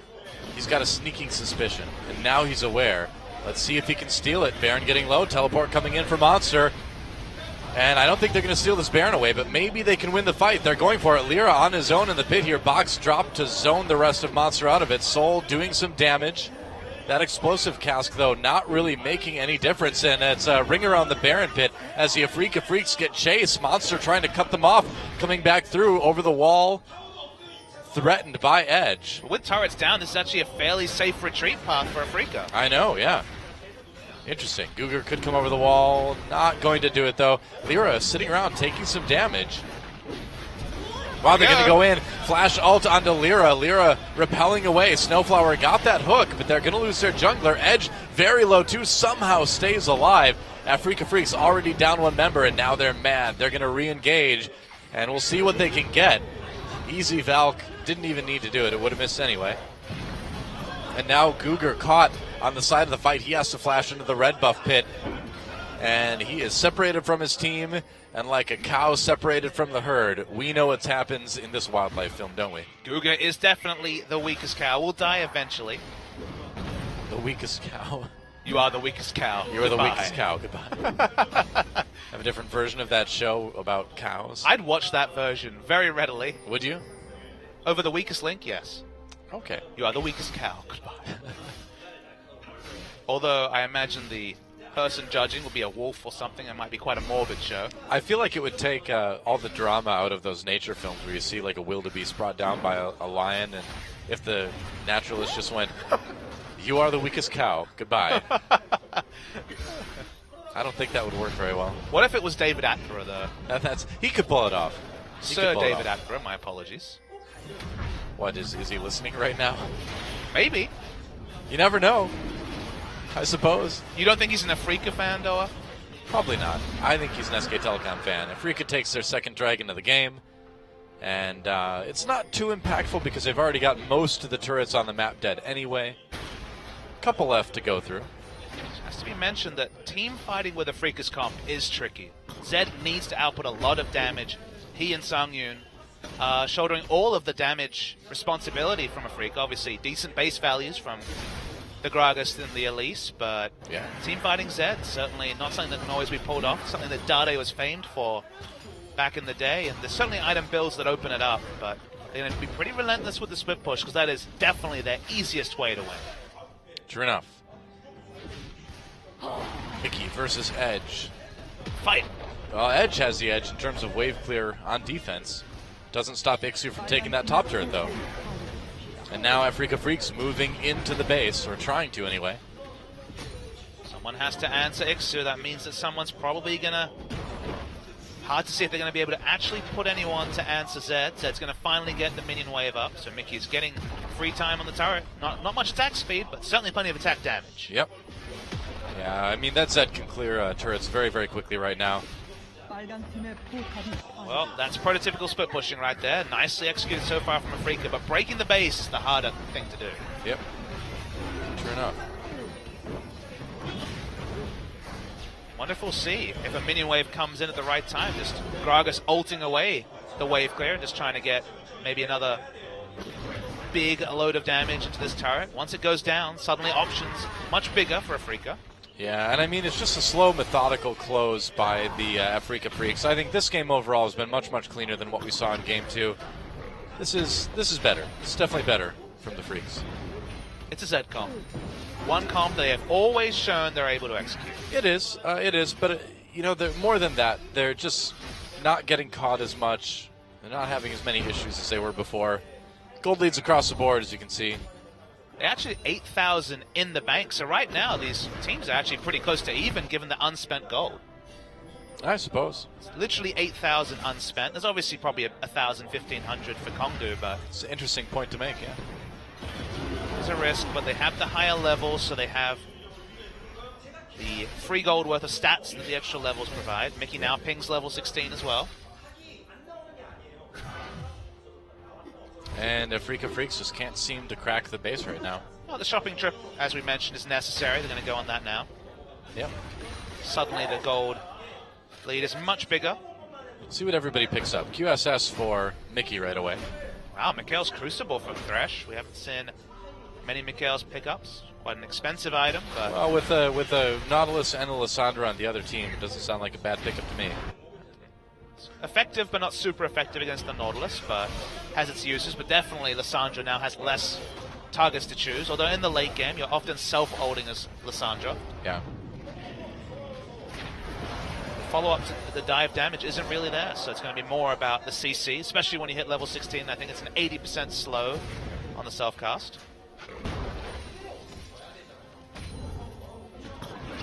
who's frightfully tanky. Oh, yeah. There's still hope for Kongdu. This game goes late enough. Maybe not the next team fight, but if you lose the team fight, you get picked off at 40 minutes, there's going to be a lot of potential to get back into the game. Will we see some sort of teleport flank from Hippo? And he's so conspicuous, he has to answer the split push, so... That's right. Lyra's kind of down in the jungle by himself right now. Now he's coming up to the mid lane. We are probably just going to see them keep the lanes pushed up until the next Baron, and then they'll go try to take that. Spoke already about what happens when you have this 1-3-1 pressure, and now it's literally at the door of the base for Kongdu, so they are certain that there is sparing vision, if any, around Baron and Dragon. True. There's one ward over there somehow from Trinket, probably. Kongdu Monster. Could be. Aha. As you mentioned, one further ward and then no other vision around either of these big objectives. Yep. Ixu just harassing Hippo a little bit.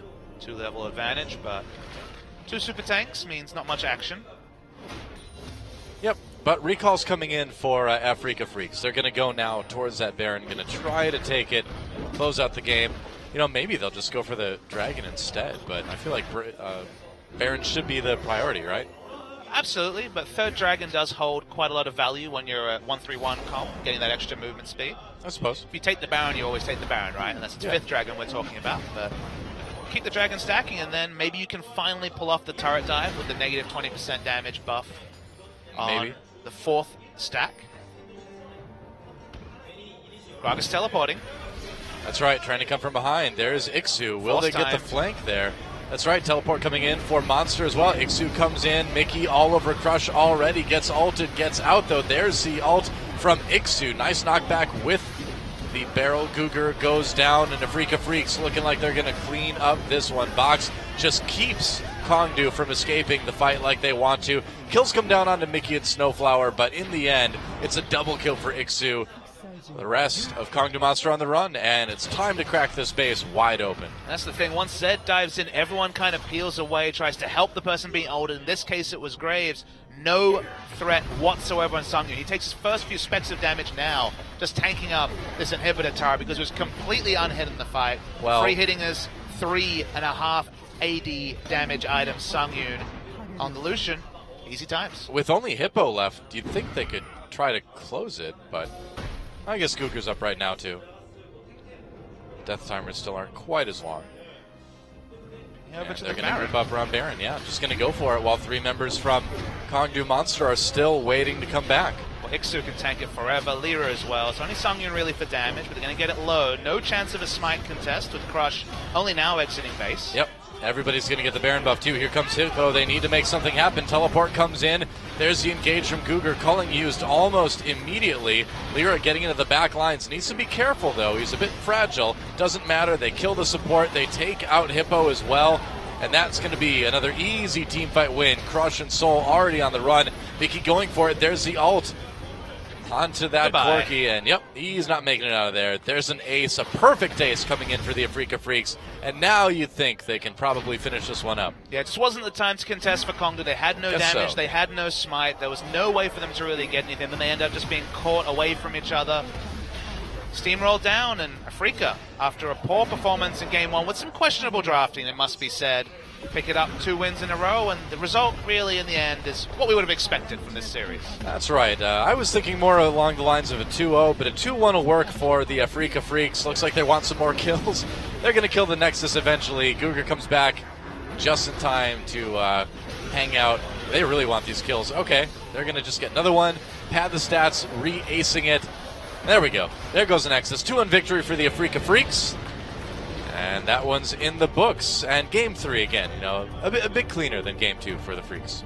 Afrika, 3 of their 4 match victories for the season in a run. Notably the big one over SKT. 2 wins over Kongdu Monster, but it's going to be certainly tough opposition. Only really Spenu in terms of teams of a similar level, and then it's going to be the field. So who knows how many more wins Afrika will pick up for the season, but when it's a winnable series, they took their time. It took 3 games, but they did beat Kongdu Monster. And again, it is an important win for Africa to get this one, because now that puts them, quite a bit above Kongdu and Spenu. They've got 4 wins now. Kongdu still has 1. Spenu has 0. So they should have most likely secured themselves a way to stay out of the bottom 2 spots in the league. It seems almost unconscionable that Spenu or Kongdu would win 4 match series throughout the course of the season, unless there's a real free fall from some of the teams that, for now at least, are fighting for the playoffs.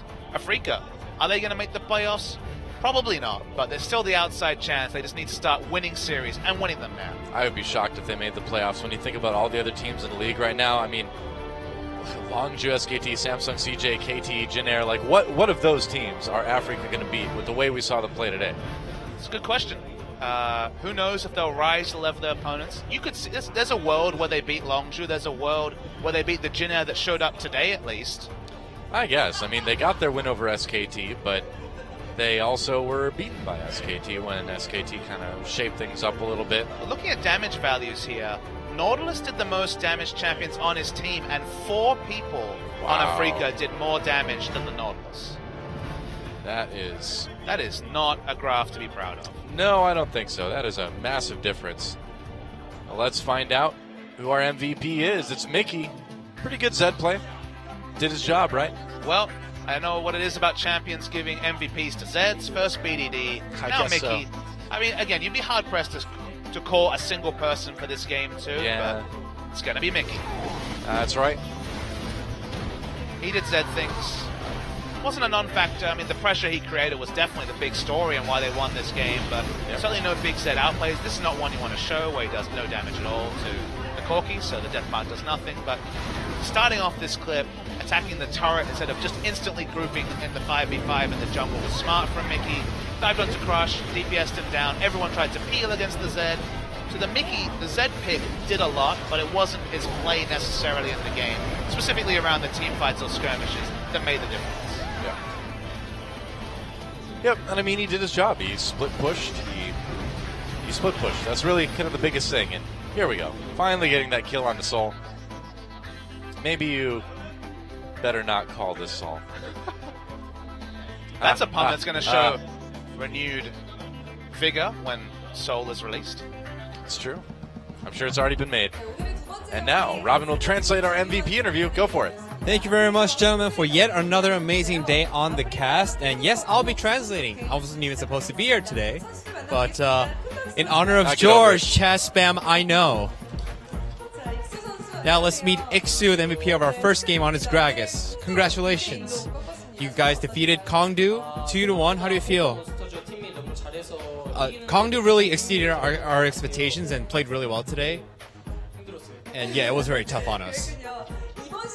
Now this season, the Freaks have...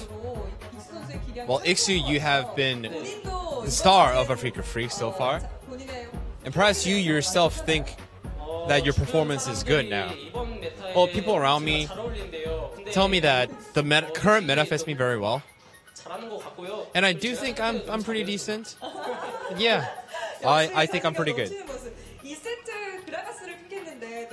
Your Gragas in the second game. People say that you used to be a one-trick Gragas. Yeah, I really like Gragas. And when I first joined the team, people said Gragas top was really bad. But now I think Gragas is pretty good in the top lane. So I told our coach, oh, this game is really good for Gragas. Was that the reason for the third game as well? Well, no, in the third game, the results were good in the second game. That's why we chose it. What did your coach say about that? Our coach trusted me. And yeah, he trusted me in the second and third game. In the first game, it was difficult because of the Baron, but in the second game, Baron was the game turner for you guys. What is Baron for Africa? It's really, really hard on us, but Baron giveth and taketh away. I'm curious what Coach Jung said today inside the booth. Our coach said he'll be buying us dinner tonight. I want to eat lobster because I have never had lobster before. 네, 그럼 마지막으로 감독님께 Finally, any last remarks for your coach? I always say lobster, lobster, lobster, and I'll be very thankful if you buy me some lobster once. The hard-hitting points from Iksu. 자, 이제 미키 선수 만나보겠습니다. Let's meet Mickey with his Z MVP in Game 3. 네, 미키 선수 오늘 8위, 9위 간의 대결이었습니다. Mickey, today's game was between 8th and 9th places. How do you feel about the victory? Well, to me, the match is everything, and I really, really wanted to win today. Yeah, I always want to win, but especially today I wanted to 오늘 win. 경기 좀 힘들었을 것 같은데. And today's match appeared to have been pretty tough on you. Did you feel that way in the game as well? Well, I think our rotations in general are kind of better. And if we take it to mid-late game, I thought we would be able to win easily. 선수를 떠올리게 하는 픽들이었던 것 같아요. 누구 생각이었나요? Who were you thinking when you were picking those champs? I mean, who was giving the orders of the champs?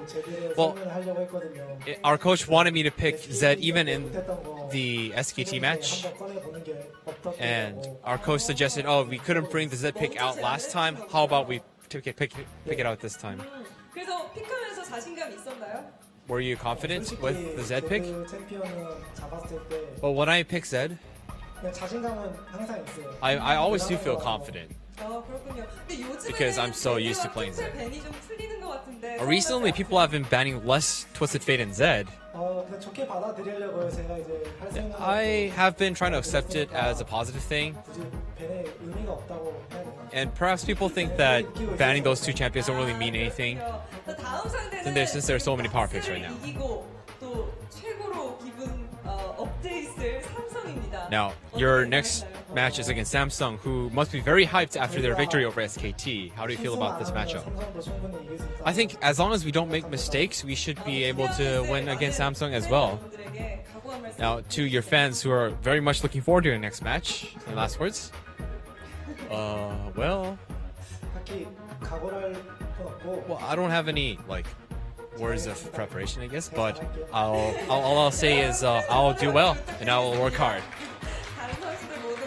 And that appears to be it for the interviews today. Back to you, Joel and Papa Smithy, to wrap up the day. All right, thanks for translating, Robin. And Africa Freaks getting the 2-1 victory over Kongdu Monster. Took a little bit longer than we expected, but they were able to get the job done. They tried to use some creative license in Game 1 when they probably didn't need to. They got punished by Kongdu and had over a result. But the result of Game 1, a fast series and a fast 2-0 for SK Telecom. Yeah, SK Telecom really playing better, I would say, today than we have seen them play nearly all season. Looking very, very good in their 2-0 victory over the generic Green Wings. And dare we have hope that this is the turning over of a new leaf, that Blank is finally able to make a big impact in the team. We will see. But in game number 2, or match number 2 rather, Africa Freaks with the 2-1 victory over Kongdu Monster again.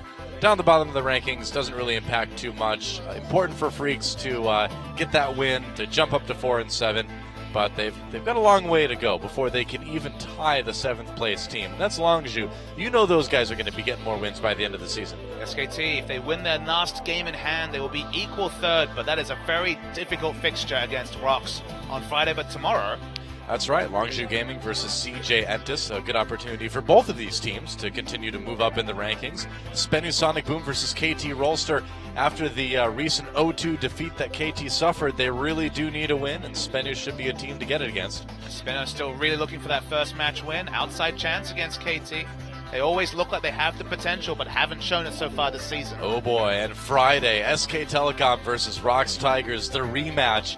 And it's going to be really interesting. SKT coming back, looking a lot better after IM Katowice. Rocks Tigers suffering their first defeat in recent weeks. So that's going to be a very interesting best of 3 to watch. Then Samsung versus Africa Freaks afterwards. We'll see if the Freaks can clean things up a little bit more and maybe give themselves a chance to take out Samsung. A bit of a trap match also, after that big win against Rocks, maybe you look past Africa, and Africa are a team that can punish you if you don't prepare for them. Maybe. And then Kongdu Monster versus Spenu Sonic Boom. This is probably Spenu's last chance this season to get a win. We'll see how they can do. And then CJ Entis versus generic Green Wings. Of course, generic going to be looking to re-solidify themselves as a second place team in Korea. I mean, the big story there is how does Jin Air look after their big loss today? You know? And how does CJ look? They've got a difficult fixture as well, so it's going to be about momentum. We don't know about CJ, but Jin Air, a misstep to start the week and then some. Yeah, and you and I were talking about this on our way to the studio today. I was waiting for people to figure Jinner out, and maybe SKT have finally done it. I think we'll find out later this week. Thanks for watching tonight, guys. From Seoul, South Korea, Doe and Papa Smithy here casting some Champions Spring for you. See you tomorrow.